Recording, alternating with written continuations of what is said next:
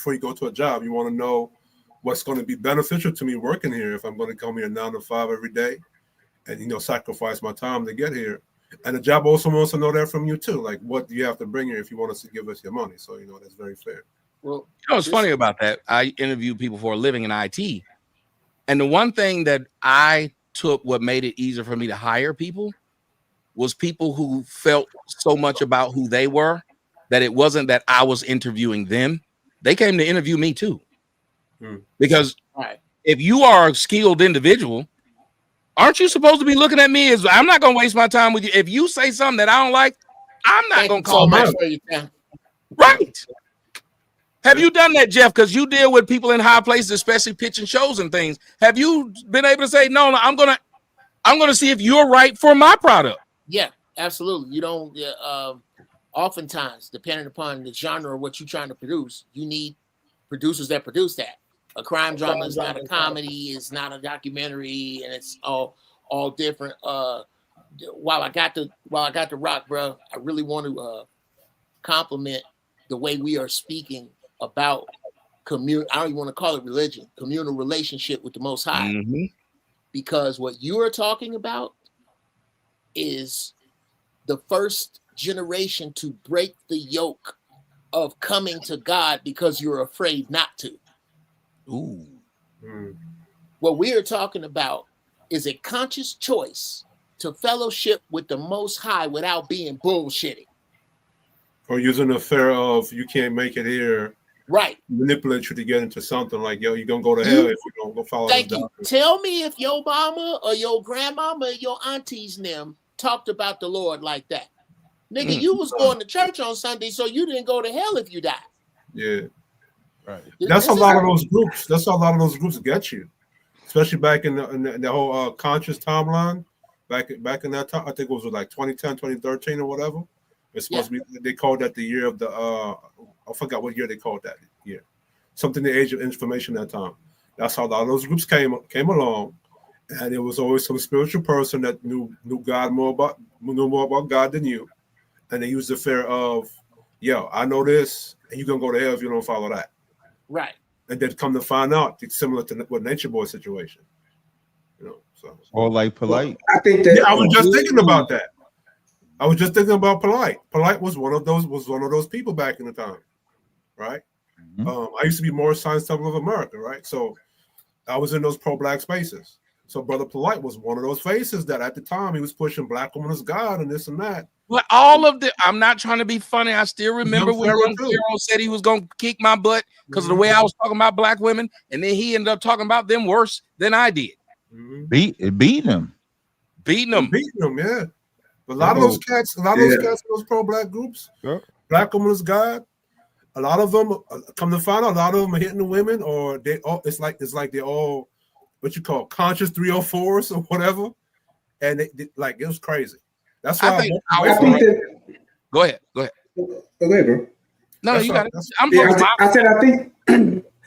think that there's a bit of a hustle in everything. I think that whether you're talking about Christianity, whether you're talking about Islam, whatever the religion is, there's some type of hustle, or if you want to call it manipulation, that's going to take place. There's going to be your good eggs and your bad eggs in those same groups. So I think it's a thing to where you make that conscious choice, but you still need to vet out anything that you're going to be a part of. So whether you're going to be, a Christian in the apostolic faith, or you're going to be a Baptist, whatever the case may be, it's going to be good pastors. It's going to be bad pastors. If you're going to be in the Nation of Islam, it's going to be good mosque. It's going to be bad mosque. I mean, I think there's no real way to say you in Mexico is going to be no mosque. Exactly. But I think that there has to be just a certain level of consciousness and discernment that we all need to have with anything that we're going to choose to be a part of and subject our families to, because there's some good in just about all of this stuff in one way or the other. You can find the good in it. Well, I was going to say this. Go ahead, Lyric. I just wanted to say, I think the biggest, when manipulation comes in, is because people allow the leaders or whatever to superimpose their thoughts and insert their thoughts, and they never go and read it for themselves. So whatever they're giving, because because they have deified the person and not the entity in which they're supposed to be in pursuit of, it's easy to manipulate. So once that manipulation starts, they're just like, they forget about the one that they're supposed to be, adoring and seeking after and allowing him to have lordship over them. And they're just like, oh, well, if this person in front of me says it goes. It's just like, the children of Israel when they wanted Saul, and God was like, I'm right here. But I don't see any difference. People still want that tangible thing. And then once that tangible thing, not only is it pleasing to their eyes, but when it becomes pleasing to their ears and then fulfills whatever they were looking for, that's what they keep on going towards. So are you saying the children of Israel wanted to play a game?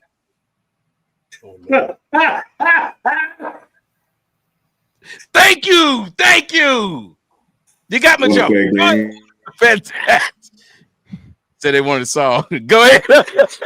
Nah, they I think it's just, again, man, women, black women specifically, only want to hear the things that are positive, right? That's why you still got them talking about most educated when that lie's been exposed. I don't know for how long. Still saying it. So as long as you cater to black women, they don't care if it's a predator that's saying it. We've seen this time and time again, and it's truly, truly sad, right? Because no matter when you tell them, hey, that nigga, hey, he not right. That nigga, and what's funny is, or not funny, unfortunate, I think, is that you find that a lot of these apologists and super feminist niggas got history of some type of abuse against women in their background, right? When you really start doing and dig into it. So if I was any woman to where all a nigga was saying was, hey, give her this, give her that. The black woman is God, and she's this important, and so on and so forth. Put you on this pedestal. It's basically for something to set you up on the back end. But yeah, that polite shit was diabolical. Yeah. Hell, what's his name? I just said it. Young Pharaoh. I forget. Aten Ra. Now some shit now. But that nigga ended up fucking with white girls. He said, "Fuck y'all." What? Yeah. No. Bro, I covered it. He had a white girl, bro. He had a white old lady. He was at the white old lady sitting next to him. Pharaoh? Like, yes, Young Pharaoh. I can't do this. I can never. Young Pharaoh with Pharaoh. Young Pharaoh. I call him Young Pharaoh because he got that motherfucking Yu-Gi-Oh tattoo on his eye. He got that motherfucking. Nigga, that's hilarious. You have to get the 5 cards to summon Exodia and shit. Yeah, that nigga. Hey, you got to get my cap card, nigga. Y'all got to change his name from Young Pharaoh to Young Ofe. Hey, listen, man. Hey, he said, "Fuck You y'all." have your old man to get that joke. So he got an old Becky, like an old. She wasn't old, but he got a white girl though. He definitely had a white girl. You know, that got a white girl. All I got to do is wait 5 years. Even if she wasn't old when he started, she'll be old. Yeah. Yo, that thing with polite, because I think it was like back in like 2015 when he got mad because he was called a child molester by one of the brothers. Excuse me, he wasn't called a child molester. They talk about Brother York. Yeah, his father. So my brother Katazai, so he tried to son Katazai and say he tried to call me Katazai's daddy. And so Katazai says, okay, that's cool. If you want to call him my spiritual father, that's cool. Your spiritual father is a child molester. And when he said Wow. And when he said that, because he's talking about Malachi York, because that's who Polite came up under. And Malachi York is in jail for child molestation. Mm-hmm. Wow. Polite then tries to fight Katazai. This is on video. This is like one of the things I'm famous for. And so in that video, he act like he want to fight. And then so I challenge him and say, if you want to fight, we're going to fight. And then he sat his ass down. And then 6 years later, he's in jail for that. Or 7 years later, he's in jail for that. So, and I say that to say now we see why he really got mad. He really got mad because that's probably what he was doing then. And he just got caught when he did it. And he did it to his girlfriend's daughter. Yeah. This is one of the Wow. wives he was with. Who y'all talking about? Brother Polite. Polite. Oh, Great Value Don Cheadle. Yeah, That's listen, hilarious. Did he get? first off, Polite seemed like he was kind of impolite. Yeah, definitely. And if you just And look at it, dumb. yeah, But he could talk though. but that's what I'm not understanding. Can someone explain this to me? Why is it that in order to get black folks to follow you, you have got to to be a floss- scammer. No. You have to floss showing that you're rich. Every one of those pastors will drive a Bentley, show you that they're doing well. The niggas on YouTube will tell y'all they're rich. They got more than you. It's weird, but black people seem to like rap music is a nigga telling you he got more than you. Tommy. He got more bitches than you, more money than you. Because Tommy, you saw that video from back in the day, how to sell to the Negro. No, what is tell me? Yeah, Oh, yeah, It's a bro. documentary. Black and white joint, Yeah, it's a man. There's an old I can send it to documentary. you. There's an old documentary called How to Sell to the Negro. Yeah. Yes. And it talks about, it's basically back in the day when black people were enjoying a certain level of economic growth, they actually put out a video showing white people how to sell to the Negro. And one of the main things is he said in the video, the Negro wants access. Yeah. So basically, when you're trying to sell to black people, the only thing you got to do is deny them access or make them feel like they're less than, and then they'll try to prove themselves to you. So whenever you have people saying, I'm rich, I got more than you, they're going to respond to that by, oh, well, no, you don't. It's kind of like when Tory Lanez went to the Gucci store and they was acting racist towards him. So in order to prove him, like, you trying to say I ain't got no money, so he went in there and spent $30,000. Like an idiot. You see what I'm saying? Is that why a lot of To companies? prove that he's worthy of something that he feels like he's being denied. Like, I'm a force you feed can't you my have money. this. Yeah. This is a classic example of since the dawn of time, Eve was able to be led astray because there wasn't no man around. When you don't have men around, and men that are raised by men, then you have these things happen where you can easily be manipulated. And just with women being in that position, they're easy to manipulate. And then when they have children and their children are raised by men, then those boys will be easily manipulated too, because they will take those traits from which the mother goes by. Well, so that's why. Even when I'll land with this, even when you look at those women that had them 86 or 87 kids by 3 niggas that ain't have shit, how in the fuck does that happen? How can you go and have 86 children between 3 men to where all these women in a small town who all in some shape or form know each other or know of each other, how do you get 86 kids out of that? It's because there ain't no men around raising these kids. I refuse to believe that's true, sir. That's the reason. I gotta hear Jeff. This is what we got. Whenever I hear stuff like this, that person gets to jump in first. Go ahead, Jeff. You mean to tell me that there is a town where 3 niggas got 86 kids in? Yes. Memphis, Tennessee. Tennessee. This is why I don't watch regular television. I don't watch regular shit. 34 different women. It's a state, but yes. Look, Uncle Jeff.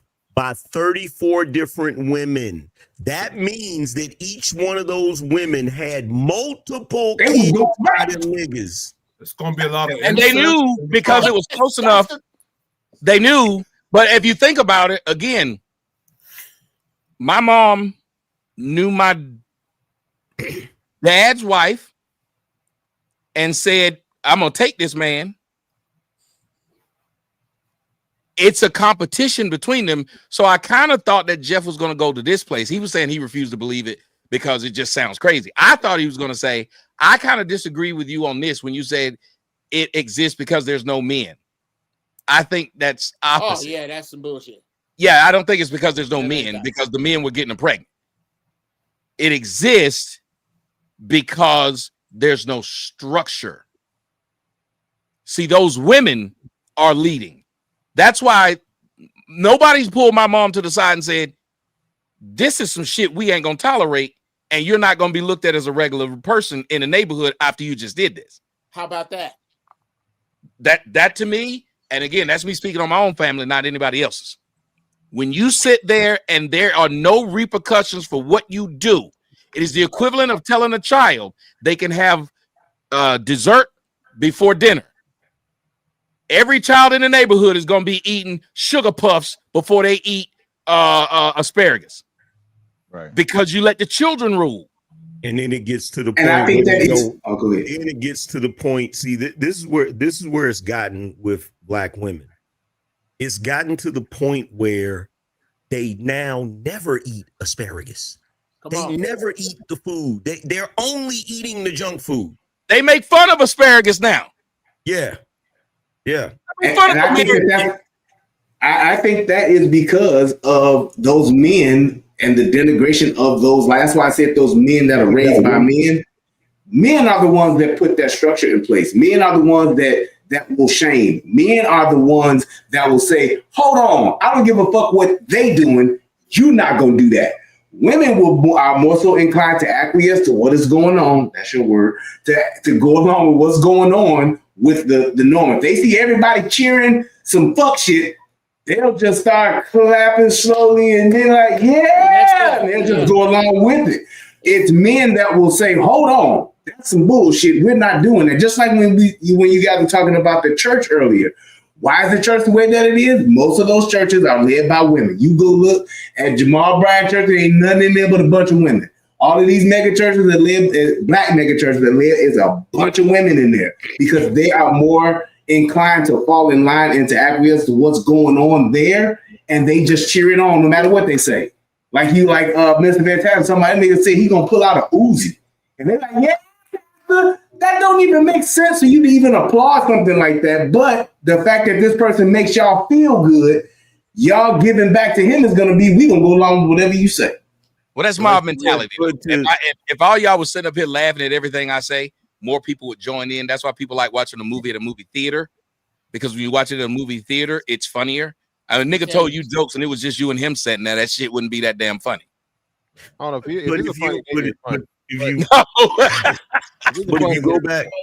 if you go back to the thing about why black people do that particular thing, because black people are natural contrarians. Whatever you think the logical thing is, black people do the opposite of that. Unfortunately. So like if you want a bunch of black people to come to any event you have, just say they can't come. And they're gonna show up. Like you can't tell me I can't come. I'm coming. I'm gonna show up regardless. Like that's all you gotta do. Tell them they're not allowed to show up, and they're gonna show up in full force. Well, I need to try that with my girl. Yeah.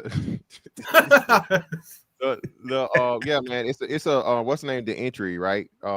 If you make it high enough and niggas feel like it's prestige or whatever in order to be in the room, that's why you see niggas, like, bro, niggas allowed the club to be this way. Niggas turn the club this way. I mean, clubs have been shut down years ago. As soon as you would have told me, hey, I had to spend $1,000 for a fucking section, and you done turned the liquor fucking 10,000% price and all this other shit, it should have been an immediate boycott for the correction of the market by the people. But because niggas have that mentality and they understand, shout out to AM, how to sell to the Negro, oh, nigga, you can't afford this shit. So now, even crazier, I found out these young niggas was out here having bottle wars where they overpaying for the liquor. And pouring the bottle out. What? Whoa! What? You heard what I said? Yeah. During the pandemic, please explain this to me. What? Niggas were not only buying sections, but ordering bottles of liquor, which is fucking up 500%. You let's say a bottle of fucking Clase Azul, the regular shit. That shit is like $100 some bucks. That shit in some clubs is $1,000 for a bottle, bro. Right? So you buy the bottle just to pour it out to show that you got bread. That's You a buy thing. Yes. Yeah, that's the thing. Yeah, that's It's the the thing. same, but it's not. Oh, it's, that's I don't it's understand. worse I don't than that. understand how black people don't like capitalism. It's worse than that, bro. we're acting like this Dude. is not the same thing. It's not the same thing as the nigga in the hood that got the most Jordans. It's the exact. It's even worse than that. Y'all, I don't know if y'all saw that Superfly remake.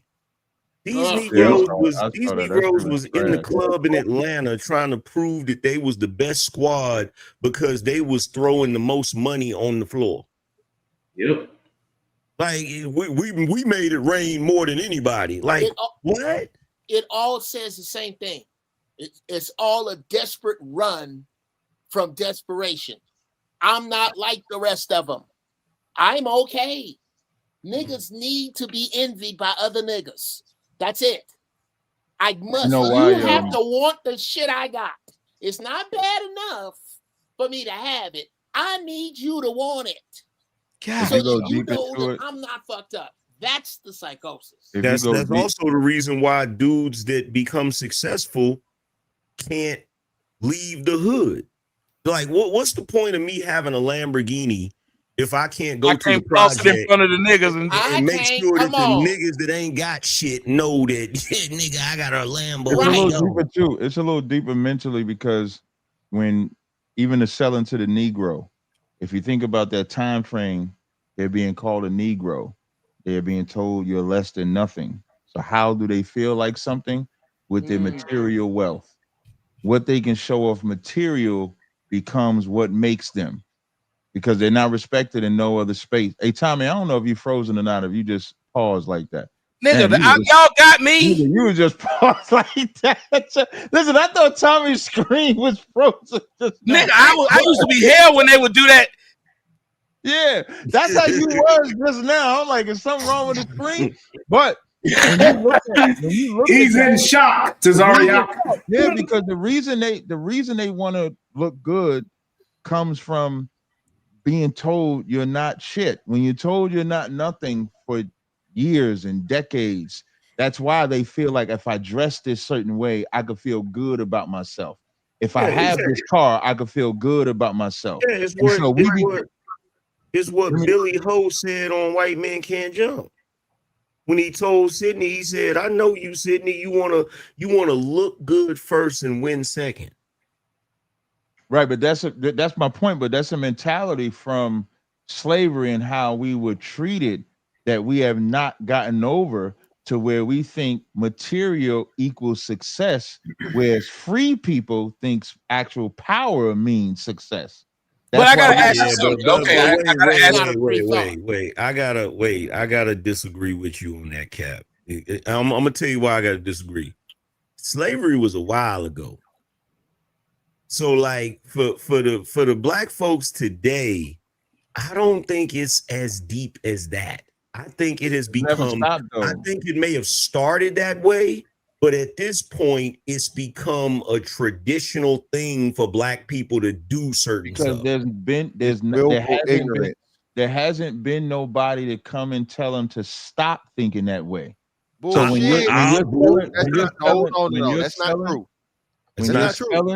you're selling to the Negro, I'm not saying that there hasn't been no person that's spoken about it, but there's more people that boast about the cars, the jewelry, the clothes, than there is about people that says there's value in you outside of that. Well, because wait. No, here's the thing, Cap. That's not necessarily true, because what happens is there's another part of our culture that is a common part of our culture, which is whenever there are black people that try to put black folk on the right track and say, hey, stop doing that, you shouldn't be doing that, black people call them coons and sellouts. Yeah, you think you white, you want to be white, all these different things on this. Well, I go through that, and I'm not called a coon or a sellout, but I'm called like a crazy nigga and stuff like that. But my point in saying that is that's how black people are today.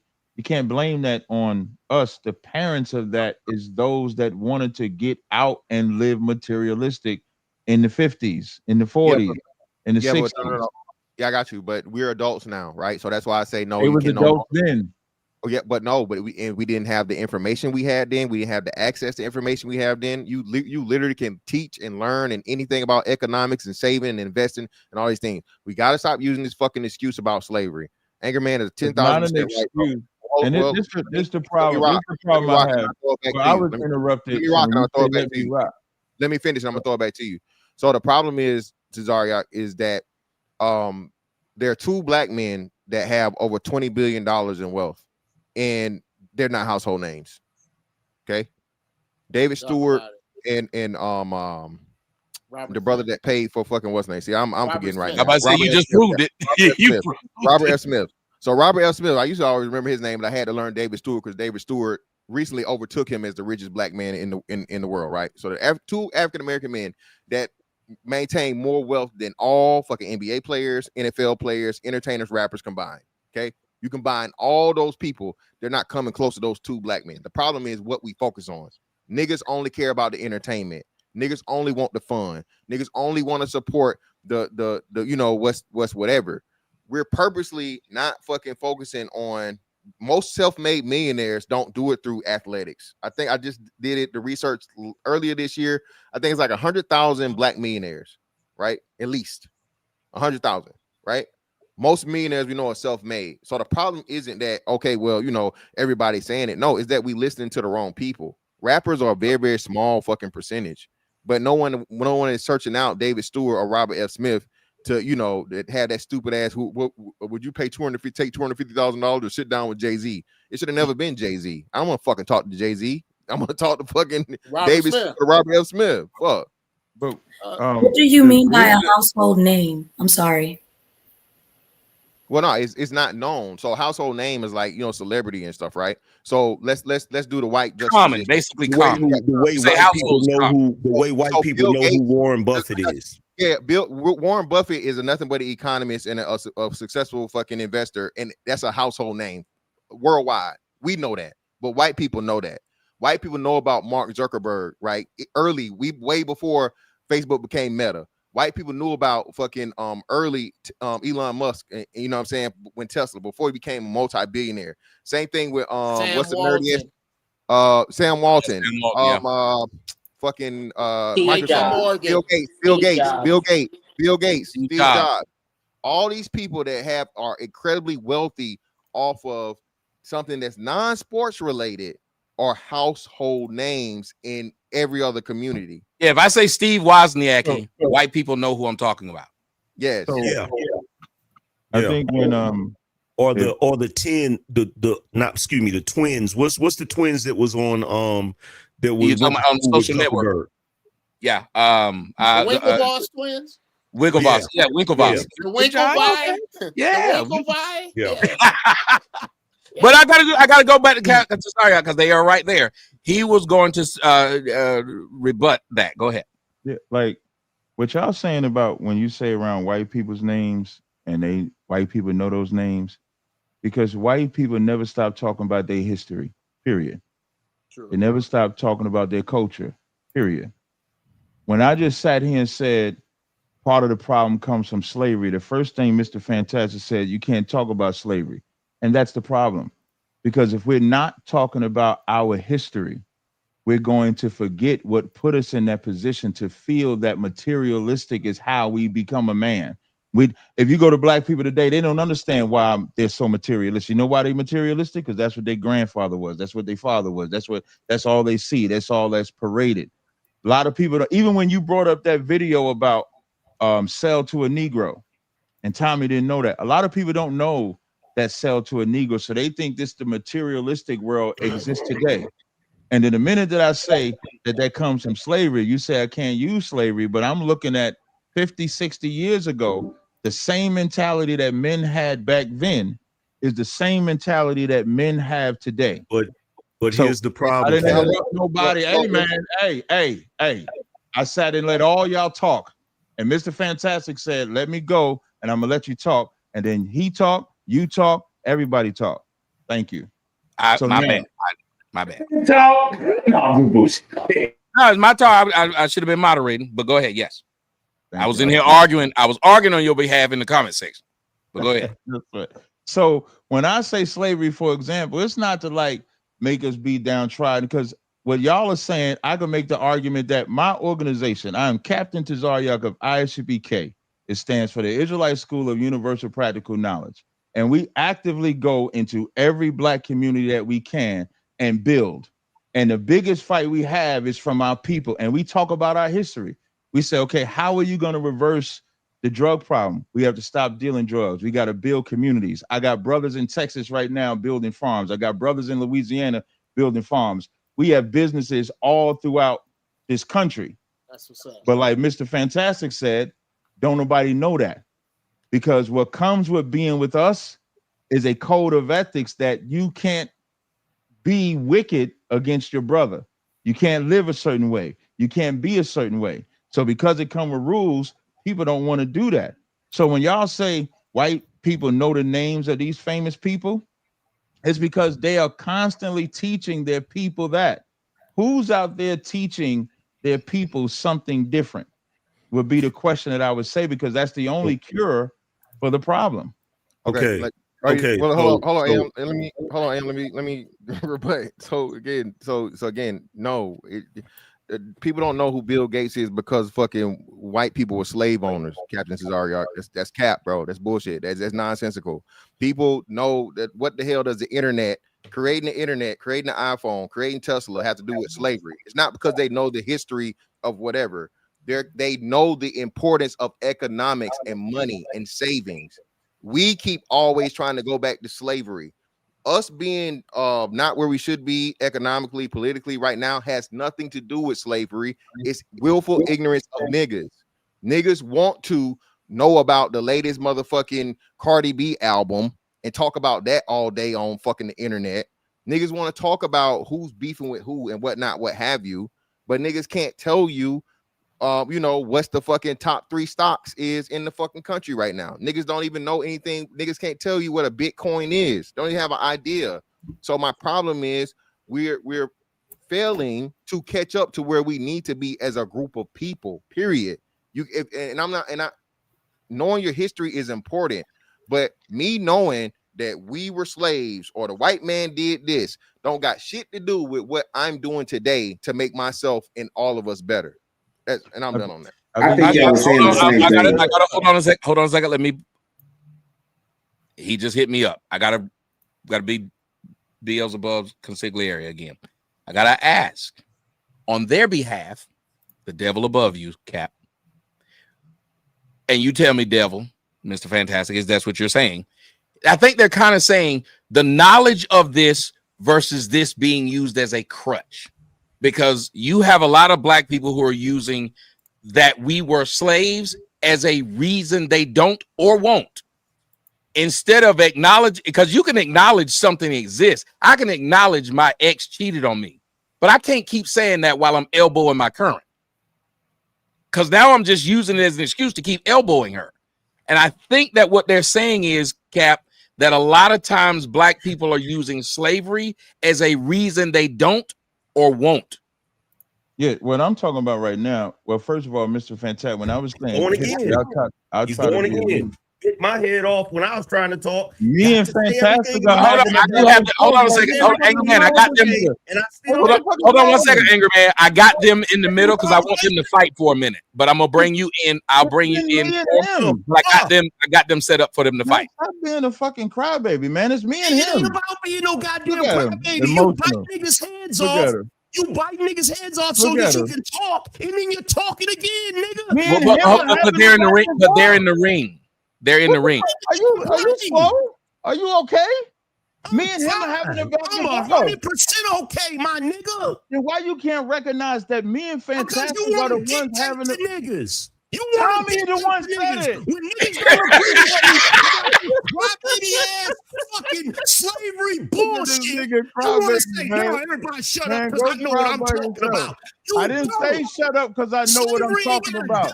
I said shut up because I didn't interrupt nobody, man. What is wrong with this nigga, man? Who hurt you? Get this nigga some pussy. This nigga needs some pussy, clearly. My nigga, I have a wife in the other room. You don't know what you talking about. You Then don't go know what fuck you're her. talking about. You should go fuck her. You Because don't I know was what having a you're talking conversation about. with this brother. You Can I should finish allow having a somebody else conversation to with him? talk and actually Can I have listen. can I Get the finish sugar having a daddy out conversation your with ear. Fantastic? Get Can the you damn move to the sugar daddy side? out your Can ear, I nigga. finish talking to the brother? Get out This your light feelings, skin man. rage is being brought to you by the family secret body butter. Participate in the damn conversation. That nigga about to bust a blood vessel, man. Every goddamn time Come I on, open man. my mouth, Look at hold him, on, yo. hold on, Look at him, hold man. on a second. Let me Look at finish what him. I'm saying. Look at Hold him. on a second. The fuck? This nigga about to bust a blood vessel. Get that nigga some pussy. Yo, that's real cute, my Yeah. nigga. I That's real know. cute. You It should ain't got get some shit to do pussy. with what I'm saying. You need to It ain't get some got a pussy. goddamn thing to do You with what must I'm have had an saying. argument with It your ain't got woman shit before to you do came with on. what I'm And saying. can I finish talking It to ain't Mr. got shit to Fantastic? do with what I'm saying, Can my I nigga. finish talking to Mr. Fantastic now?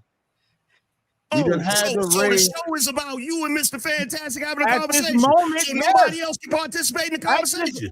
If anybody's having a back Nobody and else can forth, participate in the conversation. hey Tommy, can you let him know when two people are having a back and forth, it's them, so he can hear from you instead of me? Yeah, I actually have them set up that way. I was gonna let you jump in, but like everybody else was watching them have it out at that because that's where they disagreed, and I wanted them to have it out because you know like, everybody else can't get it. There's only one problem. It wasn't me, it was Tommy. I hear you. I was just explaining why I have it. Like even when how you see how when you started arguing, I threw you in there, and now you up above him. Maybe you're not looking at it, but that's why I did it. The only problem is when I'm saying something, I'm trying to keep it short and concise because I know everybody else want But to the add it to the conversation is conversation. between me and him, though. You know what I mean? You know if nobody else did that, only you did I that. wasn't just. I don't give a fuck what nobody else did, my nigga. I wouldn't be Clearly. in the position I'm in if I did what everybody else did. Yeah, the position you you in talking is about. under. The position you in is on the bottom, and your woman's on the top. No, That's the position you're I'm in is I'm on the damn top because I'm not. No, the crying about position you in, you slavery. acting like a little bitch right I'm now. not crying about slavery. You my crying nigga. right now. Because I'm not You crying about slavery. you crying that me and Yo, this my brother nigga, can't that have a goofy one-on-one. ass shit don't work on me. It is. Look at you. You is out of Hold your on, but body. hold on, Cap. Like, why are you? I don't You is out of understand. your Cap, hold body on, right wait, now. hold on. Woman shaming shit don't work on me, my nigga. Cap, I don't know, like Cap. I don't understand why you're doing that. I Though. want to raise my Why am voice I up, doing pop what? my blood vessel. Because you're poking at the man because he's this righteous rage like your I'm Bible poking taught, at the right? man. Well, hold on. Yeah. Kish, you can't say it's righteous rage because I keep explaining that it was between those two. It was between. He's being Yeah, but they rude to kept me and his cutting in on Angry Man, conversation, though. and you want me? Angry Man is interrupting me and his one-on-one that Tommy set up, and Angry Man is acting like I'm being rude to him when he's being rude to what me and Fantastic is having. Yeah, but no, If Cap. they was No, talking, hold on, but Cap. If they was talking, Cap, everybody else was talking, I didn't Cap. say nothing. I'm not I didn't gonna make say you do nothing. that. You just sat there and called out this nigga's wife and shit. That I didn't ass. call out He his didn't wife. say, hold on, stop. He I didn't call said out his he wife. He needs didn't know he some had pussy. one. He didn't call out his wife. He didn't know he had one. I said he needs some pussy. I didn't call out his wife. He needs something. Yeah, but come on, bro. That's needed. Yeah, it's needed. No, the Yeah. only thing I need is the same thing that Only black thing men I need, need is respect. just to be able to That's finish the only having thing I the need. conversation. Only The only thing way I you need get is respect is That's if all you I give. need. You got to give That's all respect I to get need. it. You got to give it to This get the it. second time you done bit my You head off got for to give it interjecting. to get This it. the second time you done barked at me for interjecting, bro. This is every time I'm in the This is the space. second time, bro. You got to talk to me. This is the I was second talking to time. Fantastic. I wasn't even talking to you. I was talking to Fantastic ain't the only Fantastic. person on the panel, bro. It was me and him one-on-one. Are you slow? I gotta say this, y'all. Oh, Somebody now I'm said, slow. Now I'm hold slow on, because I want to participate in the conversation. hold on, guys. How do I do? I don't know how I would do this. Hold on, guys. First off, the brother said Melon is too fine for this shit, and she is. She should not be. She should not be. She should not have to see this. Second off, here's what I was gonna do. What I was trying to do. I know that a lot of times people like, and I probably don't run it well. A lot of times people like to get their little short things in.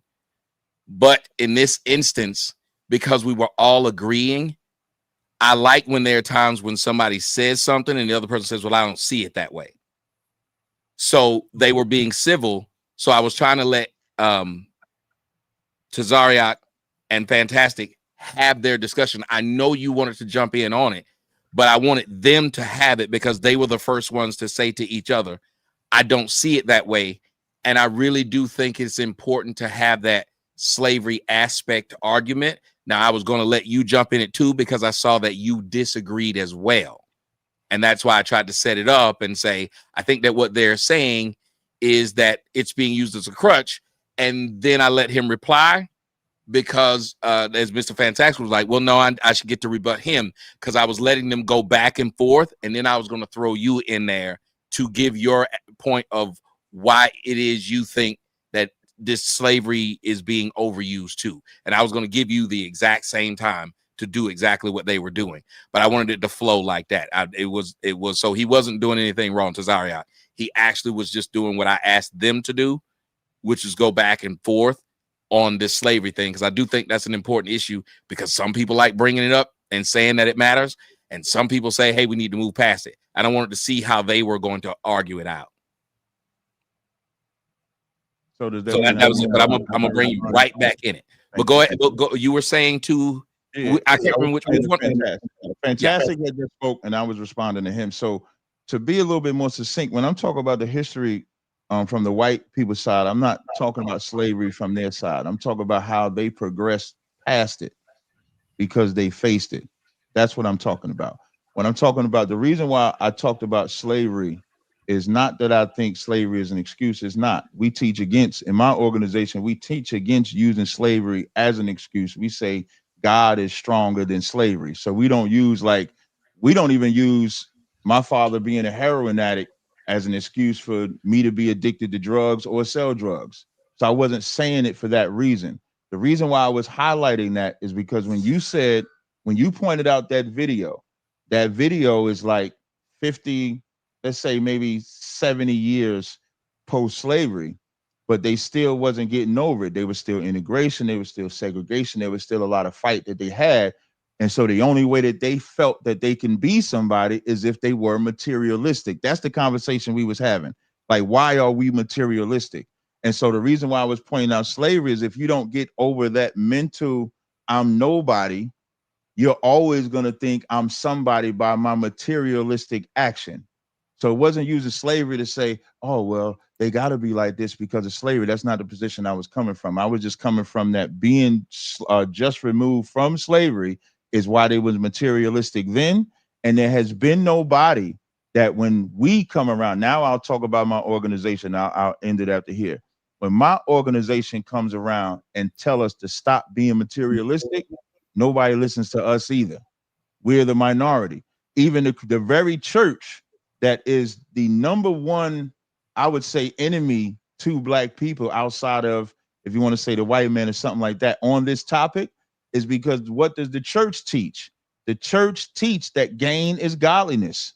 The pastor shows up with the Benz. The pastor shows up with the house. The pastor has the cars. The pastor has the jewelry. So even the pastor that's supposed to be spiritual, what does he use? He used materialism too. So there is nobody actively out there countering our materialistic mind state that our people will respect. And that includes me. Like, I can go out there and I teach a lot. I do a lot. My Commanding General Hunter, he does a lot. And we are building people, and our nation is growing large, but we're still the minority. But if more people listen to people like me, and I'll take it off of my belief for a second. If more people listen to people like me or others that got away from being materialistic, it would be better. But then that's not what you see on the internet, which I would agree with you on that one. Fantastic. On the internet, you see the videos, you see the cars, you see the clothes, you see the basketball players. So we don't have enough people pushing the mind state of getting out of being materialistic. So I don't all the way disagree with you. I just wanted to make that one point. Go, Fantastic. And then I'm gonna bring in you, Angry Man. Go, Fantastic. Yeah. So again, I think it's important that we look at the time frames, but again, I said this like a week ago. I know we focus far too much on the past and not enough on the present and the future. Black people are always looking more in the fucking, we're literally driving forward, looking in the rearview mirror, right? there's so much innovation out here. There's so many opportunities. There's so many things right now. And you knowing about what white people did to you, or not even you, right? Then it's secondhand like racism and struggle. That's a whole nother thing. Again, it's super duper messed up what happened, but knowing that information literally does not help our kids read better, does not help them do math better. It does not help them with any of the things and issues and problems that we have here currently in the Black community that we can fix ourselves. I think that, again, slavery was super duper fucked up. But they don't make no fucking time machines. Until you make a time machine, worried about what the fuck's happening in slavery don't help you with shit going on motherfucking now. And what I know for a fact is, again, I don't know if you guys are aware of this. By 2053, Black people are going to be a permanent underclass. Okay, Dr. Claude Anderson said this. So permanent underclass means pretty much like the majority of, if not the majority of, or substantial portion of Black people are going to be impoverished to the level of where you're dependent upon the government, and you as a people cannot motherfucking succeed, you know what I'm saying, without the help and assistance of the government itself. You're going to be dependent. You're going to be fucking just economically washed out. Okay. We're doing way too much stuff in this day and age to where you can literally become a millionaire tomorrow with the right decisions. Right. And not no get rich quick schemes, not no hustles, none of that bullshit, so on and so forth. And Tazar, Cap, you're saying one thing that I think is extremely important, no matter where we are on the side of this. We need to start group economics. Okay. The Muslims need to work with the Hebrew Israelites. The Hebrew Israelites need to work with the pro-blacks, the 5%ers. Black people as a whole, we need to come together and get over this nigga land of bullshit to where it's out to AM. I got more than you, big bank take little bank bullshit. We're the only people doing that stupid shit, and we're not getting anything from it. I agree. Asian people are proof. I'm a land AM so you can get in here. I know you've been waiting. Asian people represent 5% of the population. Asian people out earn white people by a lot. If Asian people have been here a lot shorter time than what we've been here, and they're able to take the same system that we've lived in and put it in their advantage, with us having almost 5 times the amount of people that they have, we should be able to do the same thing. You feel what I'm saying? Or 3 times the amount of people they have, we should be able to do the same thing. We got like $1.5 trillion in spending, but we just throwing the money away for the most part, and that's fucked up. I'm done. Beelzebub was in my ear. He wants Anger Man to talk, but Beelzebub said, and I'm gonna throw it to Anger Man about this part of it though. What if Asian people are just smarter than us? And what if, to Captain's point, Asian people didn't go through the same struggle as blacks and don't have the same roadblocks as blacks have? Go ahead, Anger Man. I'm gonna let you jump in and talk about the slavery part and that, if you don't mind. No, the first thing I want to talk about is I spoke up about being able to participate in the conversation. That ain't had nothing to do with my personal life or whether or not I need pussy. You dead wrong for that, Cap. Because I don't jump in your personal life like that. I don't say, oh nigga, you need to go get some pussy or you need to go do da all that goofy ass shit. Now that's some nigga shit. Straight up and down. And that's part of the problem. That's part of the problem, because as black people, we always participating in the same goofy ass shit. The same bullshit. It don't have nothing to do with slavery. Not a damn thing to do with slavery. And it's crazy because we always talking like, we say shit like, well, the reason why we're like that is because of what we went through. And we didn't go through slavery. Not none nigga sitting up here was ever a slave. Not one. And to talk about white people always talking about their history, Mark Zuckerberg, Warren Buffett, that's not history. That's current. That's current. The difference is in white culture, they look at people that are successful just because they're successful, not because they're a rapper, not because they're an athlete, definitely not because they're a dope dealer. It's just like with the preachers. We look at black people look at TD Jakes and all of these other super mega church having preachers as if they're some kind of leaders. White people don't look at their preachers as leaders, especially not the ones with big churches. In fact, they look at them like a freaking joke. They don't look at them like that's their leadership. They look at their leadership as being senators, congressmen, the freaking president, or whoever that is at the time. Black people focus on slavery for one reason and one reason alone. It gives them the ability to be perpetual victims. And when you look at white people are not running around here talking about the slavery that they went through. They don't talk about that all the time. They're not harping on the Irish aren't harping on their slavery. The freaking Scots ain't harping on their slavery. None of them are harping on their slavery. We're harping on it because we don't know nothing but the struggle, because we're terrified if we don't have the struggle to identify us, we won't have an identity. Well, what's going to be special about us if we don't have the struggle? Okay. If we don't have the struggle, what's going to be special about us? I'd like to interject, and I'm gonna let you go, Anger Man. I'm not a cap, but I just want to moderate. First off, I appreciate you guys calming down and everybody getting back to where the discussion was. Because the reason I wanted the discussion to go the way it was is because one thing that people seem to like about the way I run the panel is people are typically respectful to each other, and the conversation gets had, and so that's why I was trying to have it that way.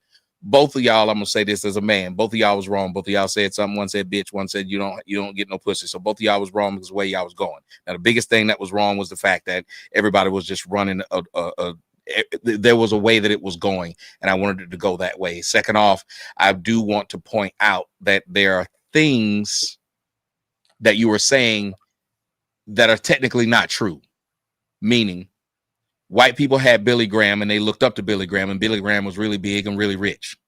White people have Joel Osteen and they look up to Joel Osteen and know Joel Osteen is really rich and really big. The difference is white people have so many of them. It's like when you're talking about pretty dark-skinned women versus pretty light-skinned women. If you ask black folks, name a pretty light-skinned woman, you ask 10 different black folks, they'll have 10 different women that they think is pretty. You ask them a pretty dark-skinned woman, they'll say Lupita Nyong'o. But apparently it's not very many of them if they all keep saying that it's this one. But apparently the other has more. Go ahead, I'm sorry. But Tommy, fair enough. And my bad for my role in the little drama. You niggas can stop fighting. I wouldn't make some fucking popcorn. Fair enough, but here's the thing. Billy, the poor white people on the Appalachian Trail are not looking to Billy Joel to bring them to salvation, like to prosperity. They're not looking at him like, yo, you need to lead us to prosperity. They're not asking him to lead a march like Al Sharpton or Billy Joel. You need to go up there and talk to Congress because us poor white folk down here in the Appalachian Trail, we've been in poverty too long. They're not looking for. They may look up to them, but they're not expecting them to be their Jesus. They don't hear about it. Yeah, but I was about to say that's where the argument becomes different, because remember what we were focusing on is why do blacks flash? Why are they flashing? Okay. Because niggas like shiny shit. Well, yeah, because here's the thing. When it comes to what the white people see, you don't see Joel Osteen. He has it, but he doesn't wear it on him. He doesn't wear it on him because he understands. Like, again, a lot of people will tell you if you go to a basketball game, and it is a very good place to go, you get to watch and you'll see the people on the floor. The floor seats, the white guy on the floor seat will own the arena, but he will be dressed in some regular loafers, and probably the only way you can tell is it'd be this watch he'll have on or be something subtle. So their rich is subtle. Ours is gaudy, and it's gaudy at the wrong time. By the time a white guy gets a 100-foot yacht, he probably could afford that whole port he parked it in. Yeah. By the time a black guy gets a 100-foot yacht, I don't know how big yachts are, so I don't know. Whatever it is, by the time he gets it, he wasted all his money on it. And his proof to the other people is where we were trying to go. Why do we want to show black people? And Captain was saying, well, when you come from nothing, anything that you have, you want to kind of show it to these people to say, I have arrived. And I guess I was going to ask, and I'll go to the Cap because I know you want to respond, but I was going to ask, I think I kind of did it when I had that party for my family this past weekend. I went and took all my cars. I invited them all. I parked all my cars on the front lawn. Did I not? I didn't. Just like a nigga. Tommy, that's about some shit in your family. That was some nigga shit. Yes, it is. That's what I was saying. So that's why I wanted to go, Angry Man, because technically these niggas are psychoanalyzing me right now. So I was there because I did do it. And Angry Man, I'm just gonna be honest. As y'all were arguing, one of the first things you tried to throw out in the argument was you went there in the discussion. I know that part of it with me is I want to let a motherfucker know I've arrived. And that is something about me because I knew I grew up poor and I kind of knew everybody else that was in my family that was coming to visit my house was poor. So I was showing off on them. But all you niggas, Tommy, let me know when I can say something. So go ahead though. I won't be that. Go ahead. I just want to make sure. Well, Angry Man wanted to say, I will let Angry Man. I'll go after him real quickly. Just go, Cap. Well, no, because you wanted to say something directly to what I was saying, because I did bring up your name a few times. This light-skinned courtesy is being brought to you by the Family Secret. First he wanted the light-skinned war. Now he mad at the light-skinned courtesy. Because I think right now I'm looking at it, Angry Man now know where I'm coming from, I think, right? Yeah, I know where you're coming from, but it's a catch-22.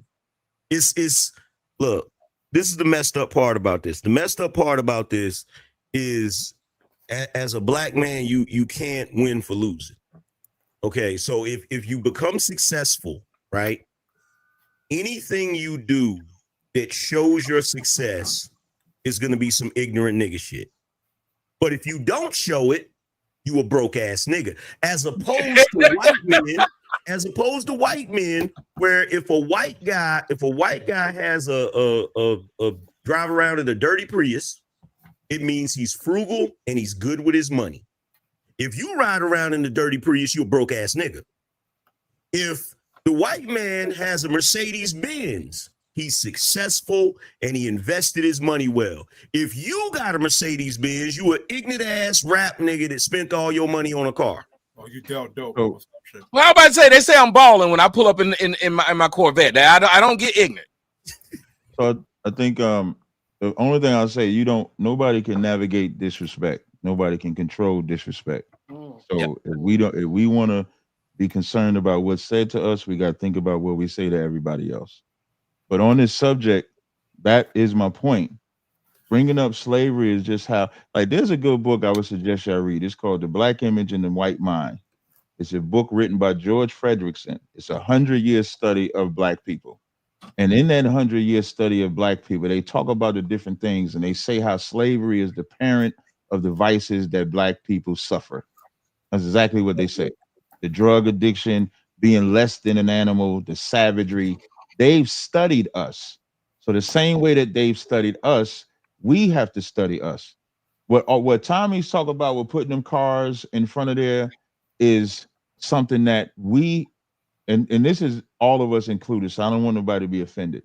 If you feel you have to show your materialism, maybe there's something in you that you still struggle with that you haven't gotten over, because if we can point out the rich men that can come out and just with some shoes and socks and regular clothes, and they just got the watch on their hand, then obviously they've come to a point where they're comfortable in their manhood, they're comfortable in their mental, where they're not concerned with peer pressure. They're not concerned with what other people think of them. We haven't gotten to that space because there hasn't been nobody to put that in our mental. And so that's the space. If you want to feel comfortable, you can go outside. If I go outside in my Israelite garment, I'm comfortable, even though I'm going to be called a Power Ranger. I'm going to be called show enough. I'm going to be made fun of. Oh, yeah, you can get that one. Yeah. You know what I'm saying? I'm going to get all look like out of work wizards in the heat. Jeff, well, you go get that one. I'm going to get all of that. Y'all look like a medieval time strike. And what I always tell them, when you call me a Power Ranger or show, you calling me a superhero. So it don't really bother me like that. But now, I love God, but not enough to dress up like Mickey Mouse with the purple thing on. It's not Mickey Mouse though. It's not that bad. No, I'm talking about the one Mickey Mouse got, the purple thing. Yeah, well, we don't wear purple. Yeah, you talk about a different group. Well, y'all look like a Earth, Wind, and Fire couple. But if you think about it though, they've gotten to a space where they're not concerned with what the masses think of them, which is the point of which is the solution to the problem. Until we can put into our minds and believe, well, more than put into it, has to be a belief. Like we have to believe that we can change the people. Like I had to believe that back in 2010, as I become an Israelite, can I affect change in my people? And I believe that. And so I went out and established schools in New Jersey, New York, Boston, all the way in California, to where our school is grown because of that belief, because I believe that I can instill that. And if we had more of that, we would have less materialistic thought process and a better, stronger mentality to where Tommy can have his family come over and he only pull out one car, or he don't pull out no car. Oh no, that nigga ain't gonna do that. You know what's funny about that? Well, I'm gonna let you get in, Brian. But what's funny about that is I normally don't pull out. But the thing is, The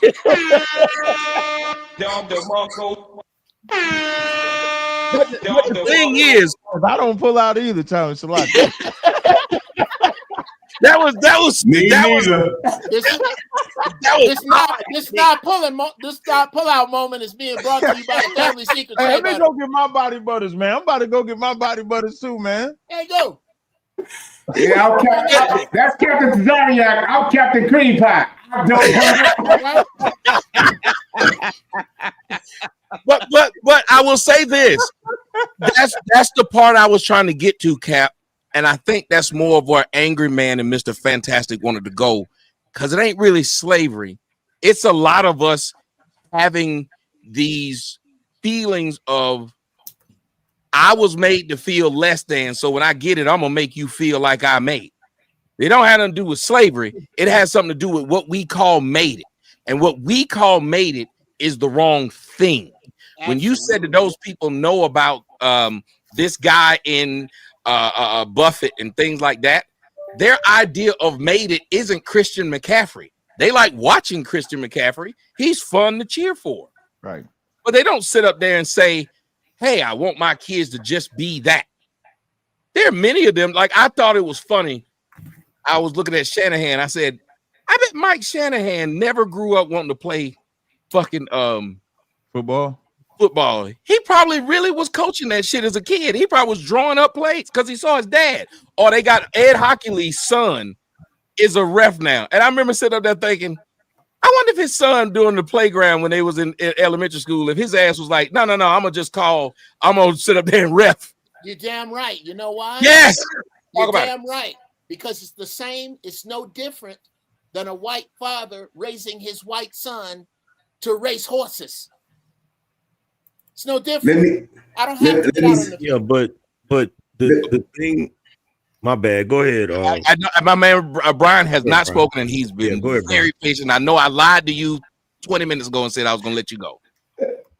I meant I was going to cut you off, but go ahead. I think that and you guys let me know what you guys think about this. My belief is that what Mr. Fantastic was saying and what Tazariak is saying, I think you're both right to a degree. I think the problem that we have is we don't attack culture. Culture is our problem today. When you look at all of these different races, they all got their fuck shit. You got white folks that know what's going on and got their shit together, but then you also have trailer park trash. It's the same thing. So we all have, you got your Hispanics and you got your cholos, you got your gangbangers and all of that shit. The problem that we have for us is we don't attack our culture. Our culture, the way we think, what is that? Thoughts, words. Thoughts become words. Words become actions. Actions become habits. Habits become character. Yeah, that's our culture. The way that we think and the shit that we do today, culture is our problem. It took fucking the people that was with Noah 40 goddamn years to get their culture right. To where they had to walk around in the wilderness for 40 years because they were so fucked up. It took that long to correct that culture. So we have to look at it from a different perspective of it not just being just slavery. It's not just being we know better. Hell yeah, we know better. But like Tommy said, I gotta pull my cars out and put them in the front lawn so I can show you niggas what the fuck time it is. I got to drive a Cadillac because my daddy drove a Cadillac. That's culture. When you look at crane operators, fun fact, most crane operators are descendants of crane operators. Crane operator, my daddy was a crane operator. His granddaddy, my great granddaddy was a crane operator. That's culture. So like Tommy was saying, hell yeah, Ed Hockley's son was like, fuck playing this game. I'm calling this game. And probably had on a black and white shirt and had on his daddy's hat, one of his old daddy whistles, blowing that motherfucker like, hey, let's go, line up. Come on here, he go to coin toss. He go my daddy's coin from the 84 Super Bowl. Yes, because that's what they saw their fathers do. That's what they saw their parents do. So that's why they mimic that behavior. I wanted to be a police officer because my daddy was. Fuck you talking about? My brother was a police officer because my daddy was. That's just what it is. So you do have those moments where people, I'm almost done. You do have those things where people can be those outliers where you will get those people that will go off on their own and do their own thing like the fucking black dude that created the fucking Super Soaker. Yes, but the majority of our problems that the crux of what we're doing on a day-to-day when you talking about niggas, it all comes down to culture. And until we start attacking that specifically, all of us, we're not going to change because we're going to have those little smaller sects like we have now about successful black people that got their shit together, but we can't fix it as a whole until we say, fuck all this bullshit. Rap music is our problem. And I love everything you said. I hate your mic. I hate your mic because your mic, they said, was echoing. But I love everything you said. Let me let Anger Man jump in. Anger Man, what do you think about what you heard? Do you think, I know you talk about culture a lot too. Is that kind of where you're going? Yeah, the problem is culture, but there's nuance to it. Like what we were just talking about. One thing that Cap said that I kind of disagree with. I don't think there's anything wrong with black people being proud about their success. I just think that the way we prioritize it is messed up. You feel what I'm saying? So like with you, it's like, okay, Tommy brought out his cars for everybody to see. But if I'm not mistaken, Tommy, you have investments. You're financially savvy, right? So it's not like you're some ignorant Negro that you know, just spending all your money on bullshit. You feel what I'm saying? So like, I think sometimes we want to do like an overcorrection where it's like the J. Cole situation where he walks around looking bummy because he doesn't want to be perceived as being materialistic, right? And the part that I disagree with, Cap, is when you said, well, you got these white men that are successful, they have money, and they might just wear regular clothes, and they're not trying to prove anything. Well, the reality is white men in this country haven't had to prove that they were men. They haven't had to prove that they were men the way black men had to prove they were men. They haven't had. Well, then aren't you going back to what he was saying then about the past? That part is right. I didn't disagree with everything he said. I didn't disagree with everything he said. You feel what I'm saying? But that's not slavery. That's us in the 50s, the 60s, the 70s. That's all through American history. But it becomes, I just got to say this, but it becomes the same argument you made. You didn't go through that. You didn't go through the 50s. No, I didn't. I didn't. No, I didn't. However, in this day and age, you will still have black men telling other black men that they ain't shit because you ain't got this or you ain't got that. Or so here's the thing. Here's the funny thing. We continue to do that shit. That's become embedded in our culture as well. I'm gonna go back to I gotta go to Fantastic. He hadn't spoken in a while. Wait, he said my name, Tommy. I know. I'm gonna let you say something. I need some more popcorn. No, it's not bad. It's not gonna be bad. No, I don't. I was about to say I don't think he has anything bad to say. I just want make it. This moment of indecision is being brought to you by the Fantasy Secret All Natural Shea Butter. Yeah. Listen, man. Make it short. What I first want to say is, this man just came over to my side. This man just pretty much used all my talking points, saying that he disagreed with me, but then said everything that I said first. Talk about angry man. Because first of all, the way the white man dress analogy wasn't mine. It was Tommy's. I just used it, repeated it, and then made a comparison. So I never brought up that analogy. That was Tommy. Listening is an art. What the relationship rehab brother said is probably the word that I should have used. And so I'm going to correct the word. Instead of saying history, I should have used culture, because everything that relationship rehab said about culture is what I was talking about with history. As he said, you have the trailer park, but they have a history, they have a culture. When you start talking to black people about culture, it start getting a little fuzzy. And then the angry man's made a point to say they're getting it from this man. That sounds like generational ain't been a man, which is also what I was saying when I was talking about that comes from slavery, because black men ain't felt like a man since that time, which is why that old video of selling to the Negro was to make him feel like a man, materialistic, which is why a man wants to feel like a man, which is what Angry Man said. He wants to feel like a man by what he buys, which is also materialistic. So I would just like to point out, as I give it back to Mr. Fantastic, you should never interrupt me just to agree with me. I land. No, you said my name, so I need to respond to that, because you left out a whole lot of context. So number one, I never said I completely disagreed with you.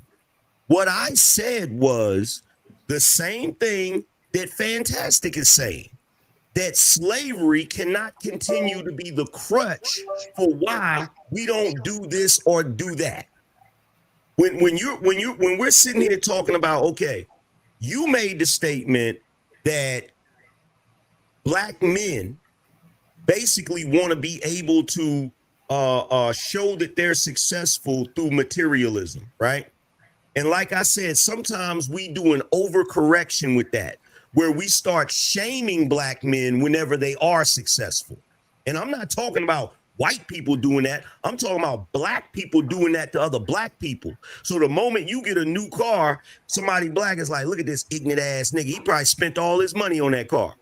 So sometimes we do an overcorrection when it comes to that. So when you said the thing about white men, or whoever said it, I don't remember if you said it or who said it. Whoever said it, when y'all said the thing about white men have their level of success and they don't show it and they don't do this and they don't do that, there's a lot of shit white men don't do, because white men have never had to prove themselves to the society. They've never had to prove themselves to their women. They've never had to prove themselves to their social group. Not in that way, as far as just being a man. Now, if you want to say that ties into slavery, absolutely. But how much of this stuff do we continue to perpetuate that don't have nothing to do with slavery because we're so far removed from slavery? This has become a lot of the things we've done, even if you want to tie it to slavery, it has become part of our culture, similar to how people will, back in the day, we had to eat chitlins. But nowadays, we do it traditionally. And we don't have to. Hey, Cap, first off, I don't know where we got that obligatory crotch shot from. That was wild, but go ahead. Yeah, that was crazy. My camera is a tracking camera. It's going up. Yeah, it's a tracking camera. So if I go up, fuck your big ass TV, nigga. If I go up and go down, fuck your big ass TV, nigga. You gonna make me feel bad because I ain't got no big ass TV. That's what it is. Yeah, so if I go up and go down, it go up and down. Can you switch it? Can you switch it till we never see Cap's crotch again mode? Does it have one of those? Yeah, because we can never. If I do.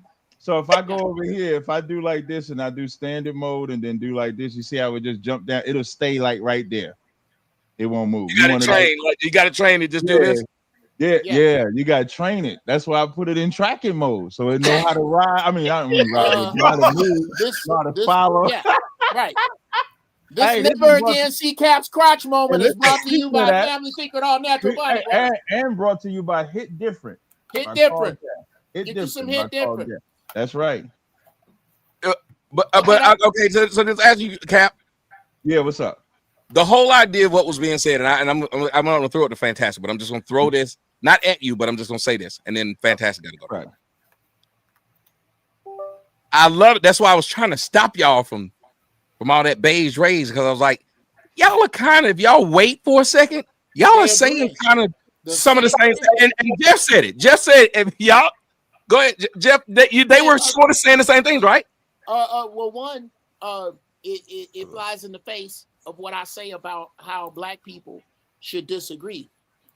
The first thing you should look for is the nucleus of where we do agree, the things that we do agree about, and then work your way out to the fringe of what you disagree on, and understand that that filthy froth on the outside is not me or you, but what has been done to us that we are trying to figure out. And the both of you that's the other thing. Ain't nobody in here stupid.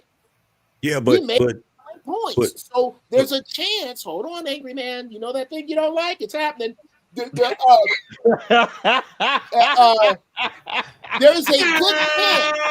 chance.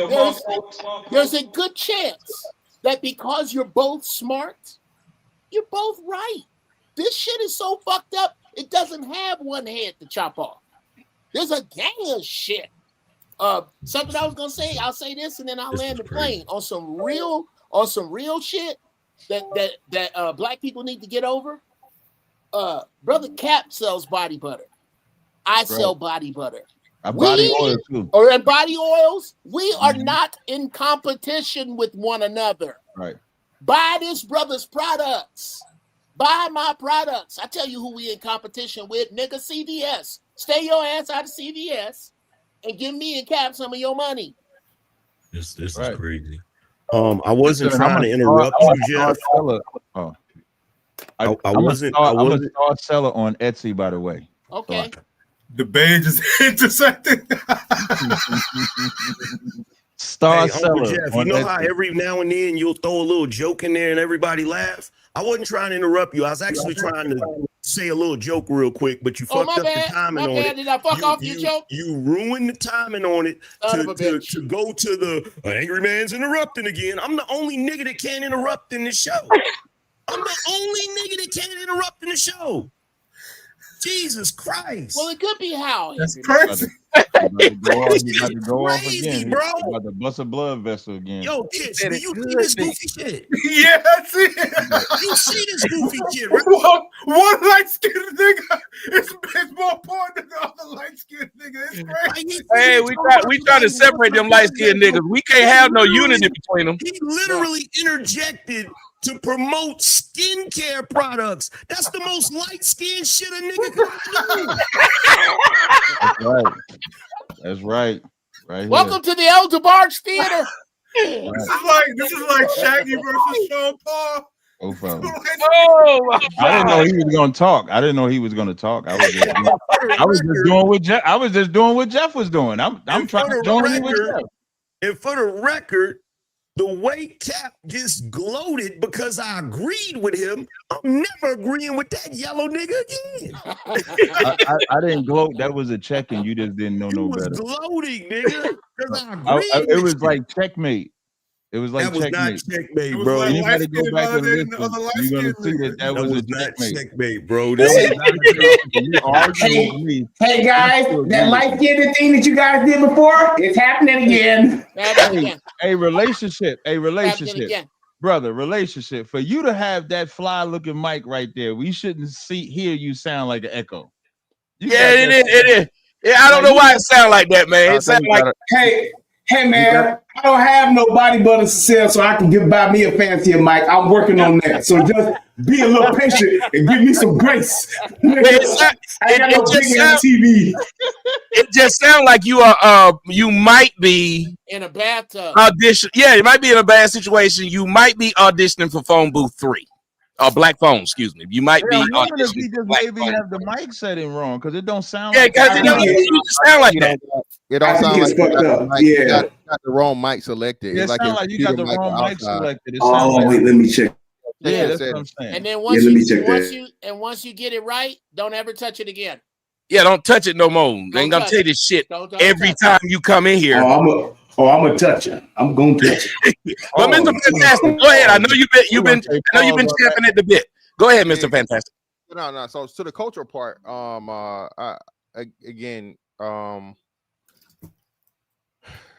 everybody has their bad people. We mentioned the white trash, the cholos, the yakuza, the fucking the fucking the bombers, all them shits, whatever. I don't know what the Indians got. The stinking motherfuckers, I don't know. Oh man. But anyway, I didn't lie. Listen, I'm not gonna let you get my channel. I just got the damn channel, sir.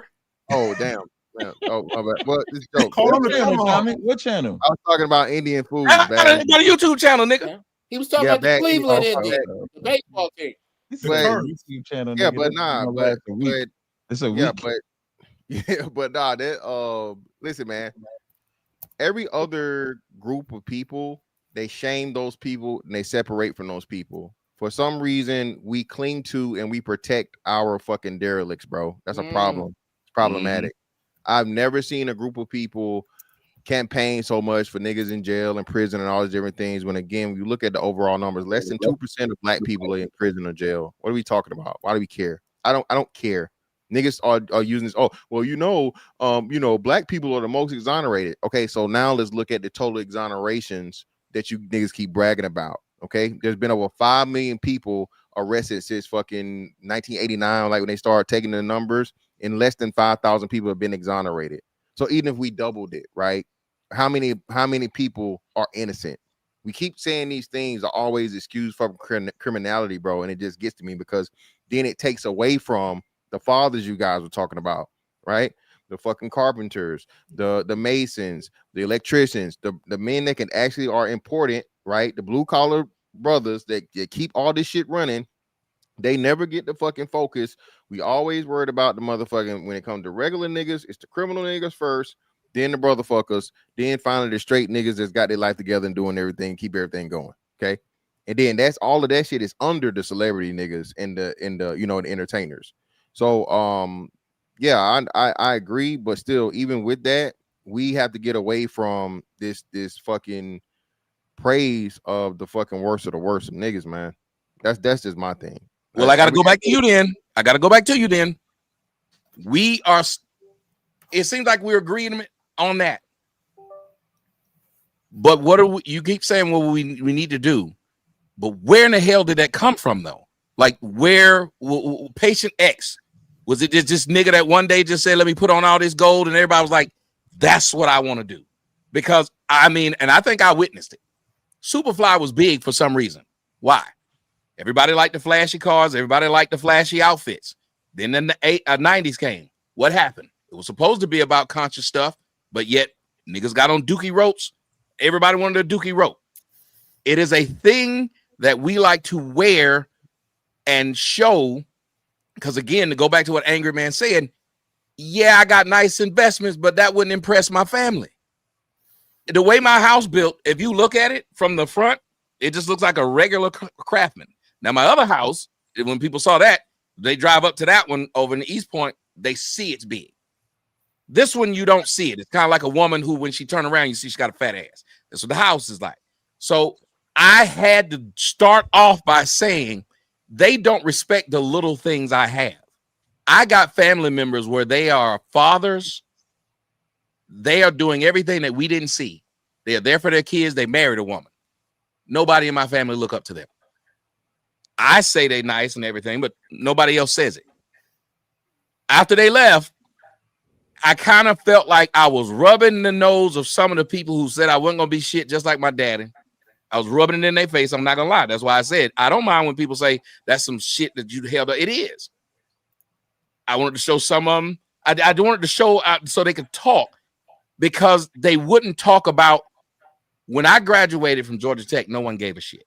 That was your talk your shit now, nigga moment. Yeah, they didn't give a shit. I had to pay for that shit myself. I had to literally sit up there and do all kinds of shit. Some of it I ain't proud of, just to get through school. It's okay. They didn't care. They don't bring that up. But they brought up my car. But they brought up my backyard. They brought up my pool. So your car So washed away. why is that a thing, Mr. Fantastic? Why won't they bring that up? That should matter. Well, again, I think, can we say where it pinpointed and where it started? No, I can't say where it was, because, like you said, we go back to the 50s and 60s. A college student was a wonderful thing, right? Someone graduating from college was extremely rare, and it was high prestige. At some point in time, though, we changed it to this motherfucking hood nigga killer gorilla mentality, where that's where we want to praise and all these different things. And I think it happened when the father got forced out of the home. So once the father stopped making a decision for the women get to make what's cool. Then the boys adapt to what's going to get them the most pussy.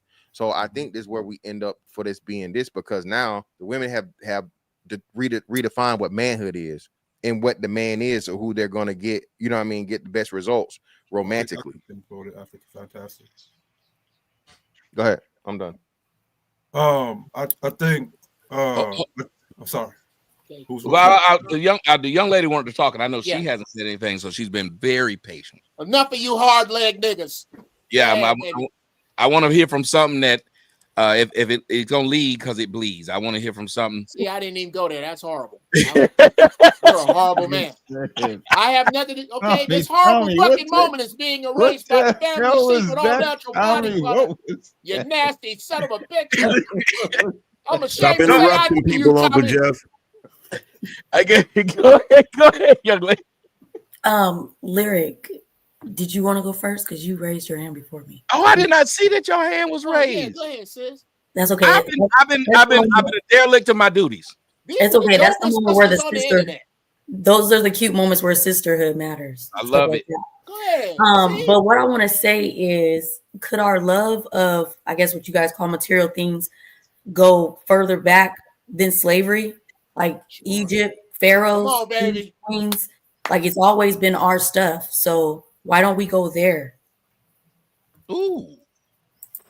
And She what hit I was gonna say was similar to that. I will want to say that the moral stance was lost. Like, it's no different than, when they were in Exodus and they got somebody to bring them out, bring them to the land that they were supposed to go to, and they wanted to return to what they figured was comfortable. And so it's always us losing a moral sense of things. Cap them says we're the original Hebrews. One of the things that the Hebrews did when they came out, they said when Moses went up to the mountain, right? What did they do? They made the big old gold calf. Hired a DJ. Yeah, they did. They had hoes shaking ass. They was doing it. That's why he just threw the tablets at them. I don't know. Y'all about the niggas whole ain't shaking shit. ass, Come but on, man. that So wasn't twerk they not. that wasn't a materialistic position. That was actually, they was in the wilderness and Moses was gone, and they when we was in Egypt, we actually had food to eat. We out here eating manna from heaven. So they didn't want to take the travel because they thought it was easy. They was like, Moses is dead. Moses ain't coming back, because Moses was up at the mountain. So I wouldn't put that in the same position. But you can see gold teeth. You can see jewels that they wore. Like when you read Song of Solomon, you'll see that the fashion that Melanie was talking about, that is a real thing.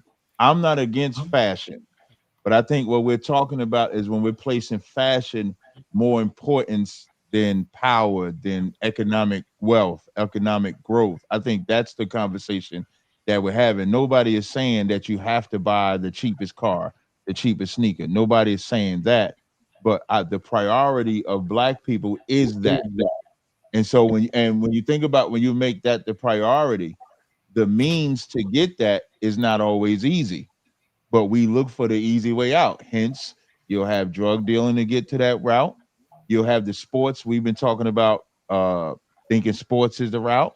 So we're looking for the fast money. Why? To attain that materialistic, because that's what we feel is the route, as opposed to taking a longer way that might be a little bit more progress. If I was to talk about my business for a second, I remember I didn't have these fancy bottles and labels and stuff. I was drawing. I was like writing. You know what I mean? When I had the business, I was writing. If I was to reverse my camera, I didn't have my setup that I have right here, but I had to believe it. I was selling. I was just grabbing a bunch of oils and shit and just selling. I didn't even think. I thought it would be a side business. I'm a certified wireless network administrator. That's my profession. I dealt with Avaya IP office systems. I used to be the one that programmed the system and say, "Thank you for calling Partners Pharmacy. If you know your party's extension, you may dial it at any time." Now I know who to blame. Now I know who it was your ass. Bullshit ass system. Finally. What? For a company you the one that directory created that bullshit ass system. hard too, but I could program that. I was nice with it. And so you was a LAN man. Yeah, so exactly. And so when I started this business, I thought this would just be the side hustle. Now I don't have to work that job. I just have this. But you have to be able to see that as a dream. And we don't see the long-term vision. We look at the short-term goals. When I'm saying we, talk about we as Black people in general. And I think that's the conversation that we're having. Nobody's against y'all just talked about my TV in the background. So I'm not against buying. And Tommy's TV, I think, twice the size of this TV. So I'm not talking about that. But I am saying our priority as a people is to be materialistic first and then culture second, to relationship rehab's point. When it should be reversed. It should be culture first. I'm gonna let Jeff go, but I got Jeff, I want to pose this to you then. Because y'all seem to be missing that part what I'm asking. Okay, the white man will have on his shoes, but his shoes will be $500. It'd be more than what you think that the brother bought Jordans. Y'all complaining his was 120, 150, 200. But the white man will have on a pair of Bruno Magli's, some ugly ass shoes, and it'd be $1,000. Okay. But you won't notice it because it seems like white things that are expensive just aren't as gaudy. Okay. Do you think there's some truth to that part of it or not? Well, you can't. Well, there's no substitute for taste. I think the best example of that in a movie is the movie Hoodlum, when Lawrence Fishburne and Andy Garcia are sitting in the back of the truck of the car and they're talking about Tim Roth, Gus Schultz, and he says the man is worth $3 million. He buys the suits at Wanamaker's. Well, Lawrence Fishburne says, if you don't know, you don't know. There is so much that we don't know about how value is placed. And I think the most important word we need to work on is we. Who the fuck is we? Ladies and gentlemen, I have some horrible news for you. All them green body bags we was looking at 15 years ago, and all them tanks we was wondering where they was going when you see them on the train tracks, well, you finna find out. It's body bags for a lot of these goofy ass niggas because they're not gonna make it. We are the new we. The people who think like you, the people who think like Angry Man, we're the people with the boats. Cap was talking about working on somebody else's boat when he was a land man. Now you know what Cap is talking about? His own fucking boat. Our own boat is brought to you tonight by the Family Secret All Natural Body Butter. Having your own boat. Local area, wide area. Local area. Land WAN. Technical shit. Sure. Hey, listen, that's my background. So I like to talk like this. If a motherfucker started talking IT right now, we would have a great show. I would love it. But Angry Man said he wanted to jump back in and talk to what Jeff said. Go ahead. the first part, right? So what y'all are talking about with white men and the type of clothes they wear, and you're 100% right, Tommy. The clothes they wear tend to cost more than what black people spend.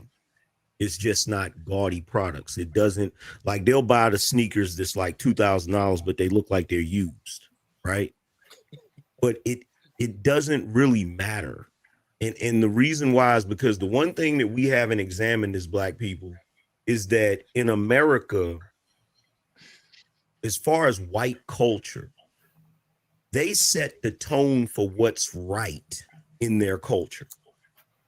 And we all go along with it. So if it's cool for a white boy, if white dudes think it's cool to walk around in torn jeans and flip-flops and a raggedy shirt, that's what cool is going to be for them. They get to determine it, right? The problem with us is that when we determine what's good for us, we tend to determine some shit that is detrimental to us. Like the white boy wearing the flip-flops and the torn jeans and that doesn't hurt his people. You feel what I'm saying?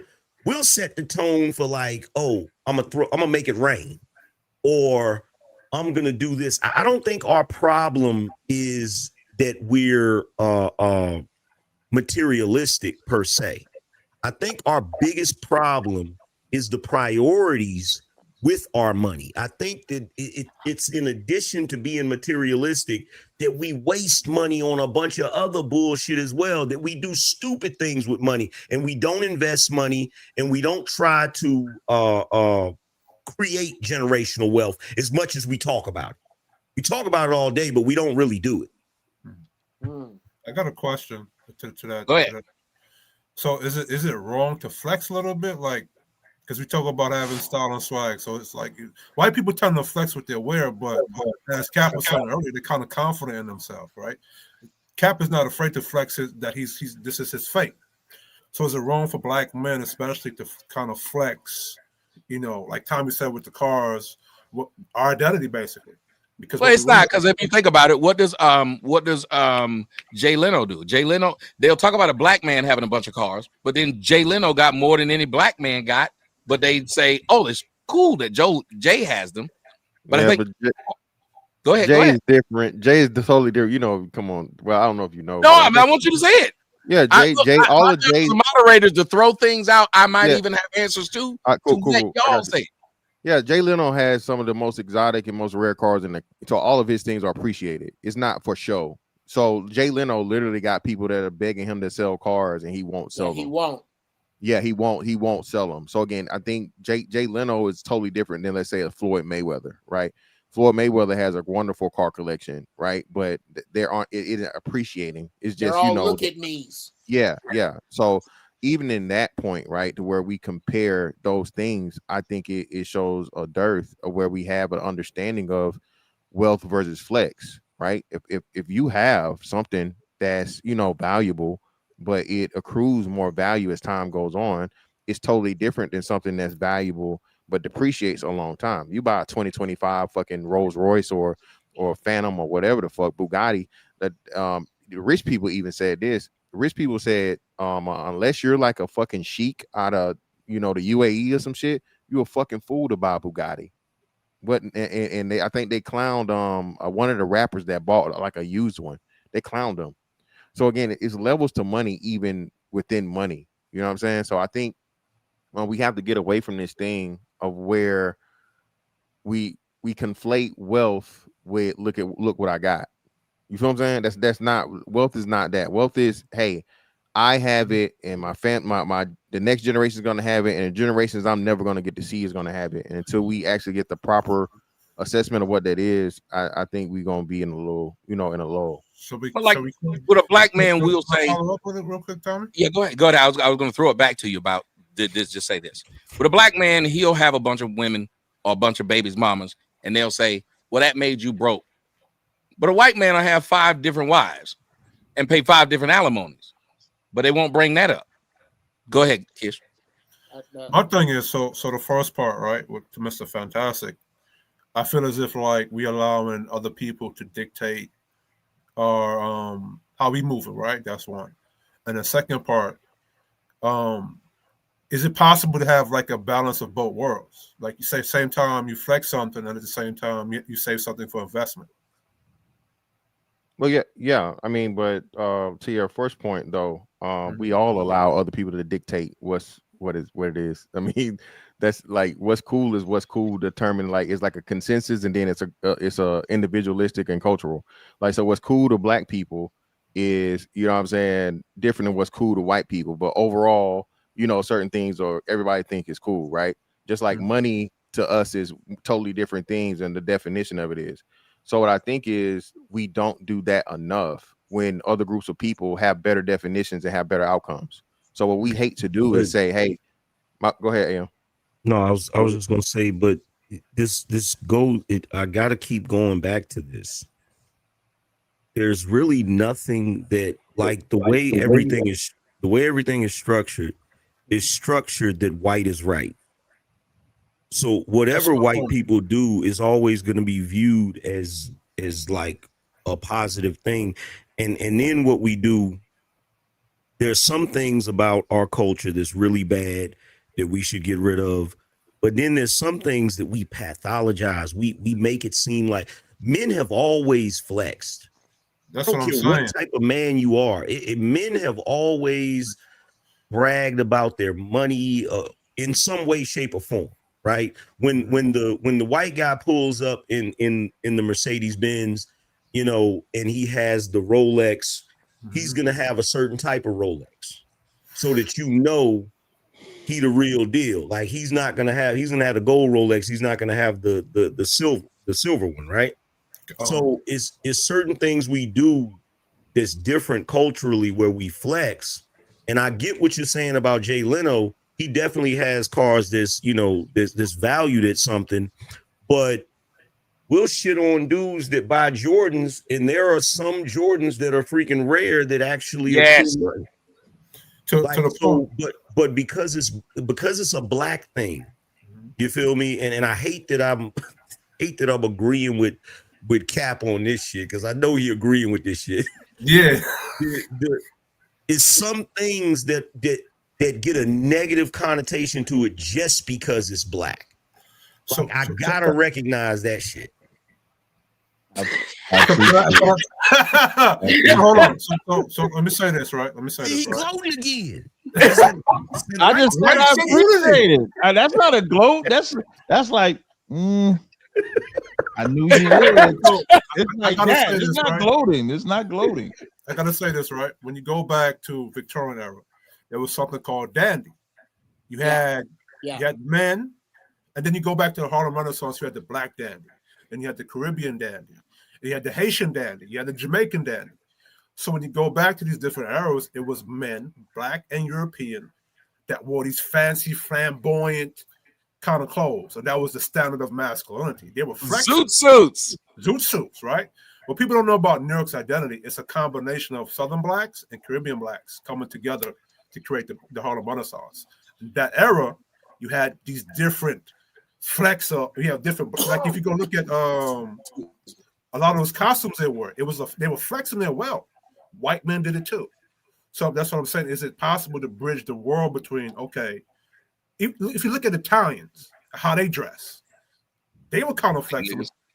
Look at Cubans, they got their kind of swag. You feel me? So I'm like, is it possible to bridge the world between, okay, I got something for investments and I'll flex, and then black people just being proud. It goes back to what Angry Man was saying, which is why I was bringing it up that way. That there are some things that as black people, I think we might lose out on them, and then somebody else eat it because we say, well, the white man don't do that. But sometimes the white man might not be doing it because he can't do it. Maybe you walk different than him. The white dude, I noticed this. When I first got my first, I was on, I think it's 24th, and you can tell me if I'm right about that, Captain. I think it's 24th or 25th. Right. Where you can go and buy all that fake ass shit in New York. Canal Street. Canal Street. Yeah, I was up there, and I'm telling you, and I'm not lying. I bought a $50 watch that looked like a Movado. Yeah. Mhm. I wore that watch. Niggas didn't know the difference. Till your arm turned I green. wore that watch to the white man when I was going to the job, and I'm sitting up there, and the white man looks at my watch and says, "Got the same one," and I got that contract because he thought I had the same watch he had.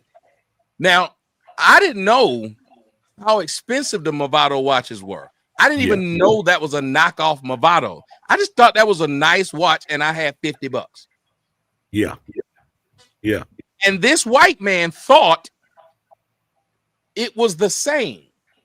No, he didn't. Now- He knew that was some bullshit from Canal Street. He was fucking. Well, he gave me the job. So why you think he gave me the job? He didn't know. Hey, Yeah, I'm from far away. Now, if he got close to it and heard it, if he got close to it, yeah, I'm gonna say if he got close to it and heard that motherfucker sound like I brought a bomb into the meeting. Hey, bro, Canal Street. Hey, they got some. Yeah, They got some do. got some good swag. bro. Yeah, they got some good stuff. Yeah, Man, so from far away, it was this thing that it was a connection, and I think that may be something because when what's his name, the little nigga from Atlanta that was messing with them, messed up everybody, the ugly dude was so deaf. Well, he was talking about. Jermaine Dupri? Yeah, you remember when he did the joke? He talked about how he thought he had a big yacht. Yeah. Yeah. But the guy drove up with a bigger one. Well, Yeah. that bigger yacht that white man drove, it still was a flex for him. But Right. he said that white man wanted to be on the boat with him because that white man's boat was big Had but no boring. broads in it. Yeah, it was big but boring. Yeah. So I think a lot of times you'll watch, we'll think something we don't want, but a lot of white people will start to do it. You remember when they used to make fun of us about wearing our hats backwards and say it was un-American? Yeah. Now No, they what are do. white boys doing? Run the cat backwards. Yeah. Well, see, A lot all of that stuff is cool. All of that stuff is fine. See, what Kish was talking about, and I gotta say this to be responsible. The thing that's messed up with us is when we're flexing, but we don't got it. Like Yeah, I see what you're saying. when you don't have the money, so what you do is you spin your last to look like you got the money. That's where I feel like we're messed up. That's why I said priorities. You feel me? I don't see nothing wrong with it. It was kind of niggerish, Tommy. I will say that shit. Yeah, But it was I nigga don't I'm looking at Tommy like, yeah, you put your cars out there, but you're a successful dude. It's not like you rented those cars and set them out there to try to make it look like you had money and was trying to trick everybody into, hey, look at me. Like, no, you actually are successful. You should be able to enjoy your success. You feel what I'm saying? And I definitely get the mentality of you thought I wasn't gonna be shit, but I was able to do XYZ, which technically, Cap, that don't got nothing to do with slavery. That just has to do with your current situation where your family might look at you as a black sheep and you want to rub it in their face that you good now. Yeah. So before y'all get back into the light skin wars, volume 10. I wasn't even going. We need some dark skin wars. What happened to that? I wasn't even going to say nothing. I wasn't even going to say. See how dark skin dudes instigate? Yeah, exactly. Hey, it is what it is. Listen, but Anger Man, I'm glad you said that. That's the biggest thing. I guess I was leaving out the faking it till you make it shit part. Man, that's the worst part, man. Again, if you grinding all week and then you throwing all your money away to ball in the club, or the young niggas now, especially I'll say since 2020, every young nigga under 25 got a Scat Pack or a Hellcat, and them shits is like $80,000 cars. I don't think I can't afford that shit. So I know your little young ass can't afford it, right? It's in your mama name. Yeah, them niggas living in the car, they eating in the car, they fucking in the car. Them niggas giving blood in the car, they doing everything to keep that motherfucking car. But you know what I'm saying? But shit like that. So strippers with Mercedes. The bitch just been stripping, they'll get a Mercedes, and she barely, like, anytime the fucking light come on, that bitch have to leave it on 285. She can't drive it no more. Right? what to do with it. Bunch of vice grip marks all on the fender from her uncles working on it. I know the repo man business is big with that shit. No, seriously. No, real shit. But that's what I'm saying. I think that's the whole part of it as to where I know we're totally different. And I'm not saying, of course, I wasn't even talking about white people. I don't think I said white people. If I did, I misspoke. But I was just talking about from a class perspective. Because again, the way if I want to move like anybody, I'm moving like Asians or people from Israel. Okay, the small hats as they say. You know what I mean? I don't even look at white people anymore as the standard of wealth or so on and so forth. And I mean, motherfucking Elon Musk is an African. So you know what I'm saying? So that's all I'm saying, man. I really look past the whole white thing, and we need to focus more so on the who's doing it the best way, copy that, and adapt. This is to Miss Fantastic and Angry Man. This is from T. Morris. As I got to disagree with Mr. Fantastic and Angry Man because we as black men set the trend for clothing. Look at fashion throughout the years. Black men have made it cool to wear Jordan snapback hats, etc. What do you say? What say you two? Actually, no. That is incorrect. We did not make Jordans cool. Michael Jordan made Jordans cool by winning them damn championships and playing ball the way he played ball. I'm sorry. We brothers can't take credit for that. Well, no, I disagree. We definitely made it cool because again, you had lines that for it to be as successful as it is, for people to pick it up, pop culture wise. Yeah, not just buy it, but buy it and wear it. Fresh Prince made it cool. Rappers made it cool. Busta Rhymes. I remember it's a couple of shoes I remember distinctly, and one of the shoes that the greatest Jordan of all time. A lot of people like to say, right? Jordan 11. When Busta Rhymes did that fucking Woo-Ha video with that big ass motherfucking white bubble coat on and that ridiculous ass hat, and he had them Jordan fucking 11s on, bro. Everybody was talking about that shit the next day. What are those? What the fuck? Why was Busta wearing them? Because they were Jordans. Exactly. It was 11. But that's what I'm saying. I understand that, but it's plenty of people that's been along with it, but no one picked up on those shoes. You had Sean Kemp. Sean Kemp had a run. Penny Hardaway had a run. The people is what makes it popular. You can win as much as you want to win, but if you don't. But every ball player that had a sneaker that was a popular sneaker, them sneakers did the same exact thing that the players did. Jordan kept winning. The Jordan sneaker kept winning. The rest of them niggas, as soon as they started falling off, they sneaker fell off. I'm just saying. Think about it, Fantastic. Yeah, but this is my wheelhouse. This is my shit. The shoe shit is my shit. So what I know for sure is this: it wasn't that they fell off, is that the pretty much either their run stopped or so on and so forth, right? Because if you want to talk today, whenever pennies come out, everybody's copying pennies.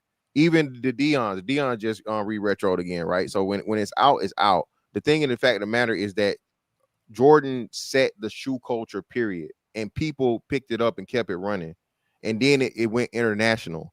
So it's not just because Jordan was winning. It was Jordan had one of the best shoes, and he had one of the best sneaker designers ever in Tinker Hatfield.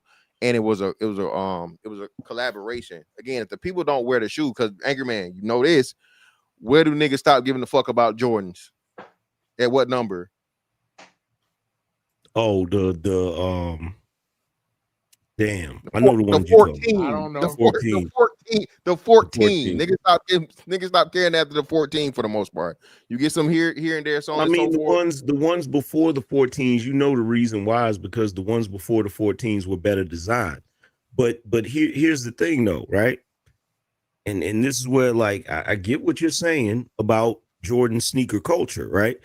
But I still don't think that sneaker would have been that big if it wasn't Michael Jordan. If he wasn't the icon that he is, I don't think that sneaker would have been that big. And it needed Mike. And to the person saying something about Shaq, the reason why Shaq's are like that is because he put them in Walmart. That's the only reason. Well, that's what I was going there. The reason why I think there's a middle ground here. Let me explain. Yeah. Because once something becomes a cultural phenomenon or a name that sticks with something, like people would say, I'm a Xerox something. Xerox became the name of what it was you were doing to copy something, but it was just Xerox. Windex. Yeah, so it just became like the name. Jordan, before it was Jordan, there was not a real thing of shoes like that. It was Chuck Taylor's, but there was no phenomena of that like that. Dr. J's. Yeah, like so it was Chuck Taylor's, but Top Jordan 10s. became like a name that old people knew, and it was synonymous with shoe. Yeah, and nobody gave Once a your nobody name really becomes gave a shit synonymous about with Nike. something, Nobody cared about Nike before that. think Yeah, about it. Nike- Q-tip. People, y'all be getting Kroger brand and Walmart brand, stick them in your ear. What will somebody tell you if they see you with one and they want one? What will they tell you? You gonna hand me a Q-tip? And it ain't. That name is synonymous. So what Jordan became was synonymous, so much so that you could wear it. The niggas started wearing a suit. They made it so much of more than what it is. Most people who wear Jordan might not even know who Jordan is. They talked about that. A lot of them, young kids, know to wear Jordans, don't know Jordan at all. Yeah, at this point, yeah, definitely. But like, it's just so many years, and like I said, now, hell, more Asians buy Jordans than anybody in the world. So again, it still, I say, started with us because we know, just like fucking Asians out here motherfucking rapping like Project Pat and breakdancing. Okay, y'all want to take credit away from the niggas. All right, y'all gonna give all the credit for one nigga versus the niggas? No, man. Like I said, I don't know, Mr. Fantastic. Have you heard Asian R&B? No, I haven't heard that yet. Oh, wait a minute. Whoa. Hippity hop, stop. Fantastic. Rushing it, bro. Wait a minute. I gotta call flag on the play. Wait a minute, Uncle Jeff. Let me say this. Let me say this real quick. Let me tell you something. When I first heard Japanese R&B, I said black people need to be ashamed of ourselves. They are crushing it, man. They're doing it with dancehall reggae too. I'm like, hell, they did it with breakdancing though. I gotta back up to Fantastic, bruh. You never went to the Philippines? Nah, I've never been to the Philippines. Okay, you didn't go. It's odd to hear most, like a lot of sailors went to the Philippines that I know. No, I was the East Coast guy. You were just sailor? No, I'm a Marine, but the Marines are a department of the Navy, the men's department. But the real thing, bro, in the Philippines, you'll close your eyes and hear this band, and you don't know that it ain't Earth, Wind, and Fire. You don't know that it ain't Kool and the Gang. Really? Yes. Hold on. Wait. See, hold on. Yeah, I just remember. Hold on. Y'all know motherfucking the Asians created motherfucking karaoke. Motherfuckers sang every song in perfect English. I know, understand. What do you mean? No, wait, Mr. Fantastic. This is what I'm saying. He's saying they real groups. Wait, no, listen. What I'm saying. No, there are Asians that have songs, right? The songs are in Japanese. Yeah. And I can't even understand what they saying, but I'm listening to it and I'm vibing like I can understand what they saying, bro. I'm telling you, go look it up when you get a chance, bro. You're gonna be like, what the ain't no Asian Luther, goddamn it.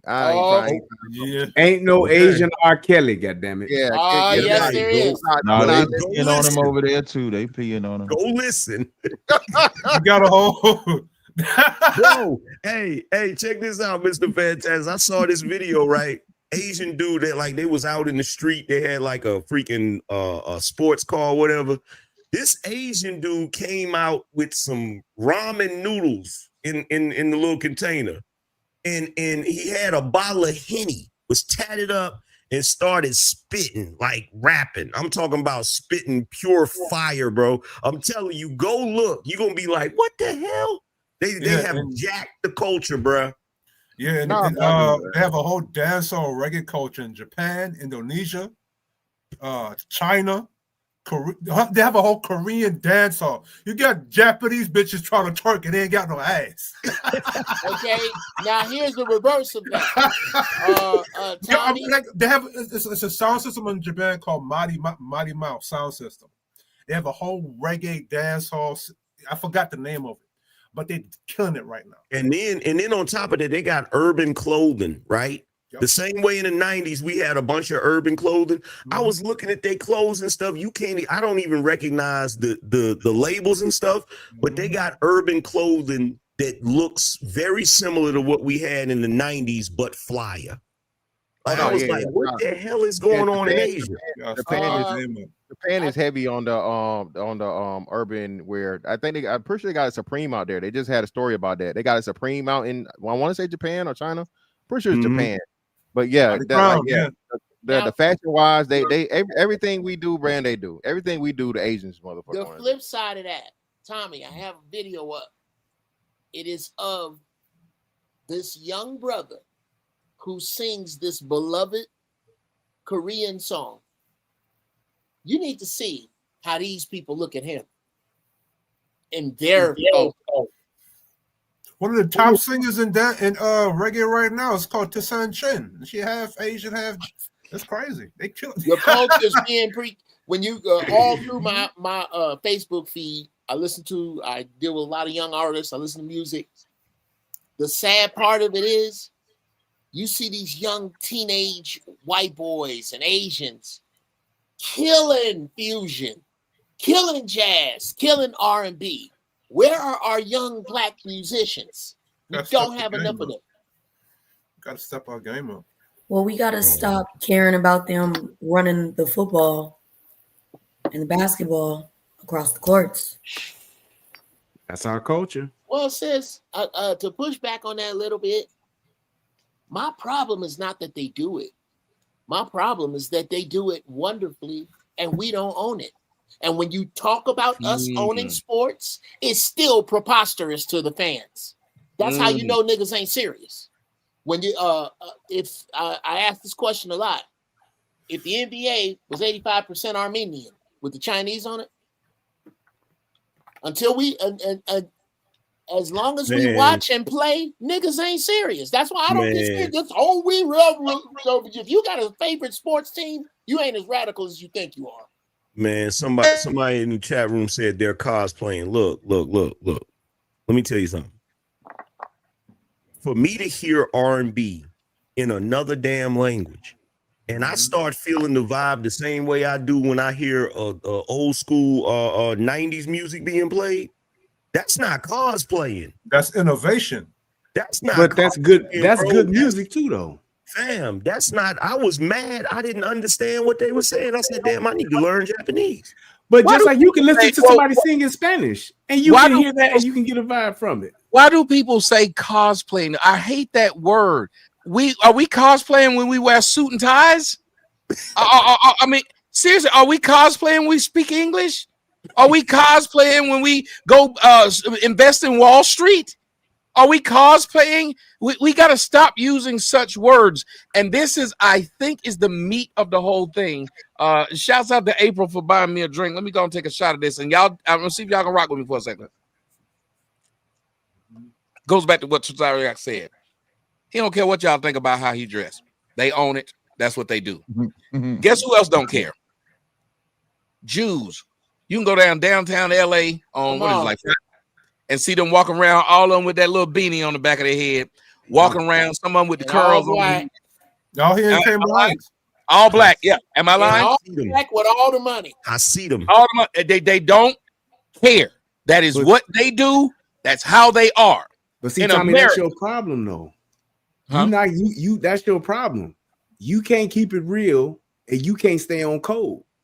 And until you can do that, we ain't gonna get nowhere. We constantly got to stay on code, and we got to keep it real. Well, that's what I'm saying. Like, I think we do too much trying to pigeonhole the group of people that's supposed to be the most diverse in the world.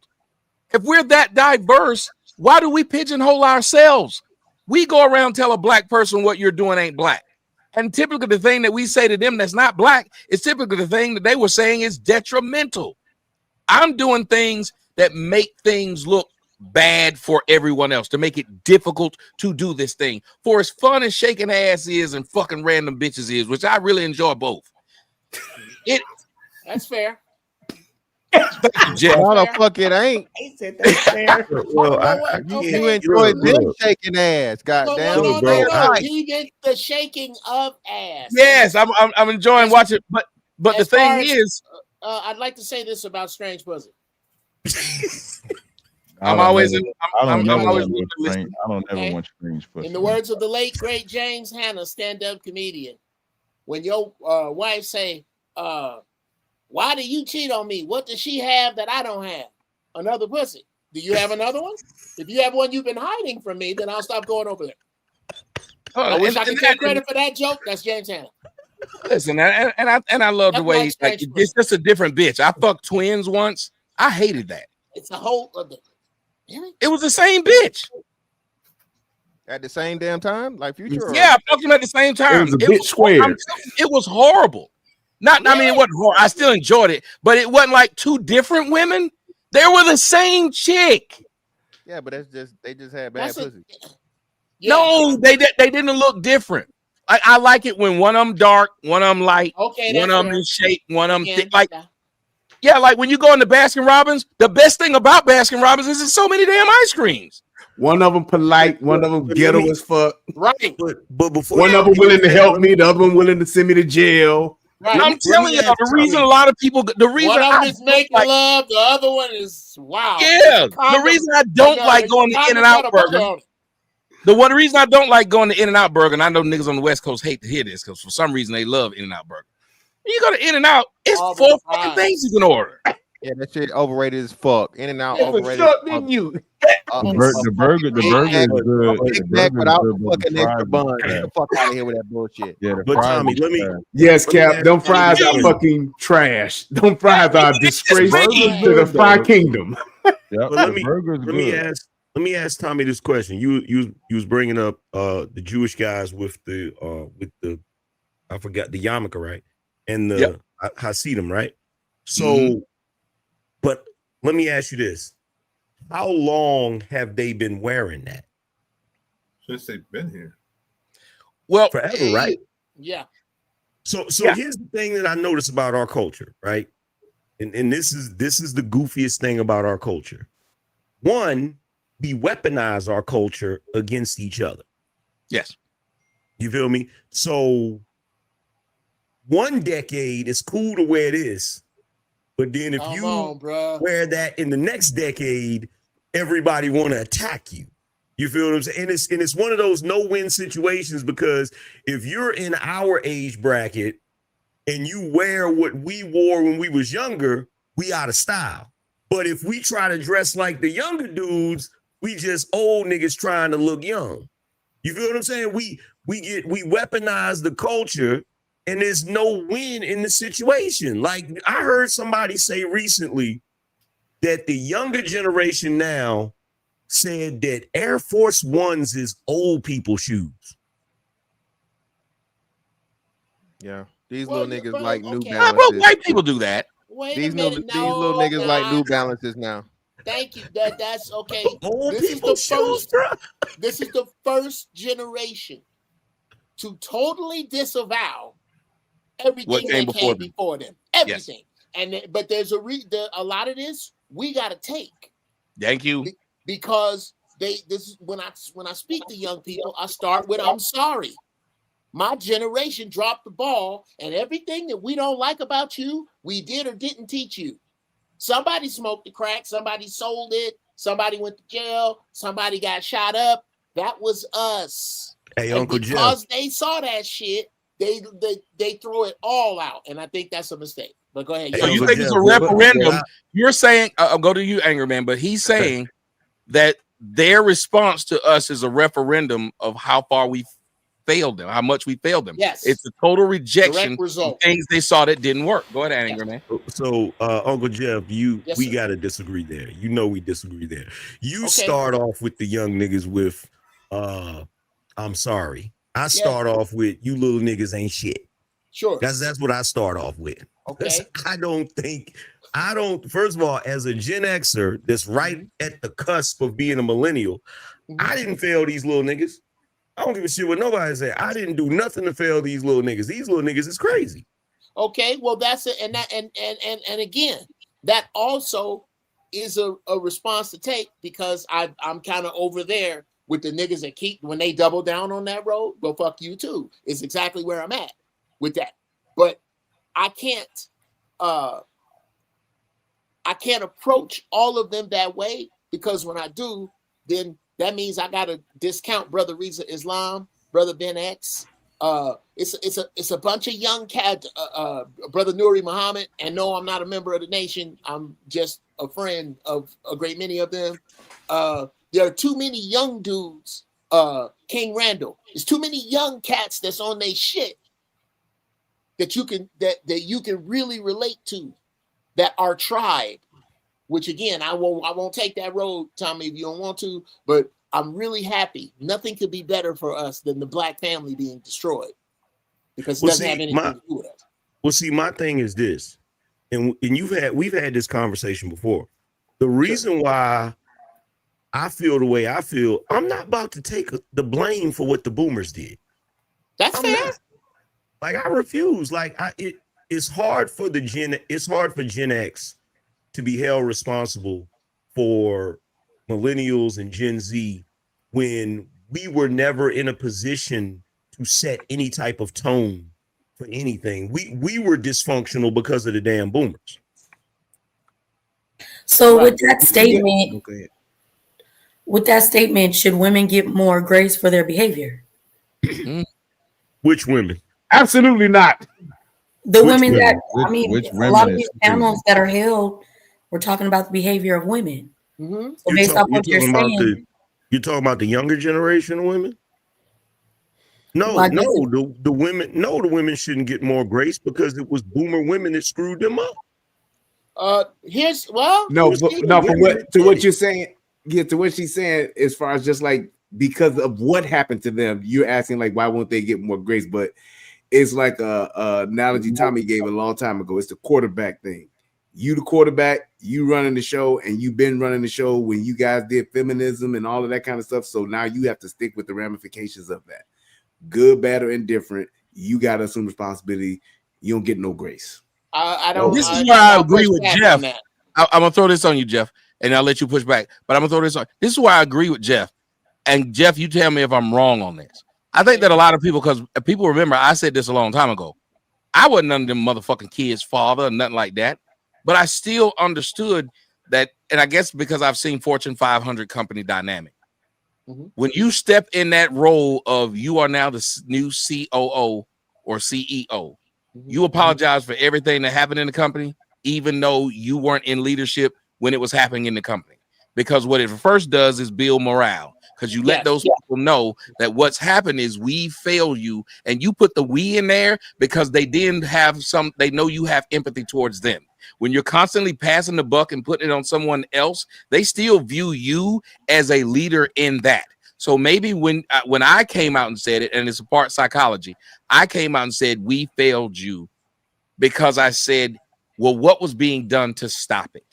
Even if I wasn't involved in it, I didn't do anything to stop it. Nobody else did anything to stop it. We watched it. I became one of the first people who came out and said, hey, this is fucking wrong. So once I said this is fucking wrong, I had to then take some of the responsibility of doing it. That's why I was saying earlier, I like shaking ass and all this stuff.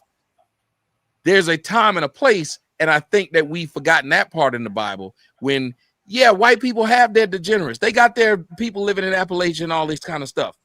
But they know these things exist in their space, in their time, and they have their purpose. Just like in my yard, there's all types of insects that are doing things, and if I got rid of them, other shit would come. What happened? Yeah, but you can't have too much of it.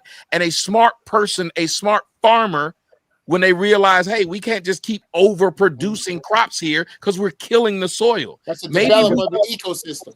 Talk, Jeff. But you hey, can't. before y'all go, I'm about to step away. I'm about to bid you guys adieu. As always, I love Tommy's part. Tommy, I'm glad to see you back on YouTube, man. Hope you last on that bitch. Let's man. see how long I last. I typically don't last long. No, you got some subscribers and everything up in there, man. Typically about 5-10 minutes, I'm finished. So this is as long as I last. Man, I pray you be able to stay back on that channel, man. Shout out to the panel. As always, man, I'll see y'all next Tuesday. Hey, Tommy, man, if you free this Friday, let's do a TNT show. Let's do it. We can make a channel now. Yeah. There we go. All right, I'll see y'all later. I'm making all kind of channels. 37. They're going to have to flag all of them. I want to get back to Grace if I could. All right, go ahead. All right. Yeah. All right, brother. I push back on the fact that we are to absolutely positively give no sisters grace. Here are the ones, Sister Melanin, and I ain't trying to pick no fight. Here's the sisters who deserve grace.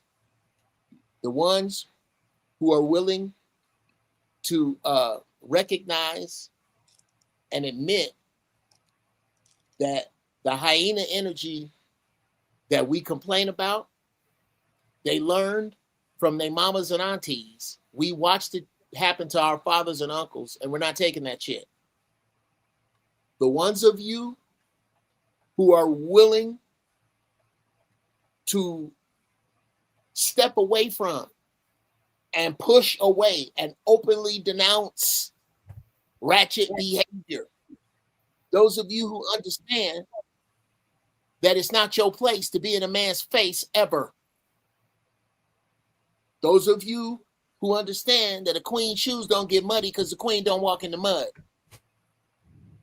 Those of you who understand the value of not giving a man word for word, even when he's wrong.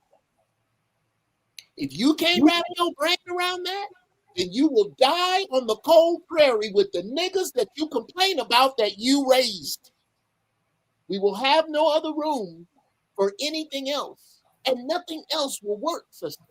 Because with where we are going, the men who are dependable are the only men that you are going to be able to depend upon. And their dependability depends upon women staying in their place. And that place is queen.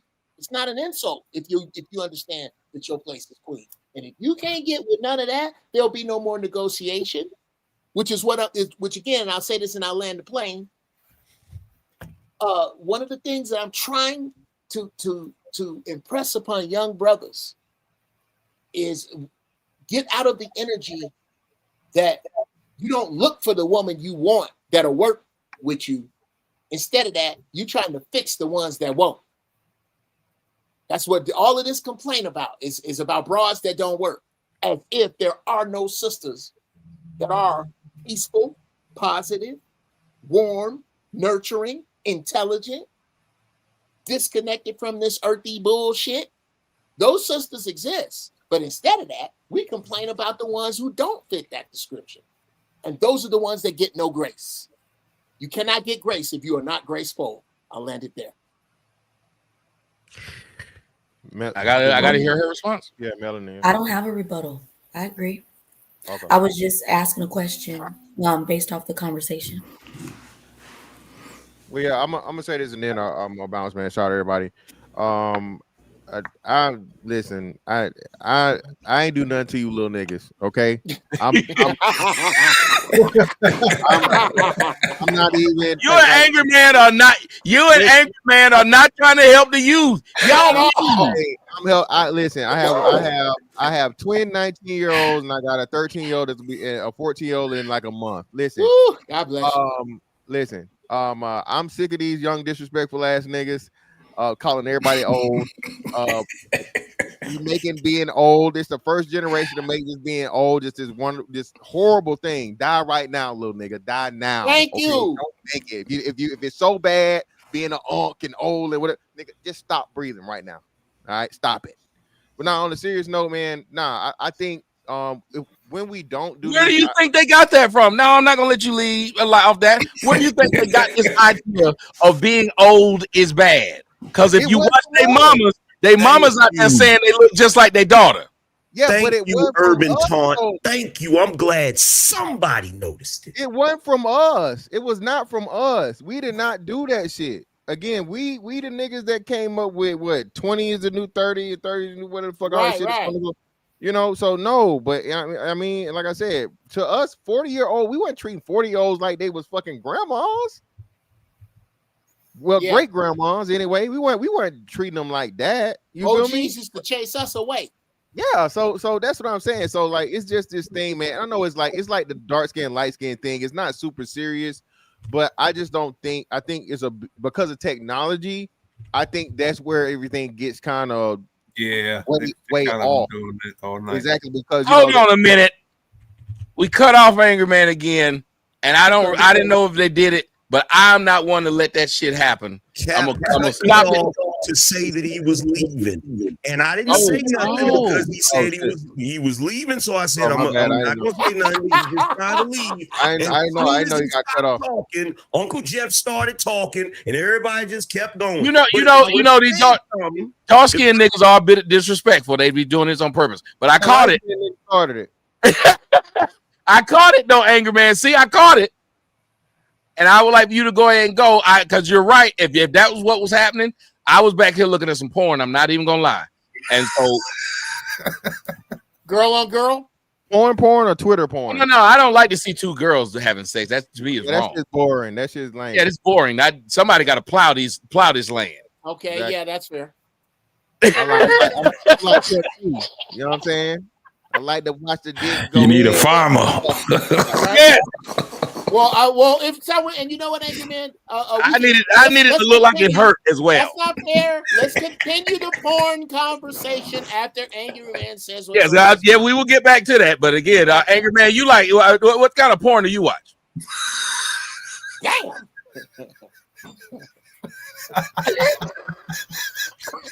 Y'all ain't shit. What did He Angry watches- Man do for you niggas? He watches angry porn. What do you think? Hey, Kish. This is you. If you've ever wondered why I don't do panels, this is why I don't do panels on my show, because niggas ain't gonna interrupt me on my show. So every show I go to, I get interrupted. So I'll be like, you know what? When I do a show, it's just gonna be my black ass. I ain't letting nobody interrupt me. It happens on Izzy Band's show, and that's his whole. No, but I think I run a panel better than anybody else because my shows are very informative. They're funny and they're not that serious to where like people. I ain't gonna let people talk about your mom and stuff. This is good. And when I caught it, I let you because you know you're my boy. When I read what they said in the comments, you see how I stopped. I'm a fair guy. Go ahead. You Negroes, Uncle Jeff and Tommy, with this saying to these, especially Gen Z, that you're sorry. That's a great story, Angry Man. Anyway, I'm sorry. He bullshitting. I'm bullshitting, Angry Man. I'm sorry, bro. I owe you. I'm sorry. He childish. He couldn't help himself. I'm gonna mute my shit, bro. I'm just fucking with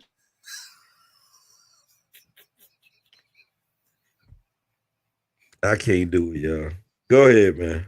You can't have shit for niggas. You can't have I shit. can't do it, bro. You can't have shit for niggas. No. I'm just fucking with you. I'm sorry. Go ahead. Y'all go ahead and talk, man. I'm not. No. I'm not designed that way, bro. Now I don't want to talk. Go ahead. No. No, you see me being silly in this lane. Come on. Go ahead and talk, bro. I'm good. Oh. I don't even want to talk. Go ahead, Okay, bro. well, bro. You're slowing up porn talk anyway. Now I want there's for me, since we talking about it, I absolutely love interracial. And interracial does not mean an Asian man with a Puerto Rican woman. It means a black man with a white woman. Because some of these brothers be fucking these girls like slavery was their fault. I mean, God damn it. I almost feel like praying for the girl the way the dude is putting it on her. And I'm like, this is transcendent porn for me. Sir. Angry Man, take over, man, please. Sir, I'm not going to let you go down this road, sir. I'm not going to let you go down this road. I just got this channel. Geezer 9, absolutely. Now I know you don't sit up there and watch that crazy white man sitting there crying as his wife. You don't watch that, Jeff. Dude, I draw a crowd. Hey, you guys, watch. Look at this shit. This is amazing. No. I don't like. Look man, listen. I'm with Angry Man. I ain't gonna put up with this shit. I'm not gonna put up with this shit. Angry Man, I got a question for you about what. Why do y'all listen? Why do y'all hate the youth? I'm listening to what he said, but seriously, it sounds like y'all hate them when what they're going through and how they're acting isn't their fault.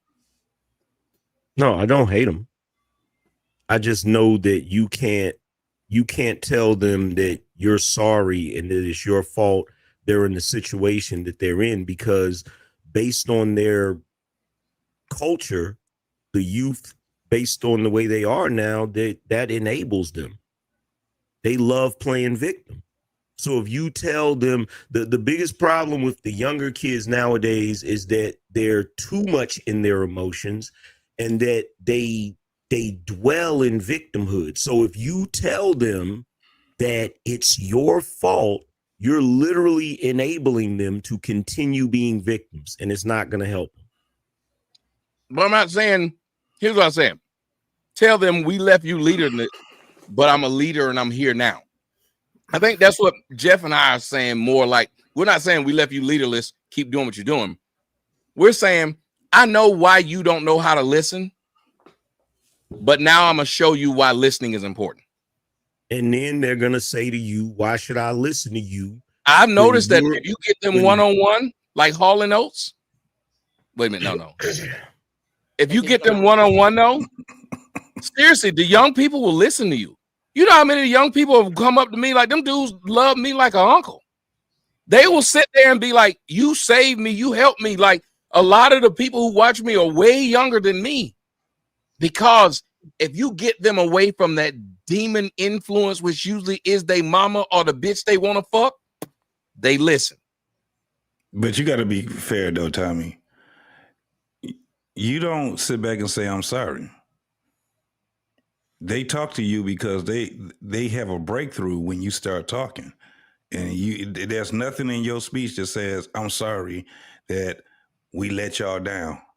But I have said it several times. Anybody he said that before plenty of times. But he never led with it. The thing is that he never led with it, right? It always comes in the middle of his conversation with them.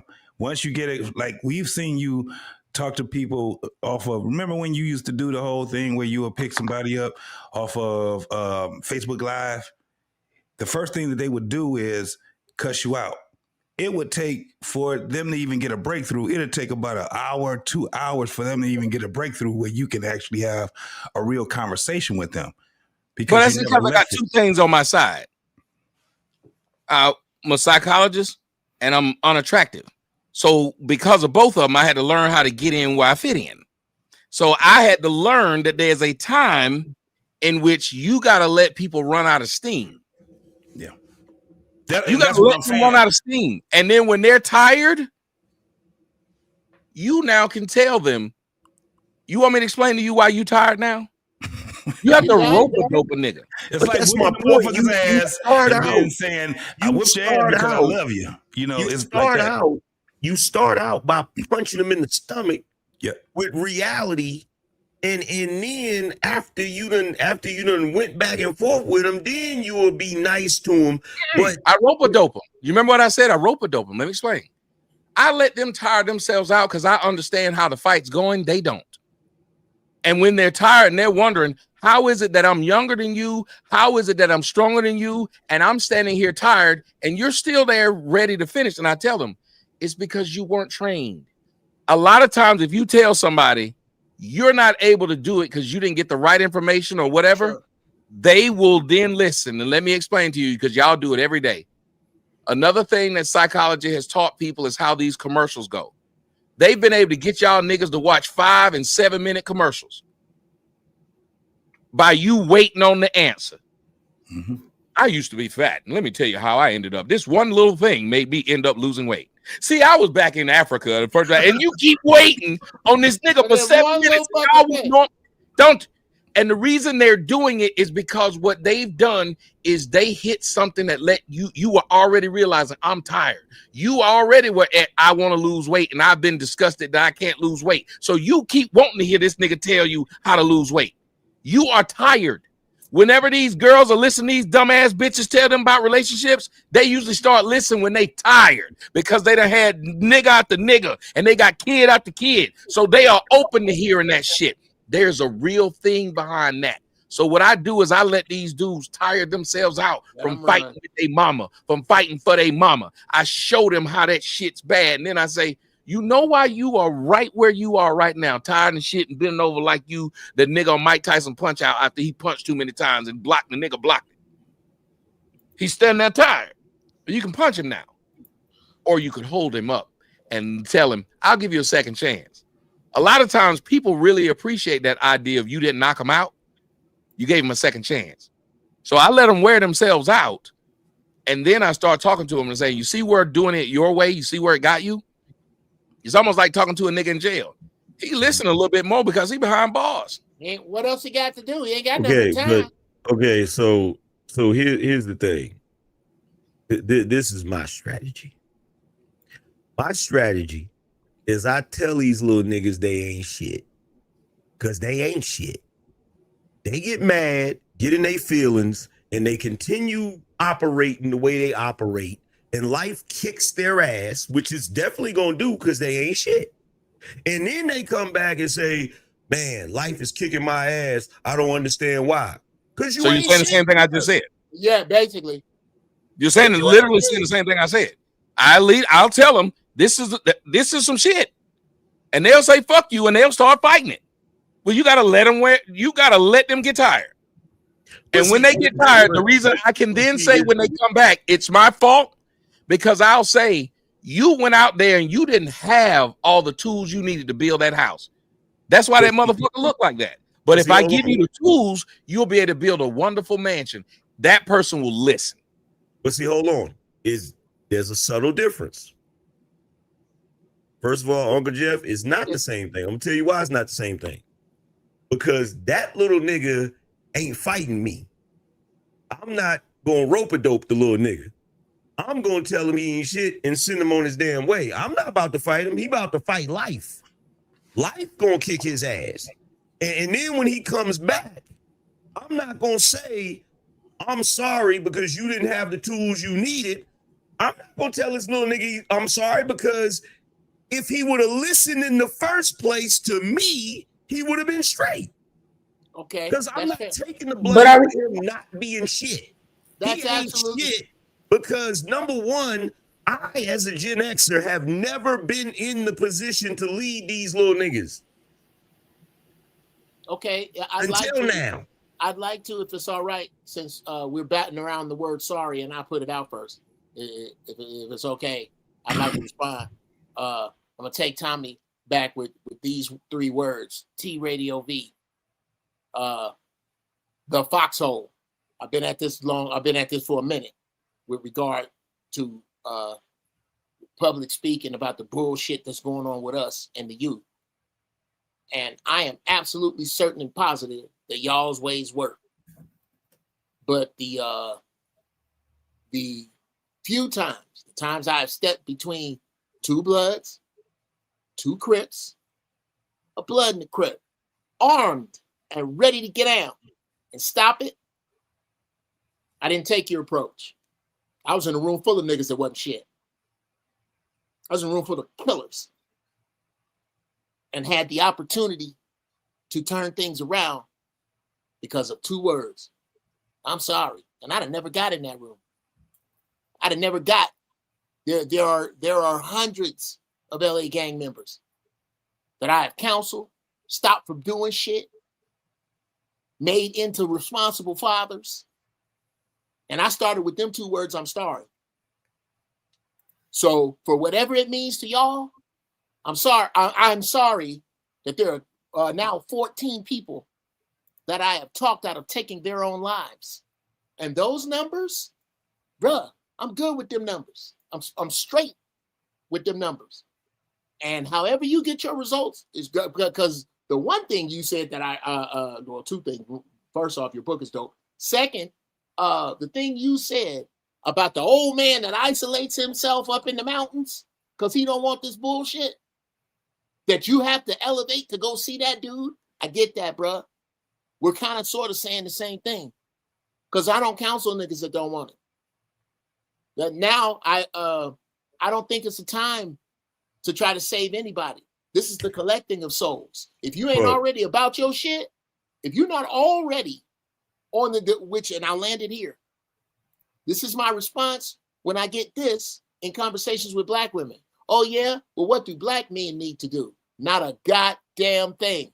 We don't need to change shit, because the niggas that was already doing good, and it's a gang of them, it was already good fathers. It was already good men, good with their hands. Already good architects. Already niggas that wasn't putting their hands on you. You just didn't fuck them for that. It's not that nice guys finish last. Nice guys fuck last. So with that, I say I can't step away from I'm sorry. For context, Tommy, he's talking about a previous conversation where we had where I basically said that I'm like Pyomai from Kill Bill. Like I'm not about to like the, you know how there's always the dude that is the Jedi master or whatever. He get tired of trying to teach niggas that don't want to listen, so he go off to the damn isolated spot, and the people that want to learn from him got to go to him, and they got to prove themselves to learn from him because he tired of trying to teach people that don't want to listen. You feel what I'm saying? But here's the thing. The reason why I say I'm sorry, because I am that guy. And, you know, Pyomai was also in Sopranos, and it was a horse, and it got burned up in the stables, and Tony had to end up killing Ralph Cifaretto for that. But that's just me. And what you know about Ralph Cifaretto? My mind is a steel trap. If it's in there, it's in there, and I will use it. You know, that's impressive, ain't it? You mean Saber? You mean Saber from The Matrix? Yeah. Cypher? Yep, Cypher. Joey Pantoliano is the actor's name. But here's the thing. The reason why I do it that way, it's just like when people come and they pay, it is a crazy amount of money to talk to me for an hour, but they pay it. I admit it beforehand. It's $350 an hour to talk to me, and people do it all the time. I do it. That's my main. But I know they climb that mountain because a nigga ain't coming off that kind of money unless it done got pretty bad. And one of the reasons I lead with I'm sorry is this, because a lot of black men and black people, period, have never been told that. It is a powerful phrase to say to somebody who, a little girl who mama made her work from the time she was 13 by taking care of her little sisters, calling her fast and all kinds of shit. She never heard sorry from that woman, and she wanted to hear it. The little boy wanted to hear I'm sorry. A lot of black folks wanted to hear I'm sorry from their friend who stole from them, from the girlfriend who cheated on them. A lot of them have never heard that phrase. And I don't think y'all know how powerful telling someone I'm sorry is to them and their psyche, because they think once you say I'm sorry, maybe I'm not all bad and maybe I'm worth something, because most of those people have spent time either being sorry about something in their life or sorry to someone and never had this thing called reciprocity. So I lead with that when they reach up to me, when they come and talk to me, because I say to them, one of the biggest things I'm sorry for is the fact that you've probably never heard I'm sorry. Sorry. Here's my thing. I still disagree with it. And then for the record, that's Captain Howard from Bad Boys. Yeah, Captain Howard. It's all of them. Joey Pants. Joey Pants. Yep. You want to throw that in there. But no, the horse was Pyomai. The old dude was Pai Mei. I don't remember. Y'all know what I'm talking about. I just know you said Pyomai. That's a horse. That's what it sounded like. I can't remember. I ain't watched Kill Bill in forever. But no, I don't think if it works for you, it works. Cool.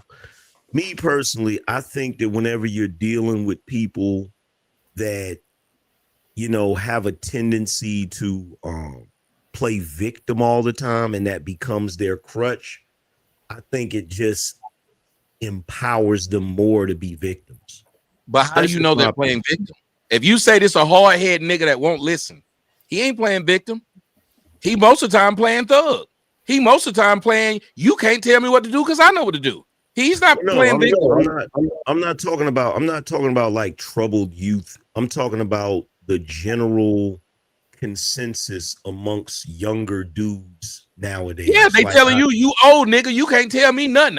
Most of them talk like that, right? They say you old nigga, you don't know what it's like. You ain't get money like I get. You don't get hoes like I get, old nigga. They talk down to you. They don't talk like they need your sympathy or any of that. That's why it's so hard to talk to them, because they pretend they don't need your sympathy or empathy. That's how you gotta let life whoop their ass. Then once life whoop their ass, they start realizing how much they don't know.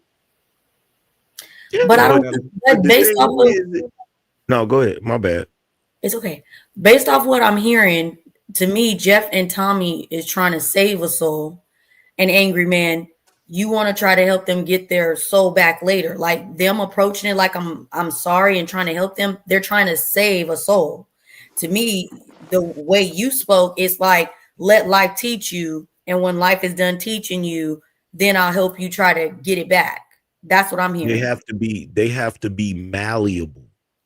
And I don't believe that I should have to lower myself in order to make them malleable when I know the result they're going to get with their mentality and their attitude in the first place. Once they go out there and life kicks their ass, now they're malleable. Because my thing is this, I don't look at it from the perspective of sort of the new age way of thinking. I look at it as sink or swim. I look at it as the hard knocks. If you want to be a knucklehead, go out there and be a knucklehead. I'm not going to stop you. But if you want to listen, if you're willing to listen, then cool. I'll school. And just like the rest of y'all, there are plenty of guys that are younger guys that hit me up and say, Angry Man, you helped me out. Angry Man, you saved my life. There's plenty of guys that stop before they was going to take their own life because of things that I said. I just don't think that I should come at it from that position. That's just the way I do. Sure. No, but here's the thing. When I tell people I'm approaching it from if I was in sales, one of the things they tell you in sales is you got to search people's pain. Find that pain, you can sell them damn near anything. Somebody said that what I was doing was borderline deceptive. Yes. Just like when you tell your kid that painting looks good and it looked like shit that you just put on your refrigerator. You know that it looked like shit away. As fuck. I can't wait till he go off the collar so I can take this motherfucker down. They think my kid retarded. But fucking macaroni and shit. Encouragement is the reason I gave the kid that encouragement is because that kid came to me and at that moment wanted the encouragement. It mattered to them. So whenever somebody comes to me, like they hear me talk harsh all the time. Those who learn from me talking harsh, I didn't teach them. So when they come and say, I watched your video, you saved my life, I always tell them, and Brian will tell you if I'm telling you, I said, no, you saved your own. You saved yours. I didn't. Yep. I wasn't talking to you. You somehow internalized what I said and made it be for you. When I sat up there and was listening to that song in the car today, that white boy who made that and put that chorus in there, he wasn't worried about me. He wasn't even thinking about anything higher than that. I was. I needed it. At that moment, I was there and I made that shit bigger than it was to him. But when he does come, and if he come and talk to me, those are different situations.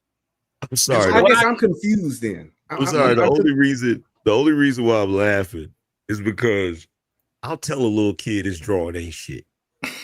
Yeah. No, I mean, here's the thing. I think we should start booing kids. Yeah. Hold on. That's why with your kid though, the thing about it is when someone wants to please you, that is when you can now educate them on how that works. You can have a woman that wants to please you. You can tell her, bitch, you biting me with your teeth. That shit hurt. You could, but you could also now scare her to where head won't feel good at all because she's now afraid that your response is going to be harsh. You can say to her, you can talk yourself out of no head ever again. Yes, that's what I'm saying. You can talk, you literally can. So you can say, this person is eager to suck your dick. They just ain't good at it. But them being eager to do it is going to lead them to being good at doing it. Yeah, they're on third base with eager. Yep. That's why I'm confused. Go ahead. My bad. Go ahead, Brian. My bad. So I guess I'm confused at this part because what I'm speaking about and the part that I was agreeing with Angry Man on is I'm talking about the Johnny Ringos. If you watch Tombstone, I'm talking about the motherfuckers that just want to bring pain to the world because they mad at being born. like Watch he said, yourself, and it only young man. takes You don't know nothing about no Tombstone. shit, boy, you crazy. And That's it the best takes a cowboy Doc. movie ever made. It takes a Doc Holliday to go up against a Johnny Ringo, and Doc Holliday didn't say to Johnny Ringo, "I'm sorry." He said, "No." He knew what he was, and he knew that he was the only one that could stop him. So I agree with you, Tommy, when you're talking about those that have the willingness to at least hear you. But there are a lot of motherfuckers that I've watched you deal with over the years that are Johnny Ringos. Them the motherfuckers I'm not trying to say I'm sorry to. I'm not going to give them that Goodwill Hunting moment. I'm going to be like, no, we got a game we need to finish for blood. But see what you finished, what you did not recognize was that a brother by the name of Doc Holliday was also troubled. Yeah, absolutely. Yes. Doc Holliday was a dentist. He was a doctor by trade. He ended up becoming an outlaw and a gambler. Why? Because once he got rejected from a school he wanted, then he got tuberculosis. And he looked at his life as it's not worth saving. And guess who gave him something? Wyatt Earp. Wyatt Earp. Yes. So when you're saying this, the difference is the leader of Johnny Ringo was who? Curly Bill. Curly Bill. Exactly. So what you had was one man who had the I feel sorry for you, which changed the same dude that he was. And that's why he said, he's a lot like you. And he said, yep. Now I know I hate him. Yeah. Okay, so then I understand this. So you're okay with the dispatching of the Johnny Ringo. Yeah, because see who had to do it? Who is it? It took a Doc to do it. It took and Doc himself was like the guy in any movie who had to take down the fucking aliens who were ruthless and didn't care about anybody.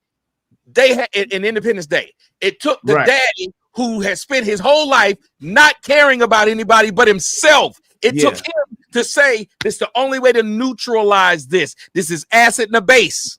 Sometimes you need acid and a base, but each one of those components have to come from somewhere. One can come from a love position. One can come from a hate, because it's a badass up in heaven, and his name is Gabriel, but he got put out there in the streets by God.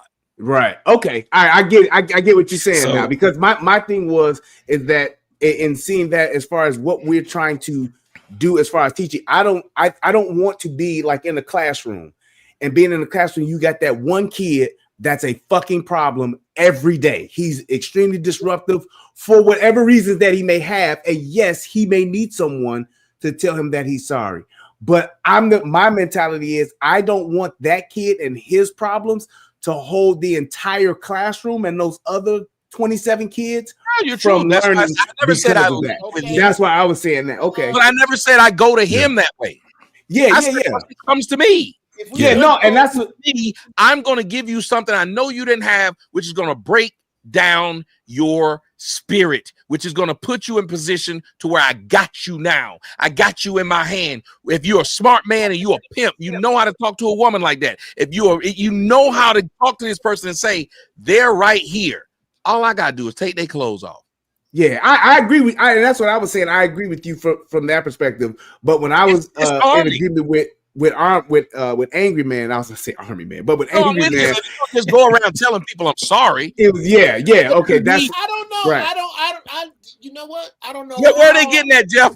I don't know where the fuck they're getting this rubber stamp. No, I'm not saying no. I didn't know. Hold on. No, hold on. I wasn't saying that. I was saying that was my perspective.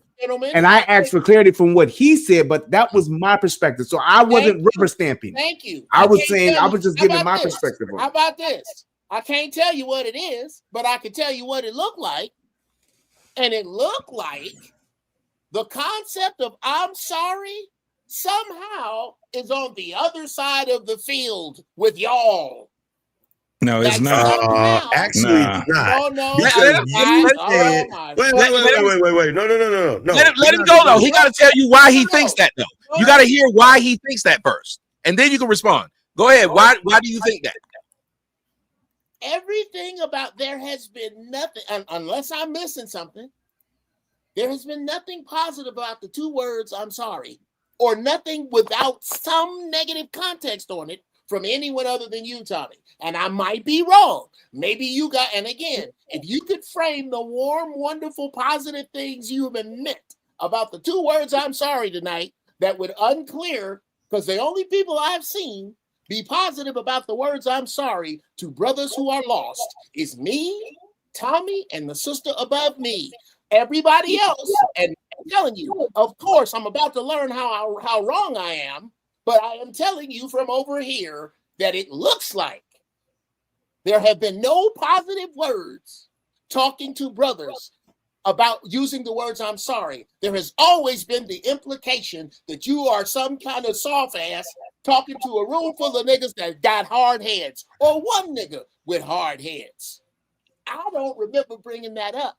I don't know how much Tommy knows about what me and Zoe used to do when we got off the air and who we would go talk to, the brothers, the shit we would stop in the city of Los Angeles with the people we would talk to. And I'm sorry, I guess I take it personal because I know the people that would not be here if I didn't use the words. And so I could be wrong, and I'm about to learn how wrong I am about the positive words everyone has had. And that was the same thing I was trying not to do, Jeff. I'm gonna go to Angry Man. I wasn't trying to flex, and I never did. I never flexed. I never did. I want to have the conversation. I never flexed and said, I got X, Y, Z, and I can do. I never did that. So I just want everybody to know I never did it. But I want you, Angry Man, to do exactly, because we're wondering, is it this thing? Because there doesn't seem anything positive about the idea. Why not? Why is I'm sorry sound like a weak ass nigga? And Floyd, please point out where you were positive about it before. Okay, so number one, Uncle Jeff, none of us made the wrong assessment. You did rubber stamp "I'm sorry" to an entire generation of children. You said that. You said you start out the conversation with the younger generation with "I'm sorry." That's number one. Number two, there is nothing positive about the word "I'm sorry." Nothing. The reason I will never tell a person I'm sorry because I'm not a sorry individual. Technically, you're not even supposed to say that. You're supposed to say "I apologize," not "I'm sorry." "I'm sorry" means you're sorry. Are you a sorry individual? I'm not telling no little young niggas I'm sorry because I'm not a sorry individual. Now, if I did something wrong to them, I can say, "My bad, I apologize." But I'm never going to say "I'm sorry" because I'm not a sorry nigga. Okay, I had no idea we would break this down to semantics. But okie dokie. I've never pulled the sword of light out on Angry Man. But okay. Sure. Yes. No, I don't have to. Come on, bro. That's right. And that's the difference between us is my generation. My manhood wasn't attacked like yours, so I never have to pause. Whenever if there's a double entendre, I take the masculine. The younger dudes take the feminine. Oh no, this could mean something about my dick and his dick. Pause. No, I don't need that. Technically, that younger generation that you're trying to save would clown the shit out of me for not saying pause. So I'm absolutely, because you guys, you guys have formed a pause army to defend the legitimate that have come after your sexuality. I understand why you do it. It's still like watching fat kids run for me. It's cute because it doesn't bother me at all. I can look right at something that could be taken gay and know that it's not gay, so I don't give a fuck because I don't fuck dudes. That's how I look at it. Now, with regard to I'm sorry, meaning that I physically am sorry, that's a matter of the color you want to paint with the word sorry. You paint the word sorry to mean that you are pathetic, weak, deserving of sympathy, somehow less than, weak. That's not how I look at sorry. I put sorry and apologize in the same box. An apology is an admission of guilt, or an admission of guilt that has absolutely or nothing to do with the behavior or the actions or the reactions of the person you give it to. It has all to do with you. And to me, these are the things that I apologize to young people for instead of saying I'm sorry. I'll use I apologize. So as not to get stuck in the weeds of semantics, let's put I apologize where I'm sorry goes. And I say the following, and I'll never step away from it. Those of you who are younger than me, I apologize for wearing an Africa patch, but not being as active as Brother Khalid Muhammad. I apologize. I always knew Whitey wasn't shit. But nigga, when Fight the Power came on, I had my 88 Air Jordans on in the goddamn club. I apologize for that. I should have been more active. I apologize that when I was a younger father, the only kids that I was dealing with was my own. Black young men were in crisis and I wasn't there and they were around me and I knew it and I apologize. I apologize for the fact that I was born in 1965 and a bunch of niggas that was born in 1965, you watched suck a dick to fill a pipe that were my age. I apologize for that. I apologize that my elders failed you in real, that we, niggas my age, failed you in real time. I'm sorry for that. I apologize for that. I wish that hadn't happened, and I wish it hadn't happened to you. But it also didn't happen to me, young man, young sister. I didn't sell any crack. I didn't buy any. I didn't go to jail. I don't have any bullet holes. I don't live with my mama. And my credit score has not been out of the hot. Look at my credit score has not been out of the eights for eights. Maybe, just maybe, with this apology, there is something I might know that might help you. And you know what I get? You old ass nigga. Fuck you, old ass nigga. And that nigga leaves. And this is where we agree. Let him walk Damascus Road. But these brothers right here, these in the blue sneakers here, these in the red sneakers here, together, instead of shooting 3-year-olds or standing in front of me because I said I'm sorry and I won't step off of it. And it can mean whatever it means for you.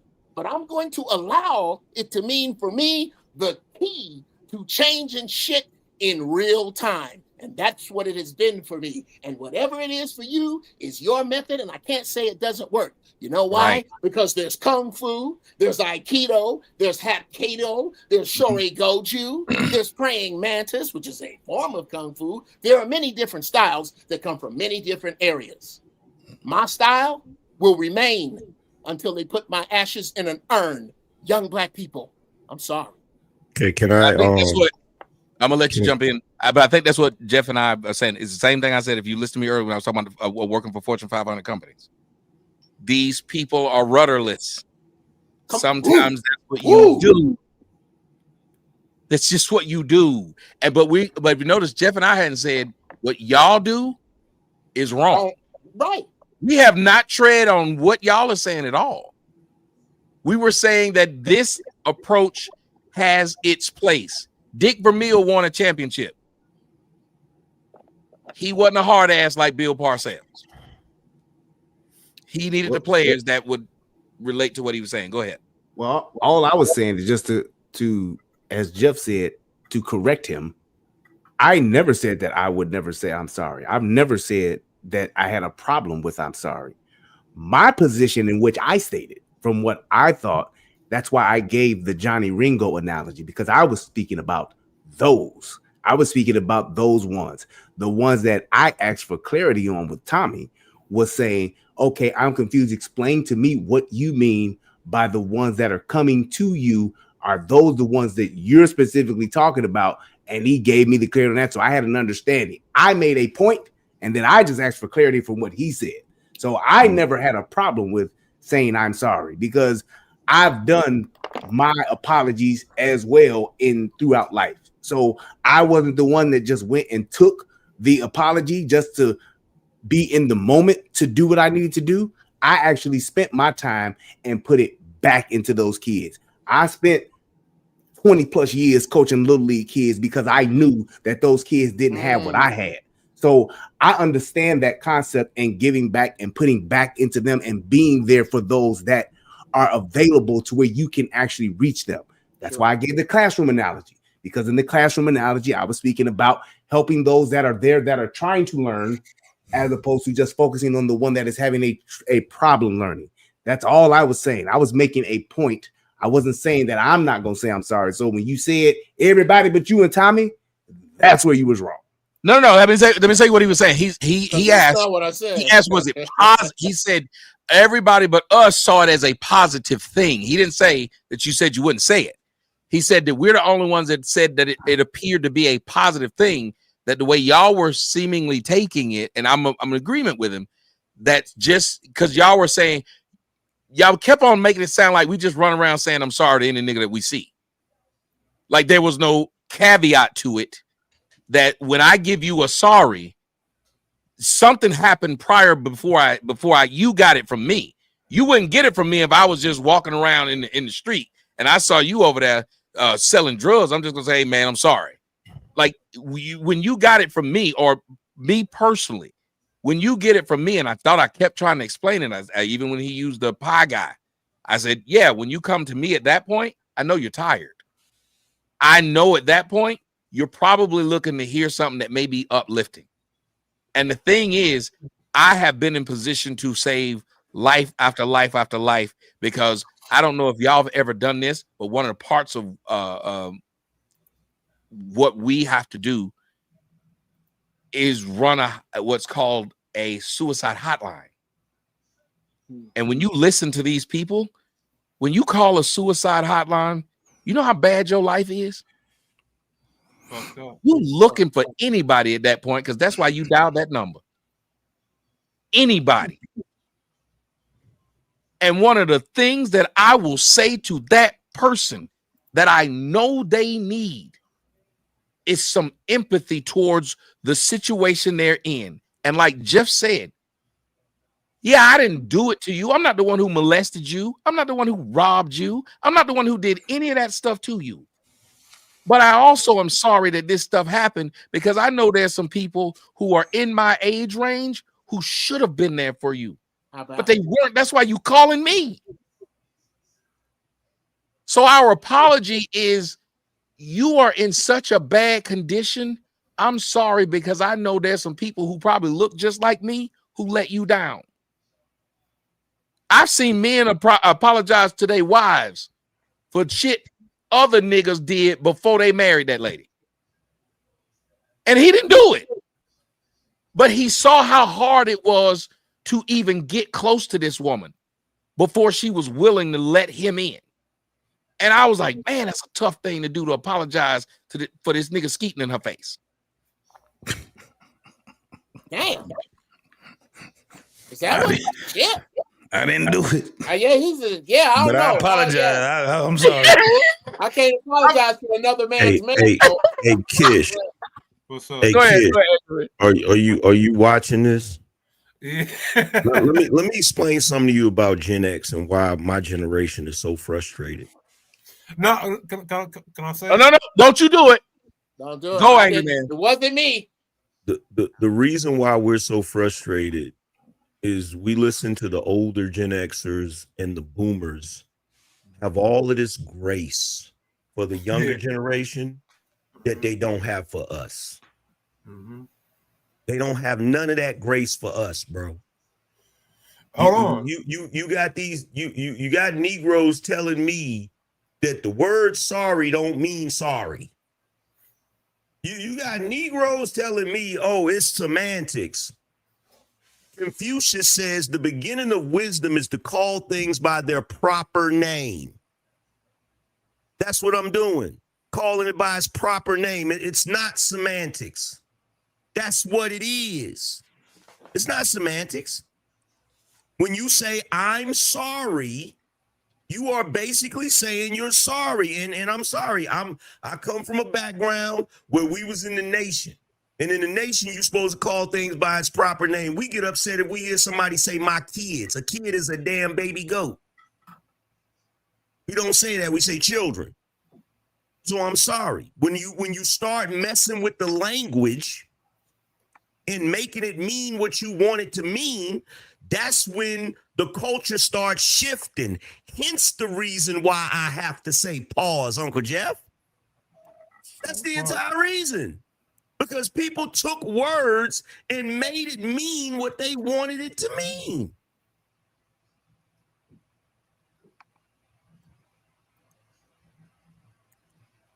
I'd like to respond to that. Go ahead and read the definition. Go ahead and read the definition. No, I'm actually playing a game of chess. Go ahead and read the definition. I'll bring it up. I don't have it. It's right there on the screen. It's on the screen. Oh, here. Oh, okay. Sorry. Adjective. Feeling distress, especially through sympathy or someone else's misfortune. I was sorry to hear what happened to your family. I was sorry to hear. Okay. The Wait a minute. context is Angry different. man, bring that back up. No, Please. don't ask him to read it. Bring that back up, please. Yes, don't ask him. I need you to find, if we are going to accept this as the definition, something that points to my weakness, something that points to being pathetic in nature, something that points to being weak in stature, something that points to being somehow diminished. Hold on 1 second. Let me pull it up too. Okay. But while you pulling that up, I'm gonna say I'm sorry because I never said what it was implied that I said. So I'm sorry because I never fucking said it, but yet still I was fucking walked in with the rest of the whole shit. But I'm sorry. The people who galvanize, like just like I say kids, and you know why I'm going to continue saying kids to my kids? How I am not illuminated by this is another reason. Besides, these are the reasons I'm not a member of the nation. I smoke weed, I cuss, and I wear earrings. If it was not for that, I just don't believe in organized religion. But the rest of it, bruh, I am pro-nation. I'm not going to stop saying kid for the same reason that elevator, plane, and door all have different meanings. And I got to say, I'm sorry. That's some old jackleg nigga in the street trying to tell you what sorry means. So and then now I got it. I didn't get my master's for no reason. That's why I put it up there. It does not mean. If I may, it has never meant that in our lifetime. It has never meant that in our lifetime. So I have. Yes. Go ahead. I'm saying, go ahead. I'm not gonna stop calling my kids my kids. Matter of fact, my goddamn kids is coming up here this weekend. We're gonna smoke a gang of weed and make a gang of shea butter too. I don't know how to deal with the concept of words only having one meaning. And number three, most important, the brothers I stopped from the. If I may, damn it, if I may, no, I'm not gonna let you answer me. I'm not. Jeff, he was trying to speak and you cut him off. I did not cut him off. It was silent. I took the silence to speak. Did I not? Did I not take the silence to speak? Kids, do you see everybody? If I may, how many times have I said that tonight when they interrupted me, bro? How many? Go ahead. You're right. I'm wrong. Go. What did I say tonight? How much longer are you going to take to go? Go. How many times have I done that? Go. Not once. Not once. Go. This is the reason why it's not my fault how the younger generation is. Because y'all older niggas didn't even listen to us. Pretty please with sugar on top. Go. Could you go? You're doing a lot of almost going. Exactly. So you telling me that definition I gave you is not part of that, is not in there? Are you telling me that? I got Merriam-Webster up right now. Are you telling me? He didn't say that. No, that's not what I'm saying. Am I allowed to say what I'm saying? Go ahead. Could you bring your definition up, please? Like he literally said, I don't come from a world where there's only one definition for a word. He literally said that. Pretty please with sugar on top. Could you bring up the words that Angry Man demanded I read? Could you just bring those Where words is up? it? Yeah, because hold on a second. Had it up. He's right. I'll put it back up because this is what was asked of Jeff to read. He was that's why y'all are doing some funny shit that I'm really not appreciating. If you say something, I can understand. No. He's saying he only read what was there. That's not important right now. He's saying I only read what was there. I thought. Here's what I thought. I thought you thought that I was searching for the definition for sorry. I wasn't. I was playing a game of chess. I was not directly on the screen. So when you asked me to read, I didn't know what you meant until I saw it here. And you demanded again that I read these words, not the words that you're about to bring up. And I read these words: sorry, comparative adjective, sorrier, superlative adjective, sorriest, feeling distress, especially through sympathy with someone else's misfortune. Now, while you would bring up a definition that fits perfectly to what I'm talking about, I don't fucking know. But you asked me to read it, so I read it. And after I read it, I'm almost done. I'm almost done. And after I read it, I made this statement. I didn't ask you to read the goddamn definition, Jeff. You did. Hold on. You did. Hold on. Hold on. Hold on. You did. You did. Hold on. No, ladies and gentlemen. You asked him to read it. The internet is for fucking ever. When Tommy pulled the definition up, I said, go ahead and read the definition. Is that not asking him to read it? No, it wasn't. He wasn't talking to Jeff. He wasn't talking to Jeff specifically. But did he say? But who was? No. Because who was speaking at the time? No, time out. Because Jeff was speaking at the time in which he said "fucking." Yes. So who are you talking Yeah, to? well, he said in general. No, who was he talking? Who was supposed to? No, Hope, stop. Because even when he said, "Are you?" He tried to read it, and he said, "I'm not looking it up." Y'all then said, "Jeff is right there on the screen." He then said, "Oh, it is." No, Tommy, stop. When you pulled it up on the screen, I said, go ahead and read the definition. I wasn't directing that at Jeff. Jeff just happened to be the person talking at the moment. Okay. And then Jeff said, what definition? Where is the definition? Yeah. And so everybody said it's on the screen. That doesn't mean I was telling Jeff to read the damn definition. So who did you want to read it? When he's sitting here going off on a tangent about you told me to read, I didn't tell him to read the damn definition. Who did you want to read it? You, because you pulled it up on the screen. But So why people didn't were you clarify talking. that? Like this People is were talking. I had it on the screen when you were talking, Angry Man. I put it up there to just like if somebody was talking if I'm talking about a Bible verse and the guy who's running the show puts that Bible verse up, they're showing other people that they can see it. So if you're talking about sorry and saying the definition is wrong, what I literally did was put that definition up there to show without cutting you off that you were wrong. That this is the first definition. Hey guys, guess what? The internet's forever. I got the other tab right here. We can play it right now. Go ahead, please. Let's share it. Let's. If I'm wrong, I'm gonna say this. Because I was gonna do the same thing. I was gonna just open it play it. I warn you. I warn you, Angry Man, with love, bruh. Because I have nothing but respect for you. If I'm wrong, I'm gonna fuck you up with those 2 words you don't like, and I'll say I'm sorry.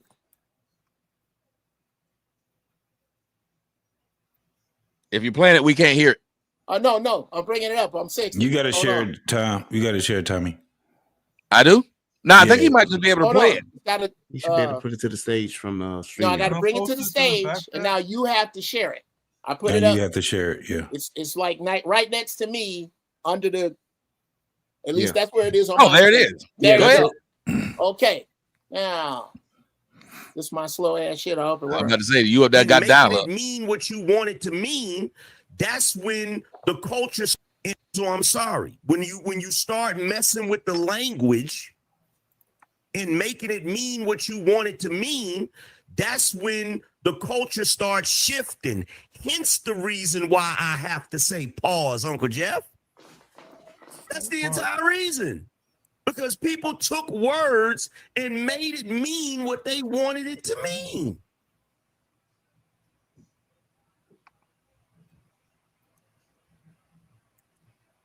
I'd like to respond Go to that. ahead and read the definition. Go ahead and read the definition. No, I'm actually playing a game of chess.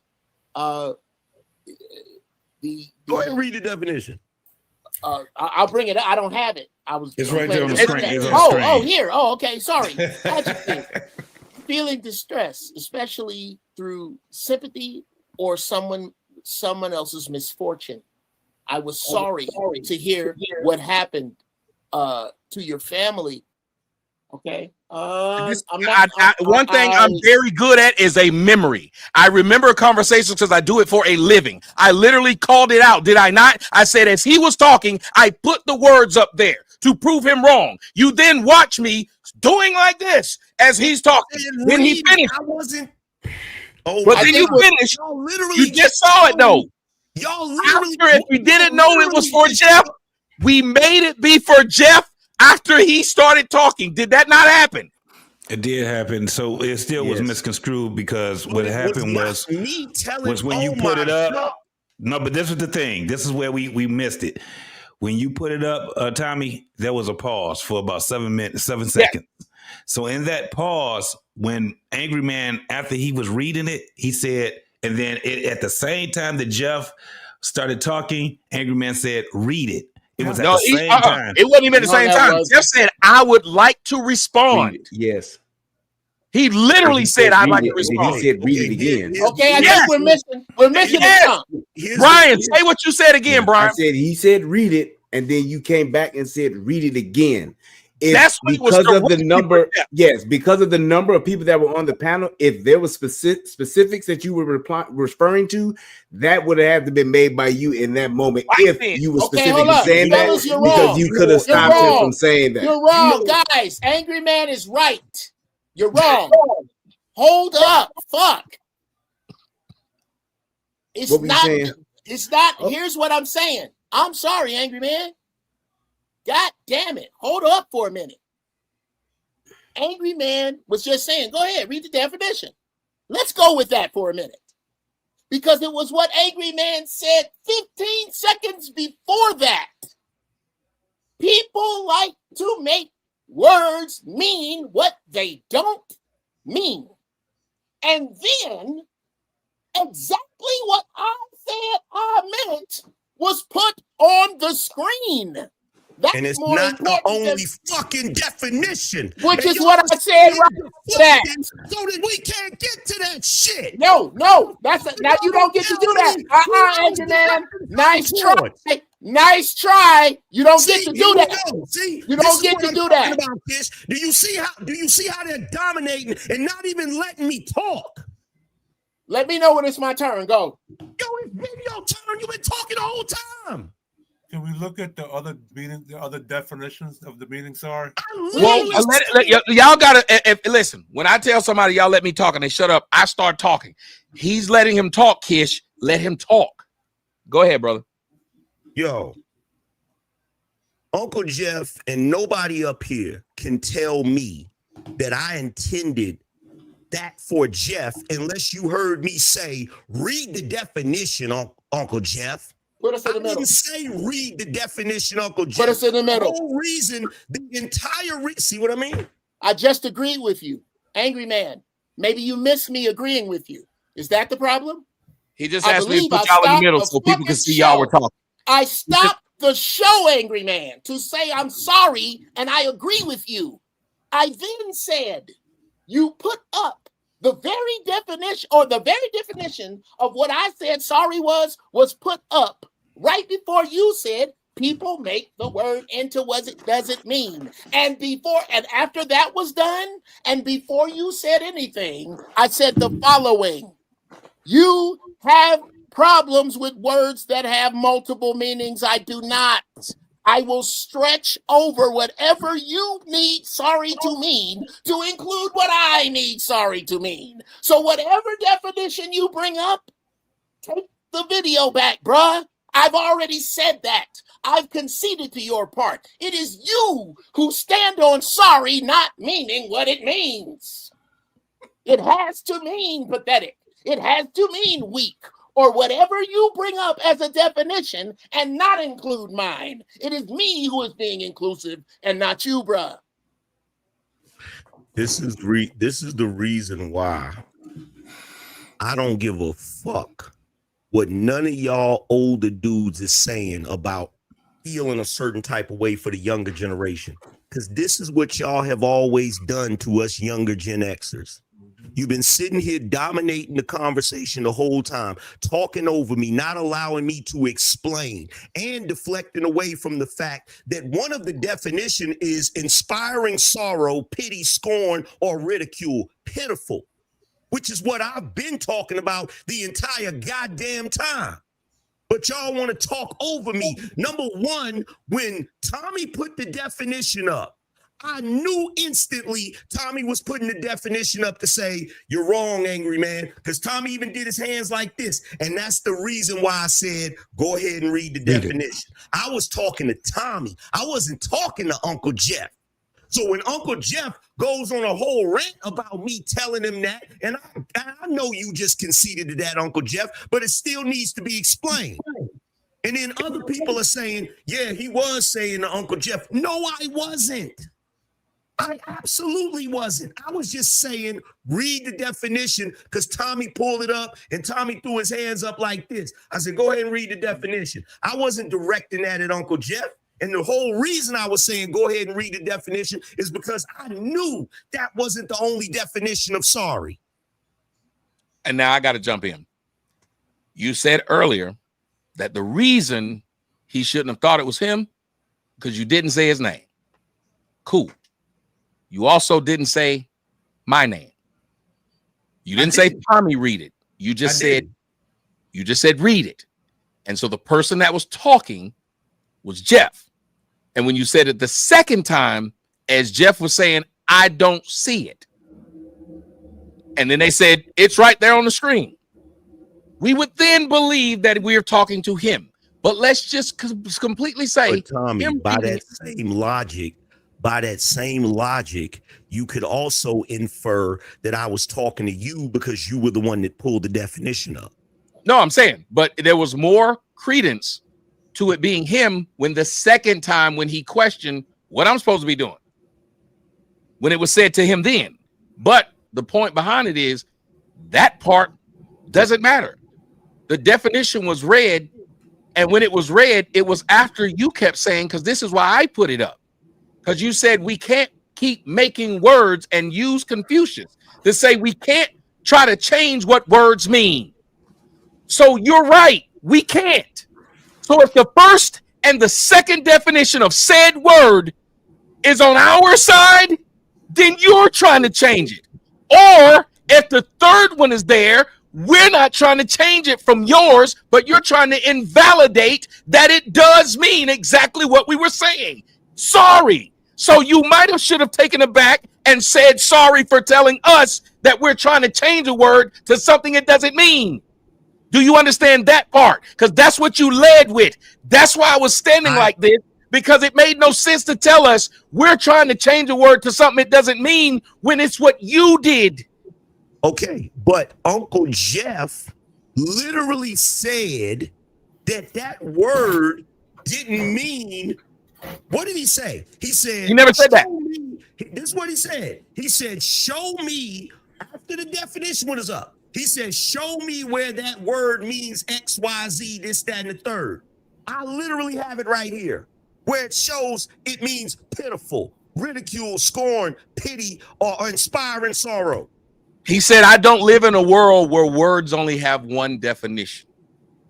He was acknowledging that there's more, but he was saying you're not acknowledging that he was right. But he said that too, but he also said, show him where this word mean X, Y, Z, as if it didn't. He also said that too. Yeah, but he was referring to what you read, what was read on the screen, not for you to go search and find the point in your definition. He meant off what he just read. My definition, that is Webster's dictionary. I know, but that's not the one that was on the screen. So when Jeff said, show me. That's not the only definition. But that wasn't the argument Jeff was making. He wanted argument. Hey, that's Jeff's your here, argument. guys. Jeff's right fucking here with his hand up. Hey, Jeff, that thing that you're doing, Stop it. You're doing it again. You're doing it again. You're doing it again.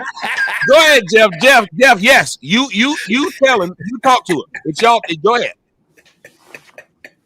I'm gonna need a couple minutes, Tommy, because and the thing is, I think you said something electrifying earlier, Angry Man, that you're proving that you never say sorry to anybody for anything.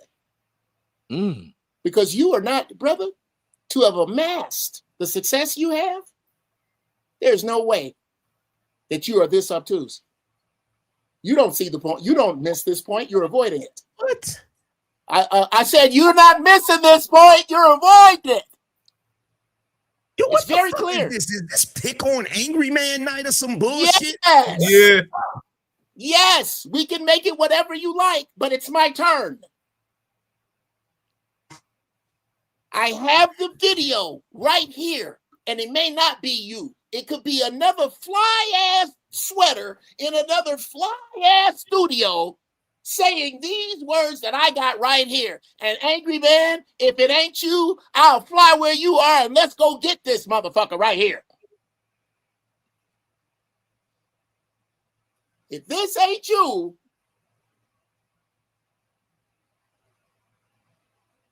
saying the following.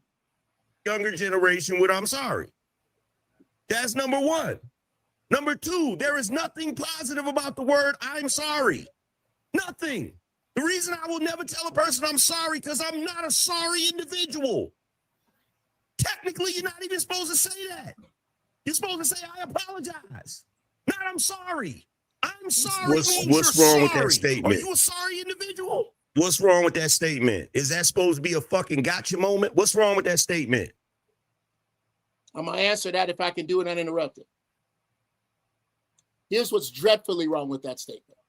Number one, it nails you to the cross of the inability to concede that a word can have two meanings. You just said it there yourself, brother.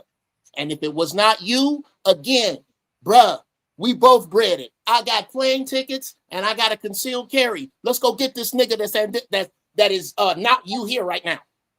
This is what you just said, bruh. Bro, repeat your gotcha statement again. It's, brother, that you, God damn it, I gotta stop taking it down. It'll take me a second to bring it back up. No, you don't have to bring it back up. You I know what I gravitated, you polarized. Are you a sorry individual? And technically, you should. Tommy, please bring up your definition again. Keep that motherfucker handy. This is what you said. I am going to use just a little bit of algebra on your words. Just a little. While he's bringing that up, that website, I mean, that YouTube page was dope. That was up there. Feeling distress, especially through sympathy with someone else's misfortune, should never be said. It shouldn't. I was sorry to hear about what happened to your family should never be said. Because if I say it, I'm weak. Are you weak?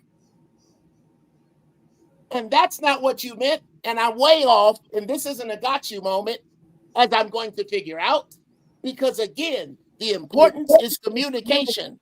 It is not what I can't tell you what it is, Angry Man, but I can tell you what it looks like. And it looks like that this night, everybody has been itching to get to what has been got. God damn it. Now could you stop with that, please? I thought it was gonna push you up. My bad. I'm just, I try to What use has happened tonight, and I am glad it has happened. In love, I got the same respect for you. I still think you dope because most of the time when I don't, real talk, I don't watch regular television. What is Angry Man talking about? Because the nigga's probably right. That's me. You nigga, how much do you read about cosign? I know what he's gonna be talking about tomorrow, uninterrupted. Team Angry Man, absolutely. I know what he's gonna be talking about tomorrow. I'm gonna eviscerate you niggas. Yeah, well, understand. Like understand. for real. Angry Man. I'm gonna pull up Merriam's dictionary and all of that shit. Can I pull it up on the screen, please? You gonna pull up whose? Wait. You gonna pull up whose dictionary? You gonna pull up? Okay. Merriam-Webster. Should I shut the fuck up or not? No, go ahead. I was just wondering whose dictionary he's gonna pull up. I wonder why everybody's dick suckers running. I think it's my turn. Fuck that, I'm gonna say it. Pause. Oh. I couldn't help it. All right, hey, bro, I had to take him back to the Marine Corps. There's a bunch of dick suckers running in here. Stop it. Fine, angry man. But this is what the manosphere, this is what black people have been waiting on, especially fans of yours. Because they do not swing the sword like we swing the sword, and I ain't fucking pausing. I hope you think dick. Work it out with a therapist. I welcome you clipping me up, bruh, but understand the cage you rattle. Because you are wrong. You're dead fucking wrong. You see it, I see it, we see it, and hopefully, those of your fans who have the hubris to watch you cut this up and perhaps out of context see it as well. You're not missing this, bruh. You see what I see. I don't have to cut this up. No, you don't. Because all I have to do is give my entire thesis on this shit, because you've taken a lot of things that I've said and you've twisted this shit so that you can be right. Name one. Can we share? I mean, I still look, so she'd be able to name one. Starting off, when I sat there and said what I said about the word sorry, let's bring it up again. Pulled up the definition. You asked me to say it, right? Go ahead. Yes. When Tommy pulled up the definition, you went into this whole thing about show me where it says XYZ, this, that, and the third. I can show it. I got it right here. I got it right here. So basically the argument that y'all are making is because the definition, the first definition that you pulled up, because that first definition of sorry fits what you described, that invalidates the definition of sorry that's not the first definition. No, sir. No, sir. And I said that, and that's what's really frustrating. Because I said everything you said. No, neither one of us said that there are not multiple definitions. Ever. But you said that this definition does not mean that. The first and second ones, you said they do not mean it. You said it's been changed. We changing it, and you said Confucius said. Okay, you said it was part, and that's the part that I was incorrect about. That's all we've been. But the part that I'm arguing is that Uncle Jeff tried to make it seem like the definition I was giving was not correct in that moment. No, what you just said, he's right, because what he was saying was that was your definition, and he was asking and saying that there are multiple definitions to a word. You specifically said that you're not supposed to say I'm sorry, and you explained why. And then you said because you're supposed to say apologize, saying that what he was saying was wrong. Yeah, all he was saying was, I did say that, and I still mean that, because even when you pulled up the thing a second ago saying, according to your definition, angry man, you should never say you're sorry that such and such happened when a person has a relative that died. You don't have to say sorry. You can say my condolences. So yes, but that's what he was saying right there. My damn point. You are, but here's what that's where the rub is, though, because when you were saying that, you were negating the fact that you can't have multiple definitions. All he was saying was that you can. Your definition and what you referenced was correct, because you referenced a different definition of the word. But you started out, your purposes was you started out saying that you can't use multiple. You can't change the definition of the word, which is what you were implying that Jeff did. Hold on. Because see, now y'all putting extra shit on it. I'm not. Number one, no, listen, let me explain why. Let me explain the extra shit, okay? When I said what I said about, oh, you can't make a word mean what you want it to mean, I was incorrect about that, about the first definition of the word. But at no point did I ever say that a word can't have multiple meanings. When did I say that? Yes, that's what I'm saying. When you started out, you started by saying that we try to change the definition of a word. And Jeff's point was just saying that word that when he's referencing it is what he said. And you did the same thing and said the word that when you used it, same word, was referencing the other definition. That's where the problem is. It wasn't a thing of saying that you were incorrect. It was the fact that you were saying that Jeff was incorrect in using the word and he wasn't. Listen to what I'm saying specifically. Listen to what I'm saying specifically. Okay. I said to them, you can't make words mean what you want it to mean. That's what we all agree I said, right? Okay. Yes. That's what he said. Right? Absolutely. When did I say a word cannot have multiple meanings? That's what I'm asking. When did I specifically say that? I'd like to answer that by myself if I could. In the following clip, you never said it. It is implied by your conversation. So it's implied. Yes. Yes. That's a thing. Unless that's let's stop there. Bring it back down. Bring it back down, please. Yeah, you said about Confucius. Implication is a thing. Tommy, please. Go ahead. Take the video off. Take the video off. Yes, sir. Please unshare it. Let me ask this question right here. We can save us all a lot of time. Angry Man, do you have a problem with your words implying other words? If you do, we can stop here. No, I have a problem with people telling me what my thought process was when I said certain words. Okay, good. That's the problem. Understood. And I don't mean to do that. I'd like to play the video now. Is that all right, Tommy? Could you bring it back up, please? I'm a good producer. Go ahead. You are fantastic. You're doing a great job, Tommy. Negroes telling me, oh, it's semantics. Confucius says the beginning of wisdom is to call things by their proper name. By their proper name. That's what I'm doing. Calling it by its proper name. It's not semantics. That's what it is. It's not semantics. And when you so say what I'm is the sorry, definition? you are basically saying you're sorry. And I'm sorry. I come from a background where we was in the nation. Okay, you're playing this, but I've already conceded to that first definition. Say my kids. A kid is a damn baby. Why are you playing this if I already conceded to that first definition? We say children. Because it's absolutely positively still relevant. It's still relevant. So let me ask this question. You keep trying to and let's be clear. So let's get all the blood off the floor.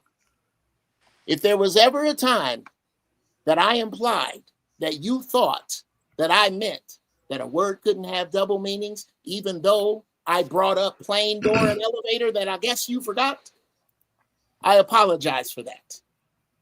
Words can have dual meanings. I said that the word sorry had the first definition. If there was ever a time that I even meant that there's a second that any other definition could be wrong, could be misread, I wish we were both in the Yakuza so I could give you my pinky finger. I apologize. You don't have to be in the Yakuza to do that. Okay. I would have to, because I need one of them sharp. I ain't gonna just use no knife from goddamn IKEA. I need one of them fly ass knives like in the movies.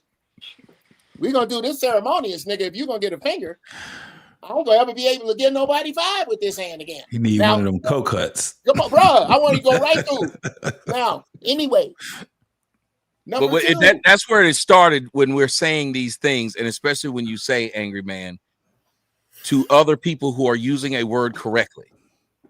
Well, I don't do what y'all doing because that word is incorrect the way y'all using it. That was when I went and looked it up and put it on the screen. Then when you stop. Are you with us so far? Uncle Jeff, how many times do I have to concede to the first definition? How many times do I have to say, like, this must be a thing that you actually got Angry Man to be wrong about something? How many times do I gotta say I was incorrect about the first definition? I'm gonna tell you this right now, Uncle Jeff. You better not ever misspeak about any fucking thing ever in life. Because I guarantee you, if you ever misspeak, if you ever say anything incorrect on the internet, in fact, I'm going to tell the entire Beano Nation, watch all his videos. If he ever says anything wrong, you send me the goddamn clip. I'm going to drag that shit out for as long as possible.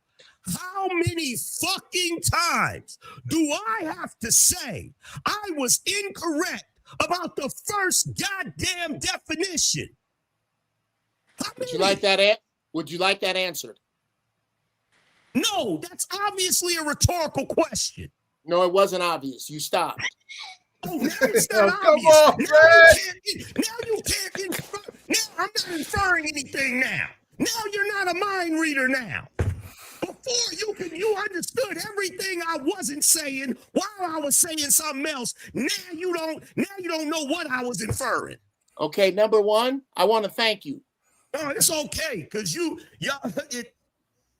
Is it my turn or not, Angry Man? No, it's cool. It's cool. Is it my turn or not? Let me know. Right now, Let me know. You don't even realize I'm listening. Hold on. Up. If you're not listening, I'm listening. I took these off. I can't hear you. I'm listening to you. I have you on some other speakers. I smoke weed, so I got cotton mouth. I'm not being disrespectful by leaving. I'm gonna pick up your tantrum in my kitchen.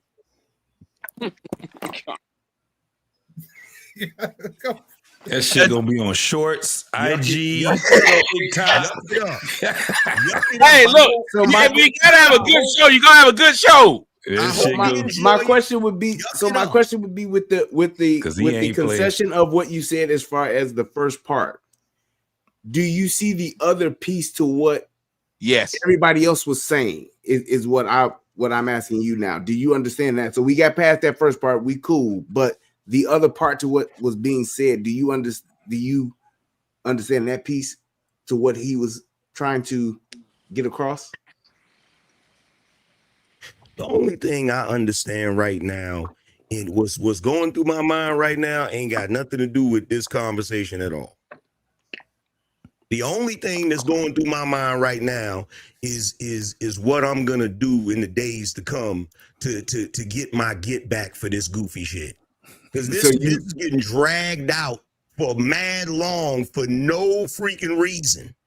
So you're disengaged from what we were trying to explain from what I've already from the beginning part to the part I was wrong about. Okay, so I'm asking you about the second part. So what was being said is what I think everybody's trying to get to, and that's why I'm asking you to, so you can lead it, so it won't be a thing where you feel as though somebody's putting words in your mouth. Can you explain the second part?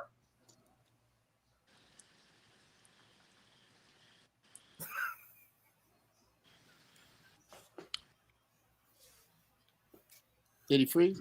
Yeah. No, he said he conceded to it. There's nothing else to speak after that. No. The first part. We agree with you, JT. We agree with him. We agree. Okay, let's leave it all alone. Can we leave it all alone for a second, please, guys? Is it all right if I talk for a second? I mean, let me put it right. Is it all right if I monopolize this motherfucker's mouth? Go ahead. Okay, great. First, Angry Man, from the bottom of my heart, bro, I want to thank you for sicking your Beano Nation on me. Because the only thing it's going to do is make thousands of people come to my channel. Number two, dear Beano Nation, my turn. Exactly. I'm not saying it bothered you. I was thanking you. I would be happy if more people watched you. I believe you would, and I wish you wouldn't talk over me or under me right now. Is that okay? You've been talking off of this thing all night. Okay. Exactly. Kish. Exactly. Are you fanning? Hold on, Kish. I gotta say something. Jeff, just hold on 2 seconds. Let me. Now I got a host. I was about to host. Y'all gotta do me a huge favor. Angry Man keeps talking to you like you too big MC, like you the biggest hype man in the fucking world, and then you keep jumping in, apparently wanting to just hold this nigga's nuts. They are talking. Let them talk. No, Thomas. No. Let them talk. right. I ain't done nothing. I've been very nice. I want them to talk. Please let them talk. It got so bad that every fucking time Angry Man had an issue, he went to you. Like you was his girlfriend. Hold on. Play that. It looked dumb. It looked dumb. He kept doing it. Our audience, am I lying? He kept talking to you like you was his friend. Kid. Hold on, but I'm a grown. I know, stop. Let them talk. Bro. Let them talk. Bro. It's all I'm asking. Bro. Let them do it. We've been joking this whole fucking time. No, it wasn't a joke. You weren't joking then. It was a joke. You've done it the whole time. I'm asking you to stop just for a moment. Let them talk. Please. It's fun. They can cut it up. All of that stuff. I want them to talk. That's all I want. Bro, you look, when I'm on panels, nobody's supposed to be on my side. And everybody else can dogpile and team up on me, but if somebody agree with me, they standing out, they dick riding, all of that type of shit. So niggas is being with Tommy. They dick riding Tommy. Can I please do this, Tommy? Tommy, don't please, man. Can I? Tommy, bruh, you think I can handle the weight? And niggas want to yell and get angry with me like I can't Hey, yell Tommy, back? Do you remember the Chinese Who told you couldn't yell back, man? Hey, Tommy, you remember the Chinese Did I drop? Hold on. I need to. I'm with you. I need to correct niggas. Did I drop you? I let you up here, nigga. I didn't drop you. So ain't nobody said you couldn't yell. So while you getting your fucking yell on, you need to fucking yell. Because if I didn't want your ass up here, you wouldn't be up here. Gonna let nobody sit up here and fucking disrespect me while you fucking yelling? I never told you couldn't. I never told you couldn't, nigga. Did I tell you fucking couldn't? Did I complain when you did? Huh, nigga? Did I complain when you did? But nigga, you talk about I'm great. Did I complain? No, don't butt me, nigga. Don't butt me, nigga. You brought up. No, nigga, you brought up. You can't complain. I can't yell. That's what you said. So we're gonna address that. Did I tell you couldn't? No. Did I have a problem with you doing it? No. And shut the fuck up and yell. Tommy, stop yelling. You got the funniest voice in the world. I don't like shit like that, nigga. If you gotta say something, I get it. But as a man, I let him yell back. I didn't say he couldn't. I didn't try to hold no mute button. I didn't do any of that. But you got niggas talk about sucking dick like I can't agree with a nigga. I can't agree with a nigga. I said, hold on. When he starts doing this, if he's talking and he start talking to you, knowing how the fuck I'm gonna say to somebody knowing they gonna back me up, that seemed weird. Okay, we had gotten to the point where he knew you would back him up. That didn't make sense to me. It was a bad look. Go back and look at it. I'm gonna go get some when niggas is backing up Tommy. No, I said he was waiting on you to do it. He was talking to you. Him and Jeff were talking. He would talk to you. So it's not my turn right now. Go ahead, Jeff. Can I get some popcorn or not? Now. Go ahead, Jeff. Okay, I'd like to just I'd like to just finish what I was saying, which was going in a particular direction. I was actually thanking Angry Man, and I already know how happy you are that people are going to come to my channel. I submit to you, Beano Nation. Don't just go there. I need you to look up, if you're going to start at the beginning, the Foxhole Archives. I've been at this for a minute. That starts in 2007. From there, the show that branched off from that Marcus King, Jamie Foxx's manager, produced for me and Zoe Williams, it's called the Zoe What Morning Show. And that went from T-Radio V to over on Pico. I forget what that one was, Tommy. Dash Radio. Yep. Yes. The point is, if you're gonna do your homework on me telling the truth, do it deep. Don't scare yourself with the prophecy you find. Don't scare yourself with me and Zoe talking about right now like it's right now 15 years ago. Don't let that scare you. Drop that needle anywhere and meet me on my words. Because unfortunately, Angry Man, you have missed me fucking up plenty and apologizing. I don't have a problem with I'm sorry. I'm not the one who said that they never say I'm sorry here. That would be you. I have no issue with my mistakes because all mistakes do is make me better, brother. Okay, and I stand on. So first of all, I stand on exactly what the fuck I said, and at no point did I ever say, that I don't never make no fucking mistakes. And this is that's not what you said. You said you don't apologize. You don't say I'm sorry. This is what I meant when I said y'all dragging this shit out for a reason. Okay, let me bring it back up. Maybe you didn't say sauce on the shit. Maybe you didn't say it. I have never once said I never make a damn mistake. I never said you said that. If I remember correctly, let me help you out with your memory. I didn't have a problem with when you do something wrong, atoning for the shit. My preference is to use the word I apologize. That's not what you said. I'm sorry. That's not what you said. All of a sudden, that's what you mean now. No, that's what you mean now. That's not what you said, bro. Hold on, no, because now you virtue signaling so hard. So you sorry? Are you a sorry person?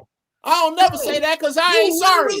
I grew up in the nation. So I ain't sorry. Are you sorry? Are you a person? That's a quote, Doc. I'm the only one that can't freaking say a whole statement without being interrupted. No, we've been doing this all night, and people don't just gang up on you. I'm normally on your side because you're normally right. Tonight, you're dead fucking wrong. No. Number one, first and foremost, that shows you ain't been paying attention. People always gang up on me. Always. And if anybody, how many times have I ganged up on you? See what I mean? I'm not talking about do that. I'm gonna be sucking your dick next. According to this thing. So if I'm on the panel with Tommy and Tommy is right and I choose, I hope y'all stand on business in the chat. You know what, Kish, brother Kish, I hate to use this, but shut your young mouth when grown folks talking. And shut you your are out of your fucking depth. Shut your own mouth, boomer ass nigga.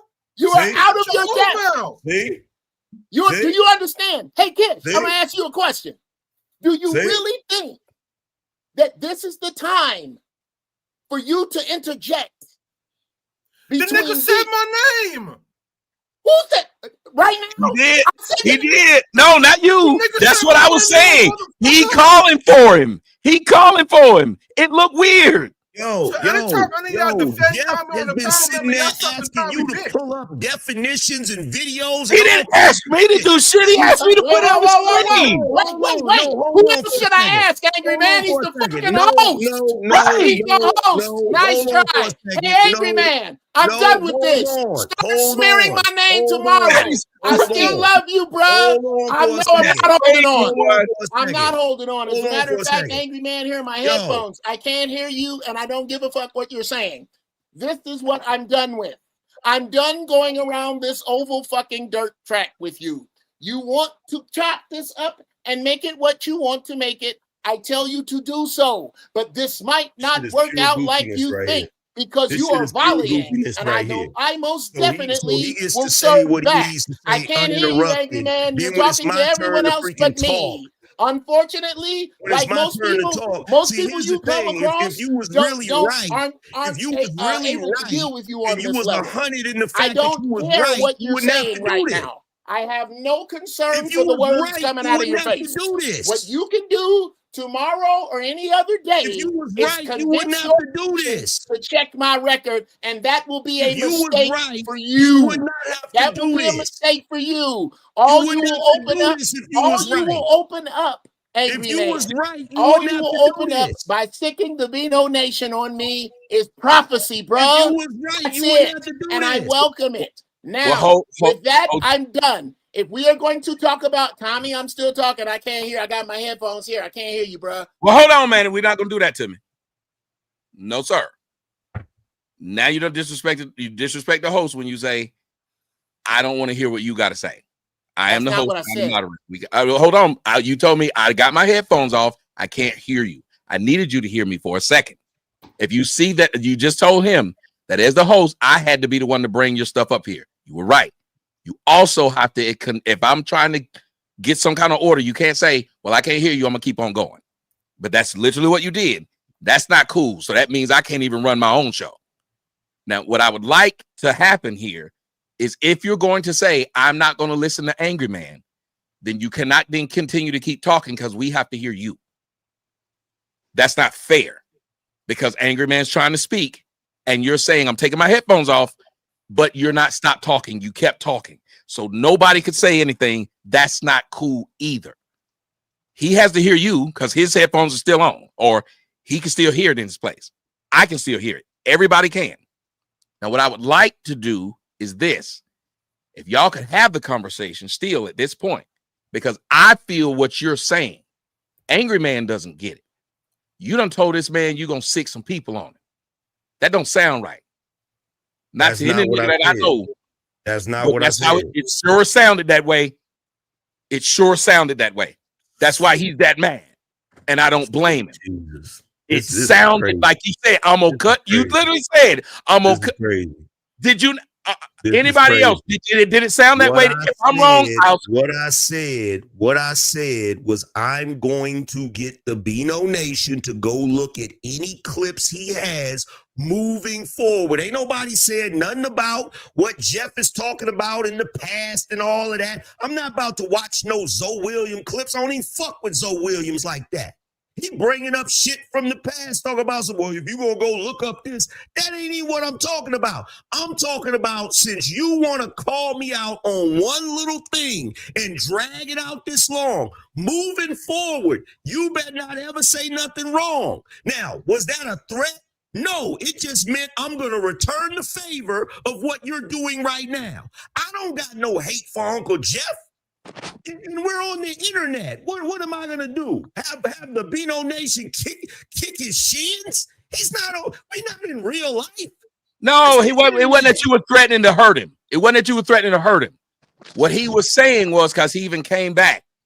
And now I'm telling you what he said. If I said to this woman, whatever I said, and she thought I said I'm gonna slap her. If a mediator comes in and says, bro, the reason she upset is because she think you said you're gonna slap her. I'm telling you, he's said it 1,000 times. If you're going to sick these people on me, he said, you've already done it. So apparently they've already started saying some things. Jeff can tell you.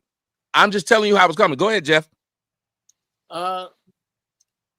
Again, we don't have to guess what you said.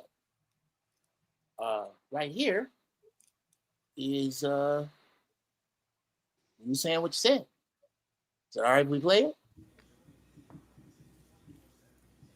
We sharing it? We good to go, guys? It's up. It's up. You can't misspeak about any fucking thing ever in life.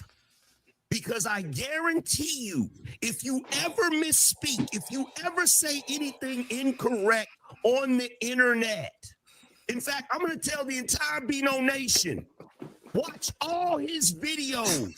If he ever says anything wrong, you send me the goddamn clip. Because I'm going to drag that shit out for as long as possible. When did I say sick Beano Nation on him? When did I say sick Beano Nation on him? I said I'm going to ask the Beano Nation to look at all of his clips. And if he ever says anything, future tense, not past tense, I'm not telling him to go dig up his entire history of everything he's ever said. When did I say sick the Beano Nation on him? That was a weird thing. My bad. I fucked that up. I'm 60. I'm high. It's late. Let me say this.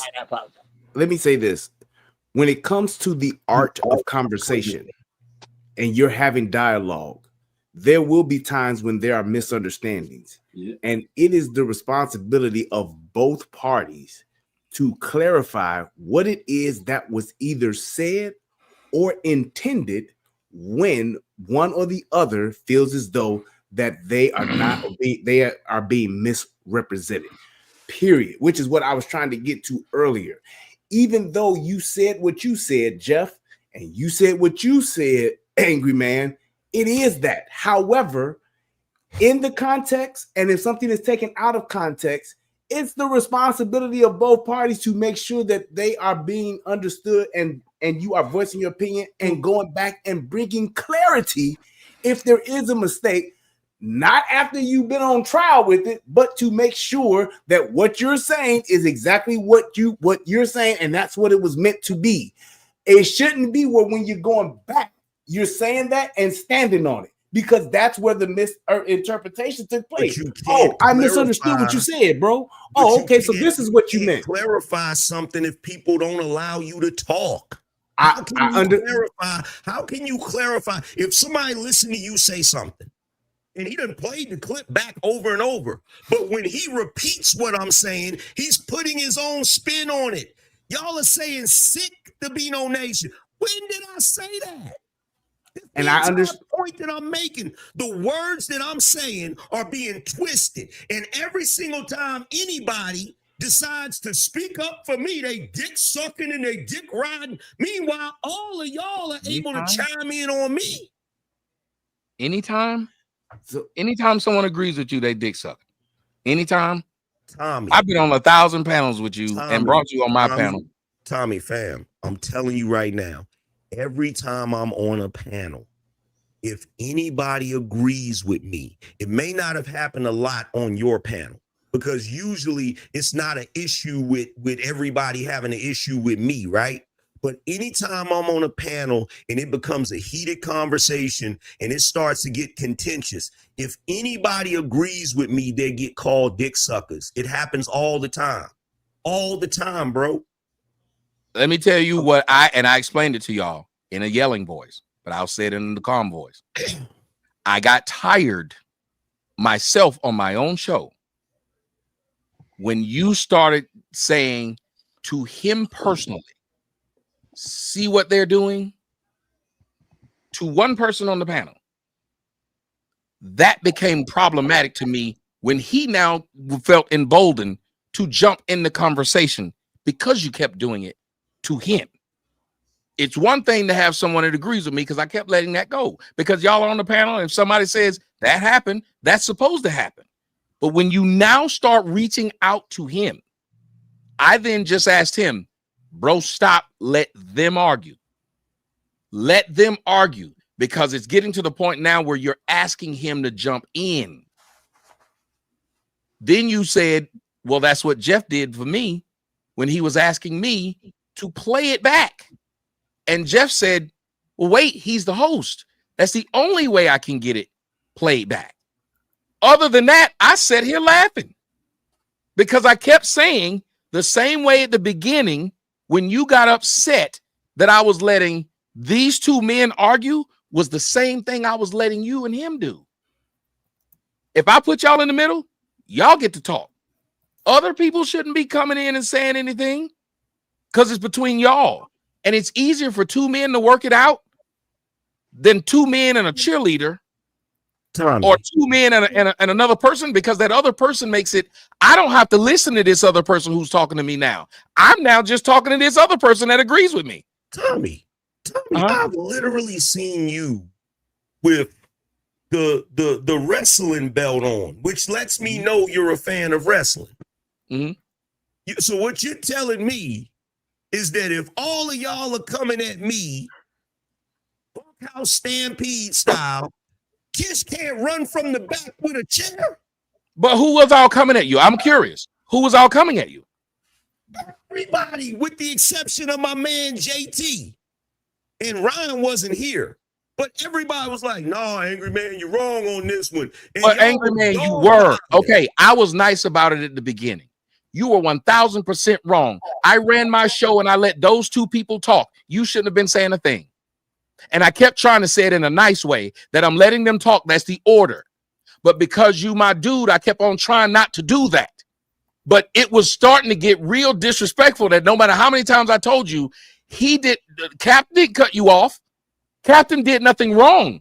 I told him that was how it was supposed to go. He was trying to explain it to you. Then he got out of pocket by the way he responded to you. He was out of line. The first thing he said to you was out of line. When he said you ain't getting no pussy, that don't make any sense. But prior to that, you were saying he was cutting you off, but he was only doing what I had set up. That him and the other guy were talking, and they were supposed to go back and forth. Then I was going to bring you in. That's true. So then at the second, and somebody said, so why did you mention dick riding? This EP said it. See, I don't mind answering the questions. When they said, why did you do it? At that point, I had gotten so upset that Kish had gotten so comfortable now that he's now cutting off a conversation between two people. And the reason he got that comfortable is just like if I let my daughter get into a conversation with grown people, and now she's doing it because it's encouraged. When you kept saying to him, angry man, referring to him, he wanted that. He wanted to show you I got your back. But then it became problematic. It became an ugly look because you kept looking to him. How you know he wasn't going to disagree with you? When you kept saying, see, Kish, what if he had said, if you felt he was objective, when you say see to somebody, they might say, no, I see the other side. But you had known he stopped being objective. So first off, Tommy, you're incorrect. And I'm going to tell you what you're incorrect about. So if the premise was at the beginning that Cap, and it's not the first time Cap that has done that to me on this show. He's done that to me numerous times where I try to interject something and he G-check me. Hold on, I'm not finished talking, and then he talks at length. Okay? So if the premise was that him and Mr. Fantastic was supposed to go back and forth because they was having a back and forth, then guess what? You broke that rule with me and Jeff. Because Jeff had said something in response to what I was saying, and I didn't even get to respond to him. Everybody else started talking. The only difference between me and Cap is I didn't shut everybody up. I didn't yell at everybody when it happened. So I literally had moments where me and Jeff had a back and forth. I wasn't allowed to have a back and forth with him. Well, the thing was you said Cap tried to shut you down. He didn't. You said because he kept talking, because he responded, you said, so I guess he the only one who can talk. That was the first thing you said to him. This is what happened. They was having the back and forth. They was having the back and forth. Now, I didn't realize you wanted just them two to go back and forth because I had already said something about the specific topic. So, in fact, part of the reason they was even talking about that was because of a couple of things that I said. So I'm thinking I'm part of the conversation. So when he said what he said to Mr. Fantastic, no, Fantastic said something. No, he said something to Fantastic, and then Fantastic said something back to him. And then he started back talking. Getting ready to interject, and then that's when he stopped me, and you said, well, I was trying to have them go back and forth. So that's when I fell back, but that's after we done already got into it and shit. So well, see, but that's what I'm trying to tell you. Y'all got into it because he was trying to tell you, I'm just answering him, and the first thing came out your mouth was a smart comment saying, "You think it's you the only one that can talk?" Yeah, because I didn't know. He didn't think he was the only one that can talk. But he didn't think he was the only one that could talk. I literally, if you go back and watch it, I told them to talk. That's why I said I'm gonna throw y'all to here, and I want y'all to handle it. But maybe you didn't hear that, so you thought he was monopolizing the conversation, but you didn't notice the screen changed.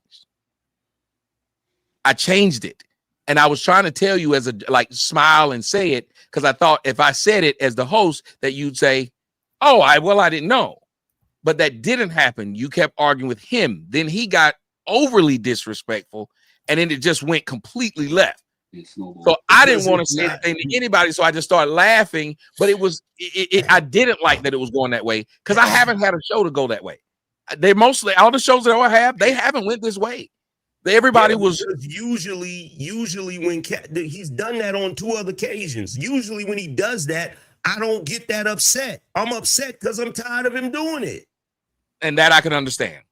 That I can understand. If somebody's doing, because I can't say I'm above that. If somebody else sees something, they think it's the first time, but you've seen it and this shit just got tiring, then your response to it is going to sound completely different than mine, who just saw it. Now, Uncle Jeff, you wanted to say something, but it's still mostly between y'all, because I think y'all. Here's my real thing.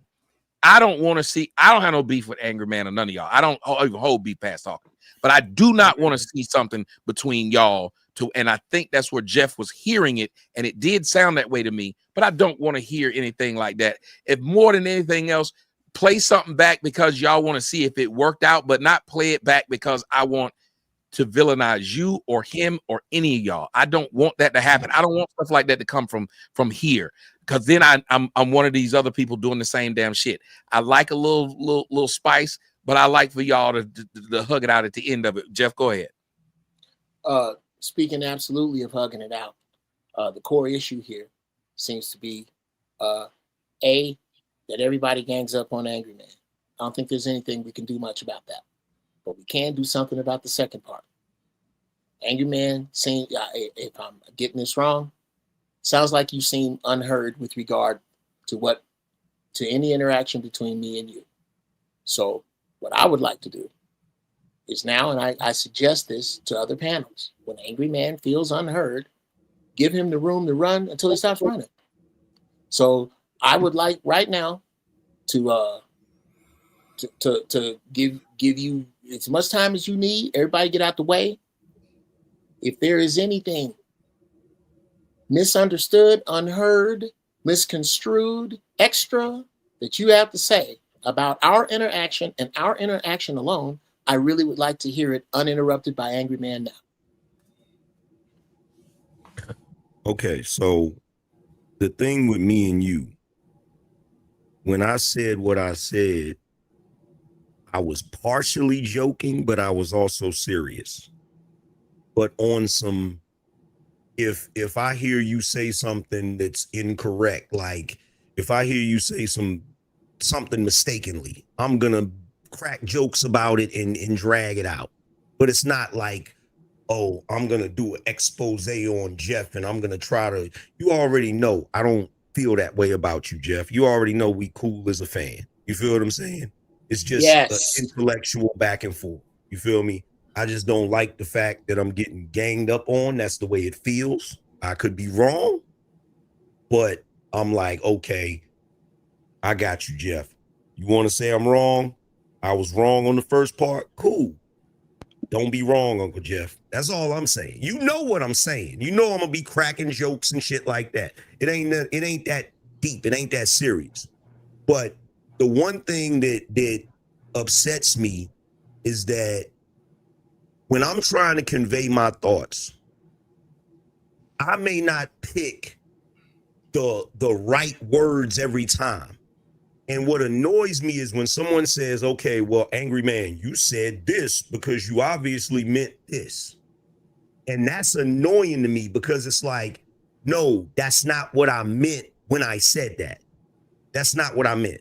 What I meant was XYZ. So if I say something and you say, well, Angry Man, you said this, we can play the tape back. Instead of playing the tape back, say, well, what did you mean, bruh? Because if I'm wrong, I'm wrong. And like I said, the first part of it, I was wrong about that. The first definition that y'all gave, I was wrong. Cool, is what it is. But I wasn't wrong about the definition that I was giving you guys. Now, we could go back and forth about that all damn day, about whose definition is the number one definition or the right definition. The bottom line is y'all ain't gonna stop using the word sorry as it pertains to the first definition. And I'm not gonna use it because of the definition that's the third definition. It is what it is at the end of the day. My whole thing was, I don't think that's the best strategy as it pertains to dealing with the Gen Zers, because they love to play victim. And if you tell them that everything that happened to them is your fault, they're going to use that as the damn excuse to not do better. That's the entire argument I was making in a nutshell. And all I'm saying is that's what I was trying to get to with the second part when I was asking Angry Man, because I knew that you had the ability to articulate yourself, but you were so caught up in the moment of you being people taking what you said the wrong way. And what you should have did was just that, what you just did now. You could have did that an hour ago as your explanation of what you were saying so that you could be understood, because it's not up to me to get what you're saying when I make an assumption to say, well, this is what I heard you say. That's where you, like you just did, that's where you step in and say, hold on, pause. Let me say what it is that I'm saying in a different way, because you were feeling the same way and you were trying to say that, but I think you got caught up in you feeling like you're not being understood, to where you got angry, to where you lost the gift that you have, which is what you just did. Because if you couldn't articulate yourself, Brian, I don't think anybody would have tolerated that and just would have let you just do your thing and said, okay, that's what he doing. Brian, I get what you're saying 100%. I get what you're saying 100%. But here's the problem. At that time that you're saying it would have been better if I did it then, I was pissed. Yes. And when I'm pissed, it's not gonna come out right, because it's not. You're right, but that's where you got to hold the line, though. You have to hold that line. It was just like when everybody was saying, when Jeff said, all y'all are saying this, only me and Tommy, the only two that's not. And I said, I'm gonna rest back, I'm gonna let it roll. And I said, let me say what it is that I'm saying again, because I never said that. And I made my point again. Now, whether he got it or not, fine. But had he kept saying it, I would have went right back to it. Let me say it again, because I'm holding that line. Like you said, because you know what you're saying and you understand what you're saying. And you ain't going to let nobody change that. But you still have to hold the line and say it again in a different way. Okay, and I get that. But here's the thing. Here's the thing, brother. Give me some grace with this, because you may have a little more of a toned down temperament than I do. You feel what I'm saying? Because if I'm in the moment where I'm articulating myself and I'm upset, it's going to be more difficult for me to articulate myself, especially if people are coming at me from every angle saying, nah, that's not what you said. Nah, that's what, and not letting me get my words out and not letting me speak. It's just making me angrier and angrier. And then when my man Kish try to chime in, no, listen, when my man Kish try to chime in and help me out, now y'all want to attack Kish. And I'm like, damn, I'm the reason Kish getting attacked. Yes, you're right. But the thing is, Angry Man, you have to realize that the reason why we're up here is because we're all Avengers, my boy. We are all Avengers, and we all have our superpowers. And you hold on. We all have our superpowers, and you have to have the discernment as a superhero on when to use your power. I can get loud and yell. Me and Tommy was arguing. They just put it up there. We was arguing like a motherfucker about Lawrence Taylor, because I still believe he disrespected one of the greatest motherfucking football players of all time. But we used the tactics of explaining ourselves in different ways. And yes, some of them got heated and got to yelling. I got yelled at, nigga, I didn't say that. And I'm like, nigga, you did. But we have to pick and choose when you did it. And I don't think that what you did was wrong. I just think you got so angry. And what I'm suggesting to you is don't let because you have a lot of righteousness in you, you can't never let yourself get that angry to where you lose on how to use your superpower. Because sometimes you do got to yell and get at a motherfucker's ass and tell them what the fuck is going on. But sometimes you have to sit back and say, let him go ahead and have his moment. And then I'm going to come right back and say what I said again. Bro, in a different way. I'm sitting there listening, and I heard my man JT chime in. I didn't even want to say JT's name because I didn't want him to catch no stray. Yeah, why is JT a dick sucker? I didn't want him to because JT didn't sit there and do it 1,000 damn times in a row. Because JT didn't just sit up there and start co-signing a nigga like he motherfucking Scrooge McDuck, and he get all these. So when niggas co-sign you, they sucking your dick. This is one of my. I said no, sir. First off, let's get it straight. This is my motherfucking show.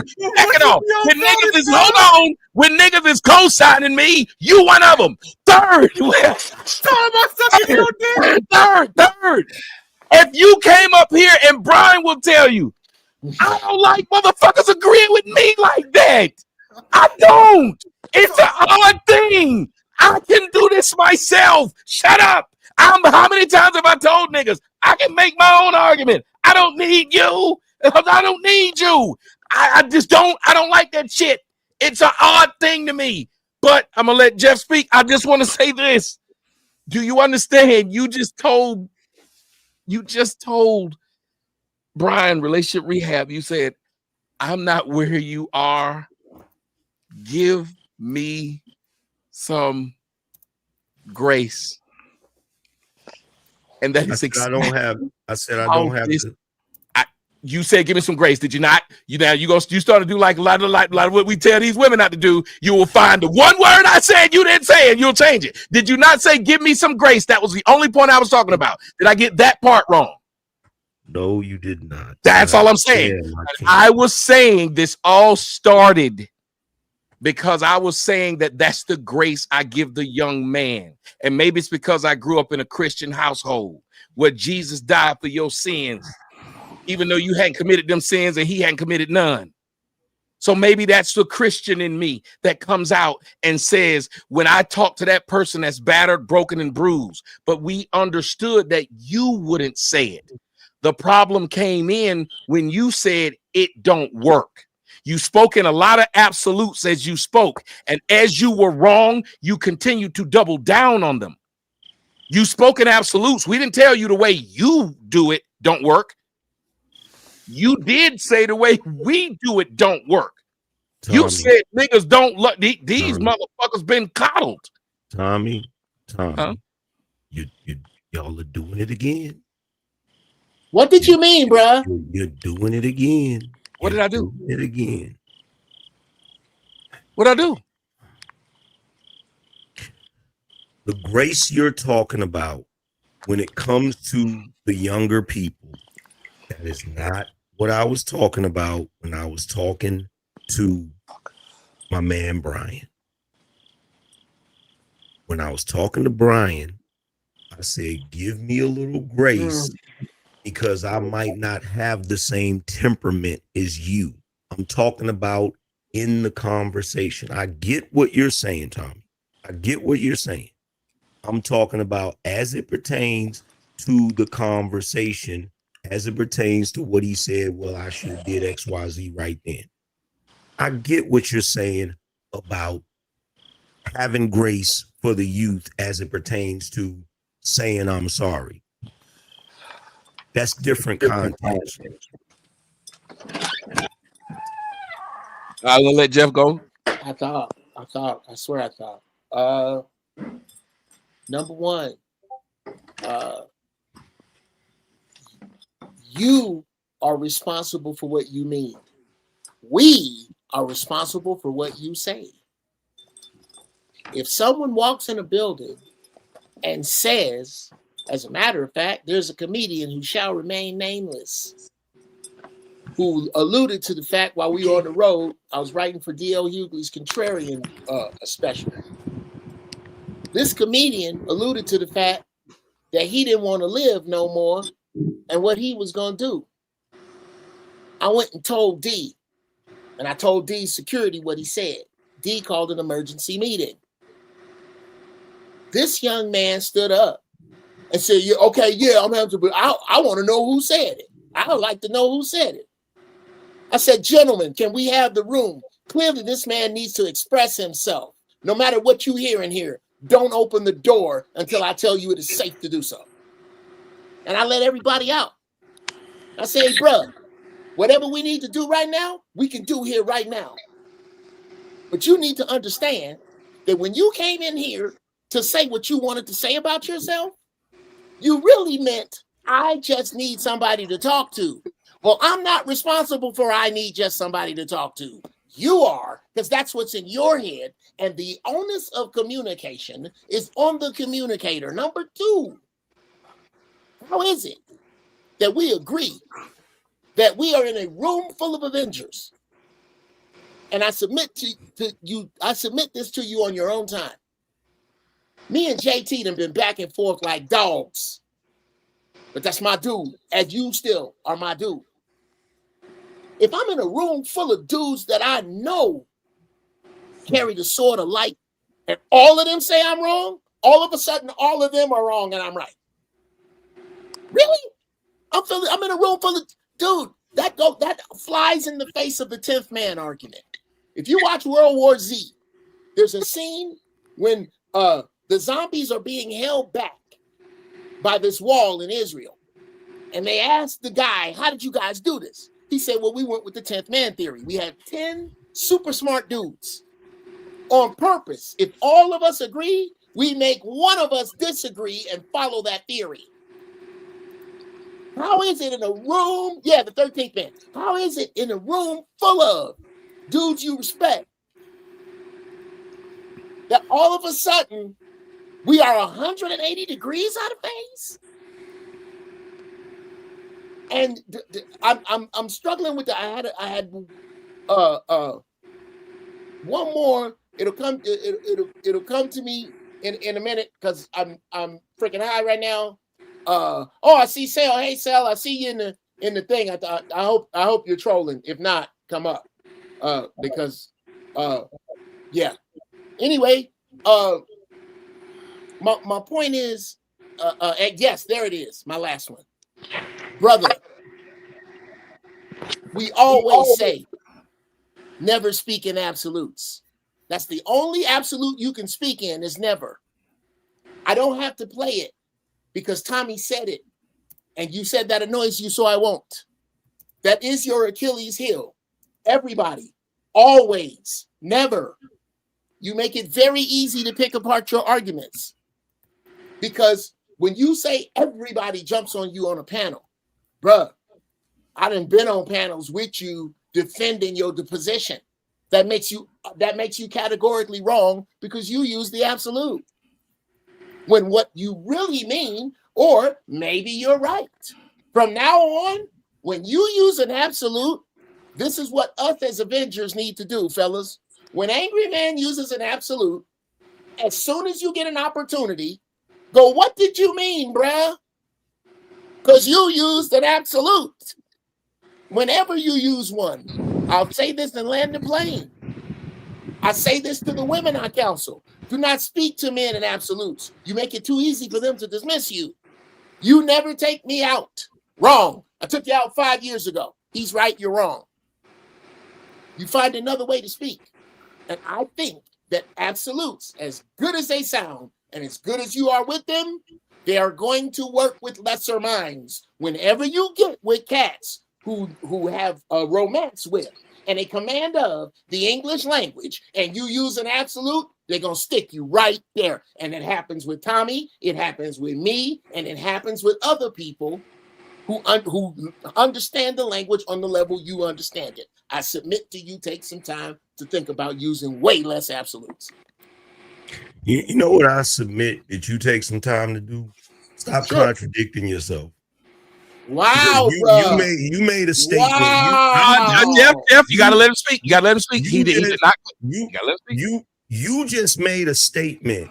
You said that it's my responsibility to show you what I mean, right? That's my responsibility. That's what you said, right? That's what he said, right, Tommy? Well, yes, that's what I said. Well, if it's my responsibility, it's y'all's responsibility to hear what I said, and it's my responsibility to make sure you understand what I meant, then why the hell are you making it your responsibility to tell me what I meant?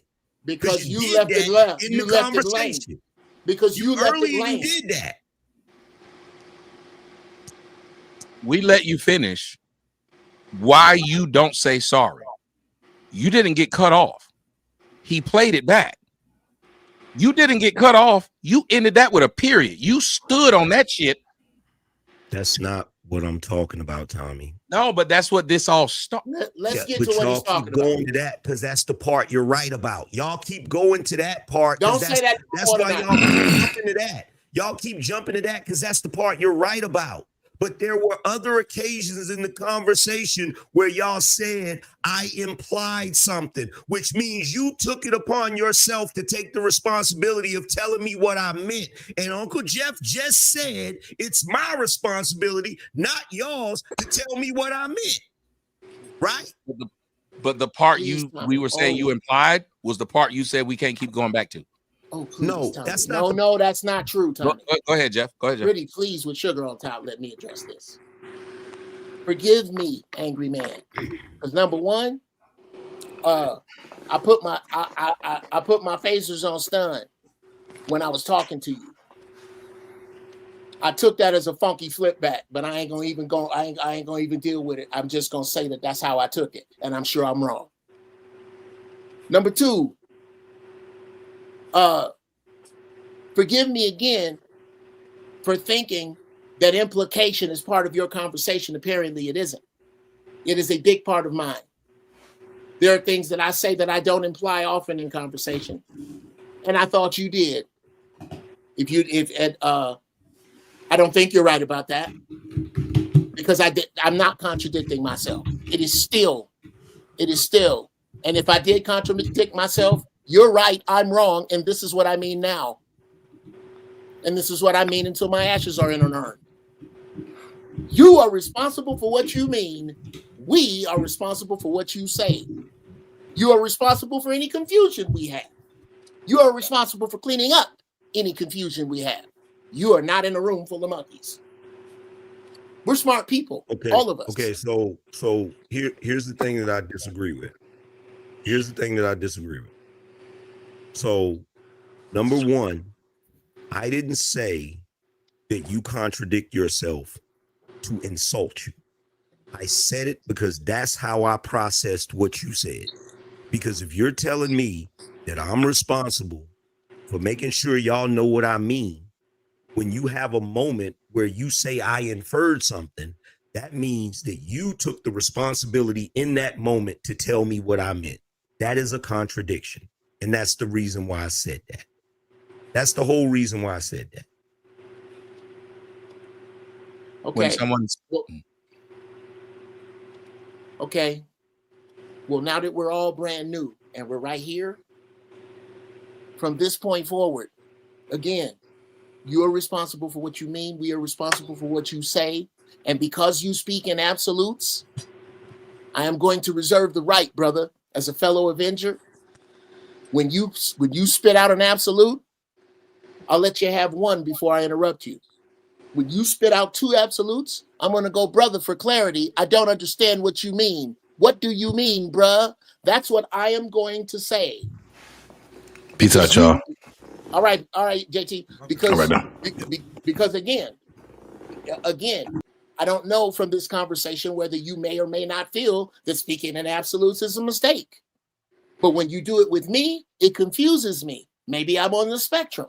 It could be that. But when you say always, never, any, and nobody, if you use those words and you use two of them, I'm going to reserve the right to stop you and ask you what you mean. Do you have a problem with that?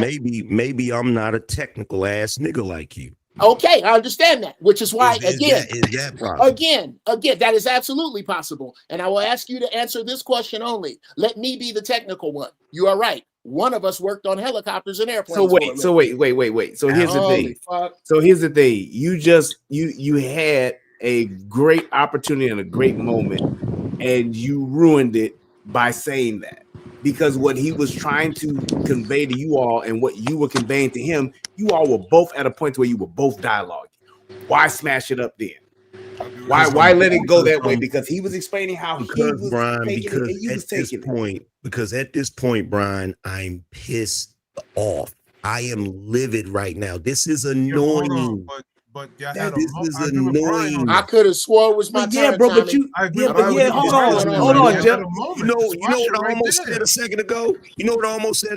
And I stopped myself. Okay. I almost said, I'm going to give you 10 absolutes next time, Uncle Jeff. Like, I'm annoyed at this point, bro. Yeah, okay, I understand that. But what I get your frustration, but Jeff don't. Yish may not. Tommy may not. And all I'm saying to you is if you were having the dialogue, even though on the inside you were fuming, then why not just let that be what it is in that moment and let that part be finished to where you have it resolved? Because let me explain to you why. Because right now in this moment, niggas are being petty. We've been talking about this shit long enough, bro. We've been talking about this long enough, and it's what it feels like to me, and I could be wrong, but this is what it feels like. It's like, oh shit, Angry Man was dead ass wrong. Gotcha, nigga. Let's drag this shit out.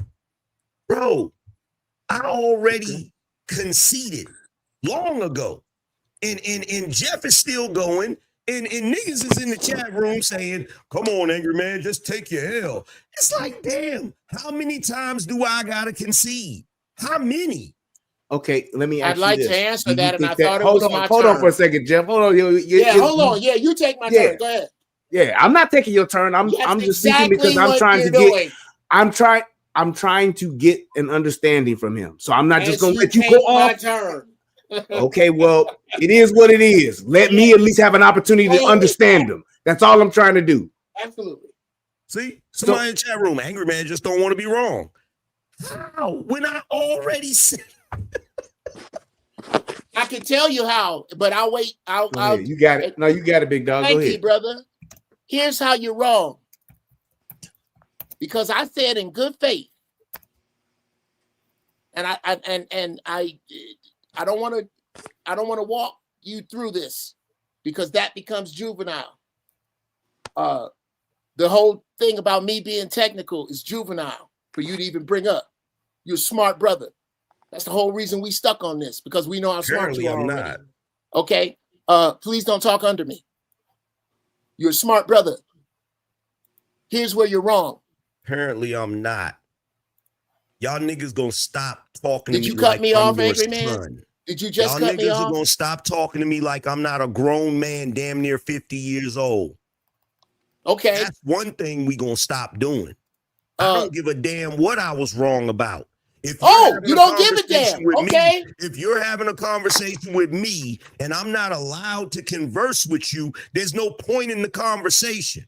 Really? So I didn't give you room by yourself. I didn't demand you have room by yourself. I didn't do that.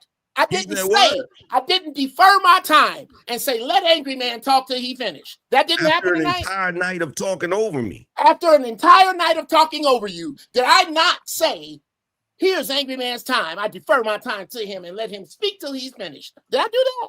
Bro. Yes or no? Bro, here's the thing. Yes or no? Yes or no? Did I do that? Yes or no? Uncle Jeff. Yes or no, brother? Uncle Jeff, I have grown children, brother. I bet they ain't old as mine. I bet they ain't old as mine. I'm not. I'm asking you a question. I'm asking you a simple question. And you're telling me how to answer it.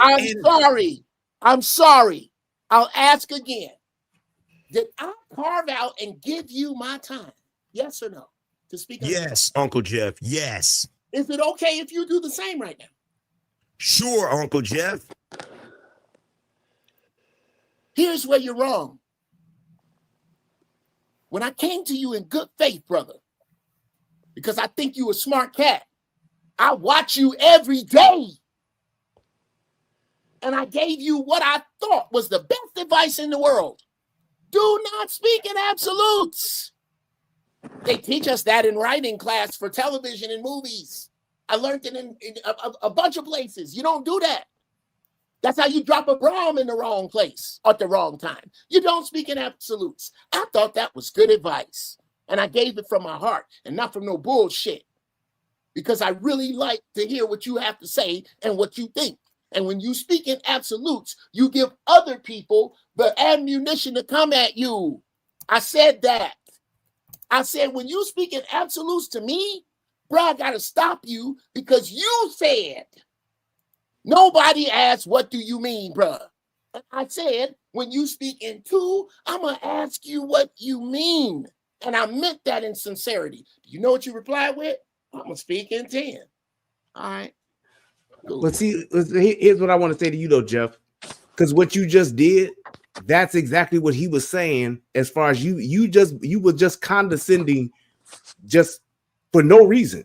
It's like you saying somebody asks you for $5 and you say, "Oh shit, $5 here, nigga. Damn. Do I really want that $5 then?" It's like he was explaining to you, which is why I was trying to get that understanding of what it was that he was saying so that I can understand what he was saying, because he said it earlier that you don't do that. And you don't do that. And just because you come up after somebody corrects you or says something about what you said, and you say, "I'm sorry." Damn, that ain't what we supposed to do if we Avengers, because now you're abusing your superpower. Just because you have a point doesn't mean that you drive that fucking point home every single time until the point to where you're not even hearing what he's saying, because every time he said something, you go back to the point about absolutes to where I'm tired of hearing the shit now. So you have to be able to listen just as well as you speak so that you can get an understanding, because that's all I was trying to do. Because obviously, however many times you want to go back and watch this and count how many times you went back and forth, there's obviously no resolution. So why not try a little more understanding as opposed to just keep reiterating your point and shooting the same shot? That's all I was trying to do. And I stepped in because I saw that you weren't getting anywhere with what he was saying. I land. Who turn is it, Tommy? I just want to say one thing, and it may sound irritating, but it's hard for me not to do it if it's being done, because it's hard for me to watch somebody say, I don't like it when you leave trash on the floor. And then when they leave trash on the floor, they say, well, it's just a piece of paper. What just happened, and I don't think y'all noticed it, and that's why I said I'm gonna see if Kish and EJ agrees or doesn't. This all started with Confucius. It all started with words mean something. Yeah. And saying that I'm sorry. Yeah. Mean that you're sorry. It didn't mean you a sorry nigga. And I ain't gonna say that. It was and then when people said you're using semantics, it's not semantics. It is, you need to say it the way it's supposed to be said. Well, just a second ago, when somebody said, this is what it is, the response was, you know what I mean? It ain't, don't hold me to these words. It ain't so, and I'm thinking, but if that's the case, we would have never been here. If the person would have understood when these people are saying, I'm sorry, you knew what they meant. But you wanted that grace at the end when you did it. And that's the scary part, to watch people say, when I talk to you, I can talk down to you and tell you get it right. When I don't get it right, you supposed that like you didn't just hear it. If we're going to tell people, you got to say it this way, and this the way I need to do it, and this the way everybody else need to do it, then it needs to be done that way. And when it's not, the person should smile, because I smile when people call me on it. You just said you can't do that, and you did it. But nobody will do that, and that's all I wanted to see if the EJ and the Kish would say, because y'all didn't smile. I didn't see none of you smile and say, the person I'm sticking up for just literally said the opposite of what they said that started this. When the light was turned on them. Very true. That's what we need to be able to do to each other, though. No, but we shouldn't even be mad when it's done. It should be funny. No, but I do agree that this thing about the whole sorry thing got dragged on, right? And Uncle Jeff, the angry man, he was trying to have dialogue with you, and there was a moment in time when Brian called it, well, we should have just squashed it right there. Yeah. And angry man, you said this explosive thing, and it continued. But it should have never been made a point. Yeah. Right. This I is want what to we say something need to to Tommy. do. Tommy. We were having a good conversation. The word being told that sorry means this, and y'all using it wrong, that would offend a lot of people when they realizing they're not. And when it goes 30 minutes before you honestly then say, oh, okay, I got it wrong, because you didn't. You spent the whole time justifying what they were saying and how they said it, and that they were right.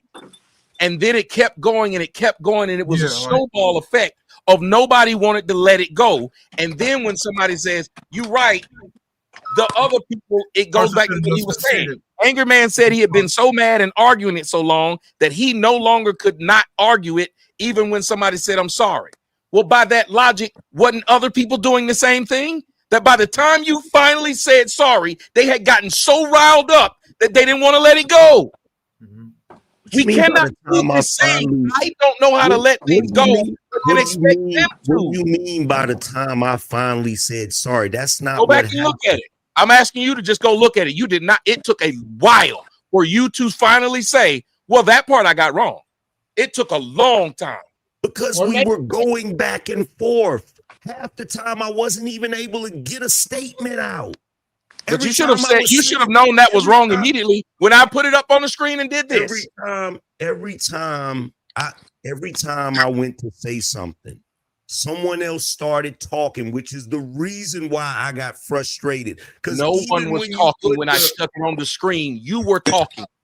You literally were the one talking. If I sit up here and said, if I said there are no black women who are on welfare, and someone sticks it up on the screen and shows that it is, you're doing it right now, Tommy.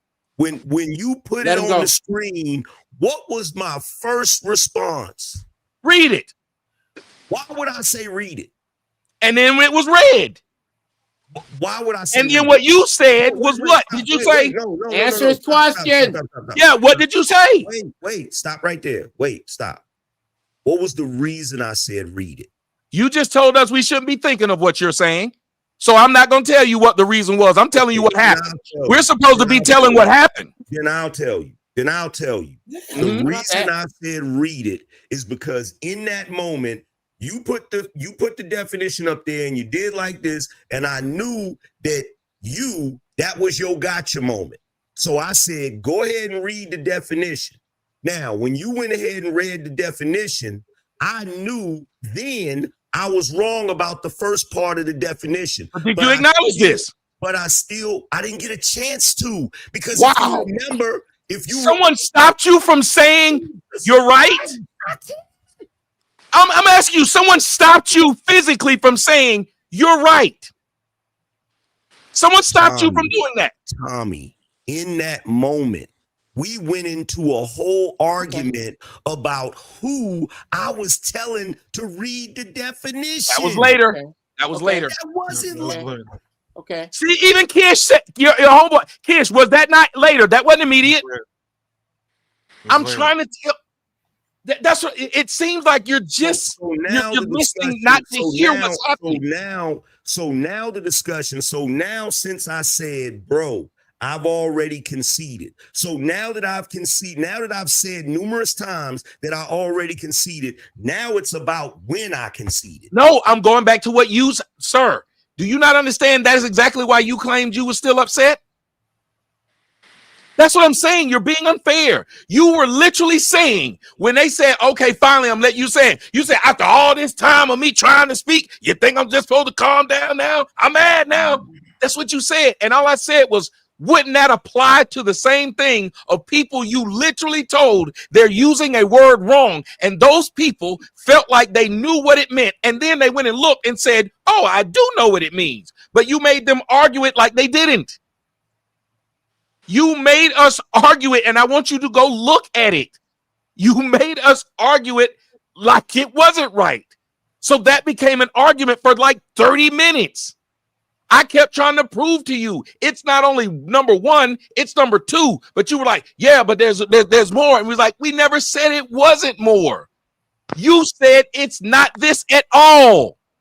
If I say it is not something at all, that's why Jeff keeps saying absolutes. Once you say it's not something at all, and again, it becomes a weird thing, especially to someone who thinks that they know, they actually know they're right. And again, this entire thing right now would be relevant had I not conceded. Regardless of when I conceded, I still conceded. So we're still talking about me being wrong. So if you believe that, then why is it that you said once people get you bad, you can't go back? Why did you say that? Because you should be able to say once they apologize, it's done. By your own logic. Once they apologize, it don't matter how long they did it. Tommy. Brother. There's an echo. I said to Brian, I said at that point, I was upset, which is why it was difficult for me to articulate myself. That's what I said. I didn't say I was upset in that moment because everybody was saying that I was wrong, and I didn't get to say that I was. You're changing what I said, bro. You're actually changing the entire argument of the entire premise of what I was saying to Brian. I was literally saying to him, because he was saying, look, if you couldn't articulate yourself in that moment, you should have fell back. And I said, well, Brian, at that moment, I was already upset. So I wasn't able to articulate myself as well as I would like to have done. Because when I did it later, he was like, well, you should have been said that. That's what that part of the conversation was about. Go ahead, Jeff. And then we're going to wrap because it's at 6 hours. We'll wrap. Okay. I'll spare it if you don't want to see it. I'll just tell you what happened. And if you need it verified, then we can play the clip. When the definition was put up, my very question was, yo, I'm wrong about everything. Can we now stop talking about it? I'm wrong, Jeff. You're 100% right about everything that ever was and ever will be, brother. Jesus Christ. What do you mean, bro? That's 3 absolutes. I still got 7 more to go, right? Yes. You guys mind if I chime in for a second? Yes, I do mind. Okay. You have 7 more absolutes before I can ask what you mean. So keep going. Can we just squash it? No, we're we about can't. to squash it anyway because I'm about to have to quit. Tommy, can I say something to you? All right. Quick? Well, go ahead, Jeff. I'm let Jeff. I did tell Jeff I'm let him go, and What Jeff the can go and then fuck? Kiss you go. It's very simple. Bro, the internet is forever. You got to own this. I asked you the very question. Did you have a problem with it? Right at the point I asked you could have been no, How brother. many fucking times? It's my turn or not. It is or it isn't. You said this was a quote. I didn't have an opportunity to say I was wrong at the beginning. I asked you at the beginning. Bruh, I don't use these words often. Check and mate. I asked you right at the beginning, what is wrong about this? That was your opportunity to say I am wrong. Not 5, 10, 15, 20, 25, 30, 35, 40, 45, See, 50. there you go. That was not your time. You could have said what you said. It's my turn. That is not what you said. That is You want to play the tape? You absolutely want to not play? what you said. You want to play the video? What You want to said- play the video? No, I can play the video. No. Because the internet is forever. as Well, you if there's a know. disagreement, we should play it. No. If there's a disagreement, we should play it. You said you didn't have time. Here it is right here. You have That's all I 45 was minutes. saying. Huh? I didn't like that part either. Y'all are saying Jeff is dragging it out, but y'all know when y'all having a discussion with your woman when she said you never let me do it, and you know you did. She's putting it off on you. It's your fault that it didn't happen, and that didn't happen. I have not set up here and let people not describe what was going on. I know I gave enough time for a person to read it and say, "Oh well, shit." Now that I see this, you're right. To say I did not give you time puts it on me, and that's unfair. That's unfair. I didn't stop. That's why I kept saying. I said, did I stop you from saying it? Tommy, I did not at any point in the conversation say you stopped me from saying anything. I said I didn't have the opportunity to say anything because we were going back and forth about numerous things. One part of the conversation. No, you weren't. But we weren't, is what I'm trying to tell you. No, we were weren't. not. We're cutting you And off. then he's You're saying, I wrong. can let you hear it. There's evidence. Where do you we weren't? We're You cutting were you just off. real stuck on believing that was what you believe. I promise you, I swear to you, as my dog, I promise you, you go. And that's why I was saying I'd rather him play it than me keep right saying here. what I thought. Because if I keep saying what I thought and you keep saying what you thought, that's the reason why I record my conversations with my girl. Because I'm sick of arguing with her about, well, this what we thought. Because we can argue that all day, but you can't argue with tape. This is crazy.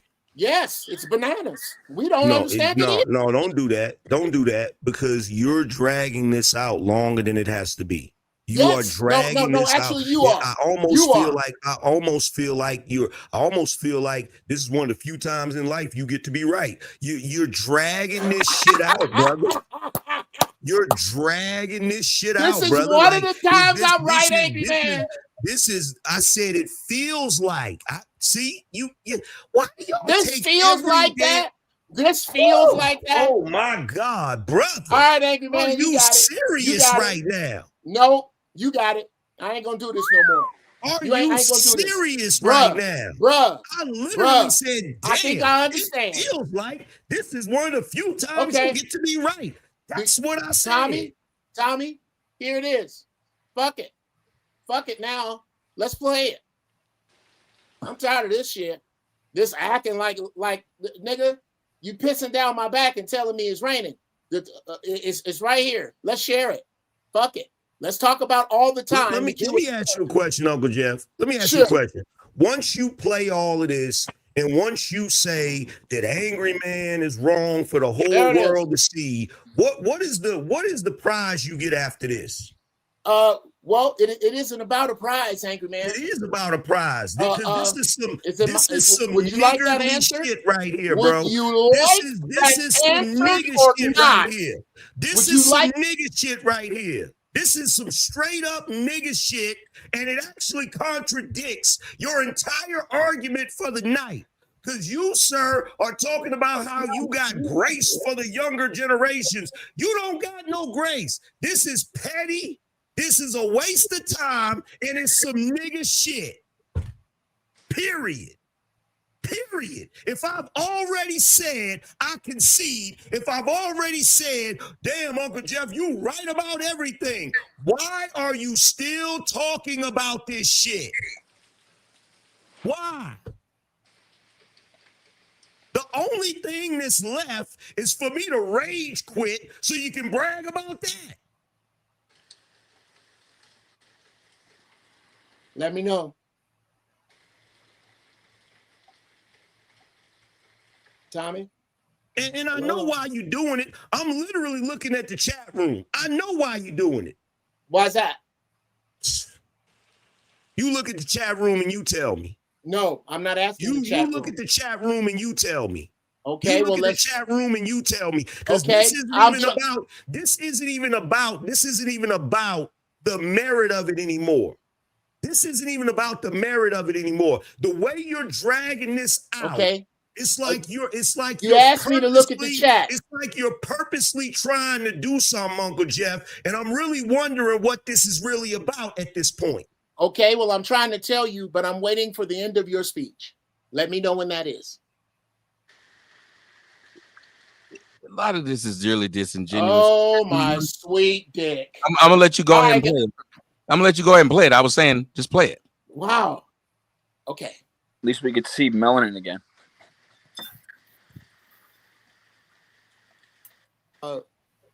What was that? Go ahead and read the definition. I'll bring it up. I don't have it. I was. It's right there on the Okay. screen. It's on the Oh, screen. here. Oh, okay. Sorry. Adjective. Feeling distress, especially through sympathy or someone else's misfortune. I was sorry to hear what happened to your family. I was sorry to hear. Okay. The Wait a minute. context is Angry different. Man, bring that back up. No, please. don't ask him to read it. Then.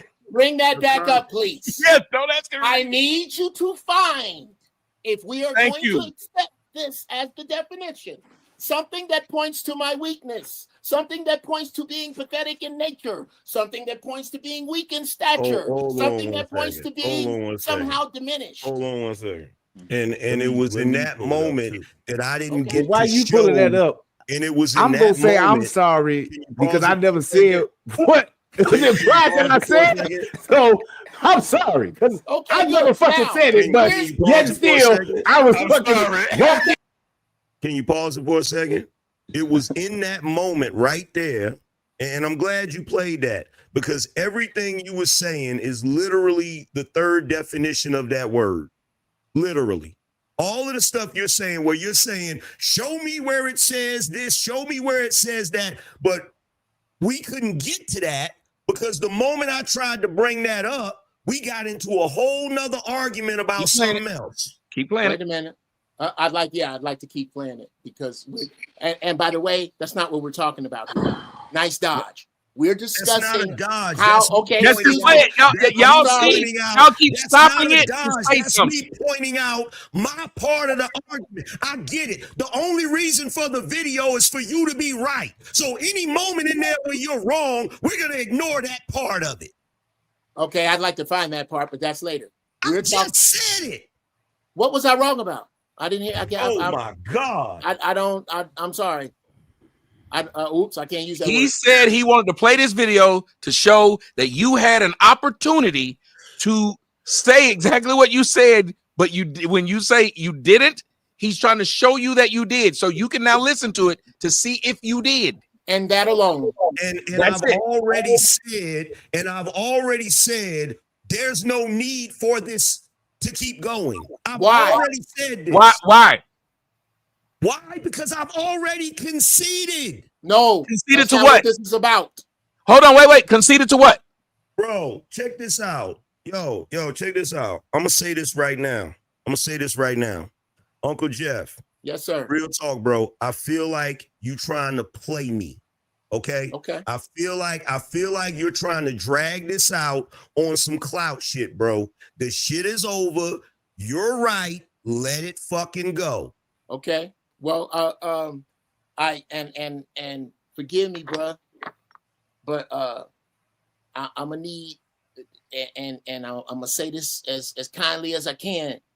We men, I need you to search for why you think that I would do, because if I had if I had an assumption like that about somebody, that I had interactions with before, because you've never done this whenever we've had a disagreement. You have never drug shit out like this, and we just happen to be on Tommy's show that gets a lot of eyeballs, and now all of a sudden you're dragging out a disagreement, and we've had disagreements before, and you've never done this shit before, bro. Never. Okay. Well, I can tell you the difference between then and now. Because when we've had disagreements, and a great many of them, you have been right. You know why they don't get drug out? Because I just go, you know what? Angry man, I didn't see it. They don't get drug out because I'm not petty. You're being petty right now. That's why they don't get drug out. When me and you have a disagreement and I'm actually right, and you concede to this shit, I let it go. I don't drag this shit out trying to make a clown of you or trying to embarrass you. I don't do that shit, bro. You're embarrassing yourself right now. No, bro. You're trying to embarrass me. No, you're doing a great job of that all alone. You are trying your best. That's an inside job, Angry man. This was really about an being right inside and job. wrong. Yeah. You would have took me conceding, and that would have been the end of it. That's not the end of it. It's not. Because you haven't conceded. You've conceded. No. I'll tell you if you're listening. Tommy, check this out, bro. I appreciate you for inviting me on the show, bro. But I'm about to leave because I'm not going to subject myself to this goofy ass shit, bro. I'm not subjecting myself to this goofy ass shit, fam.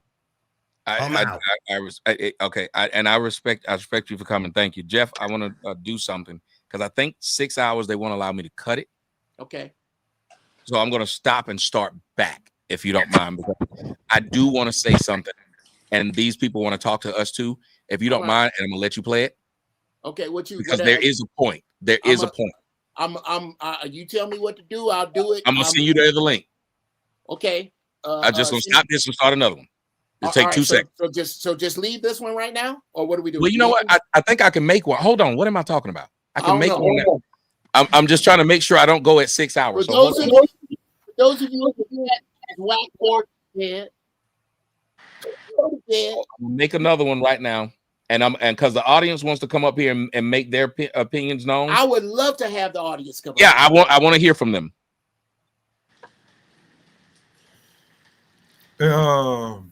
Tommy. I didn't know you didn't want. I didn't know you didn't want people going to your website to the link. So what happened? I'm gonna send all y'all the link right now. I'm talking about earlier because I was. What happened? people in the chat were asking where's the link to the show, and I was They trying put to- it in there. Go to his website. Yeah, I was saying go to the website. I didn't know if you didn't want that or not. Click the live button. So are you gonna put it in the private chat, Tommy? Yeah, I'm gonna put it in the private chat. Okay. Let me see if I can do it. Let me make sure I get it up. I should be able to. Yeah. Okay. Private chat. Here it is. Is it over there where it says starred? Oh, that private chat. What the fuck is the private chat? Oh, there It it is. says I'm here. Where it says Well, I see comment, Stella's it's next here. to it. Yeah. Here's the private. There's a link to the private one. Y'all come over there. Everybody else, when y'all come over to the YouTube, I'm gonna give it to y'all. So everybody that's on the panel right now, y'all should see that link in the back. Y'all see it? Yep. Yeah. All right, I'm gonna stop this and start that.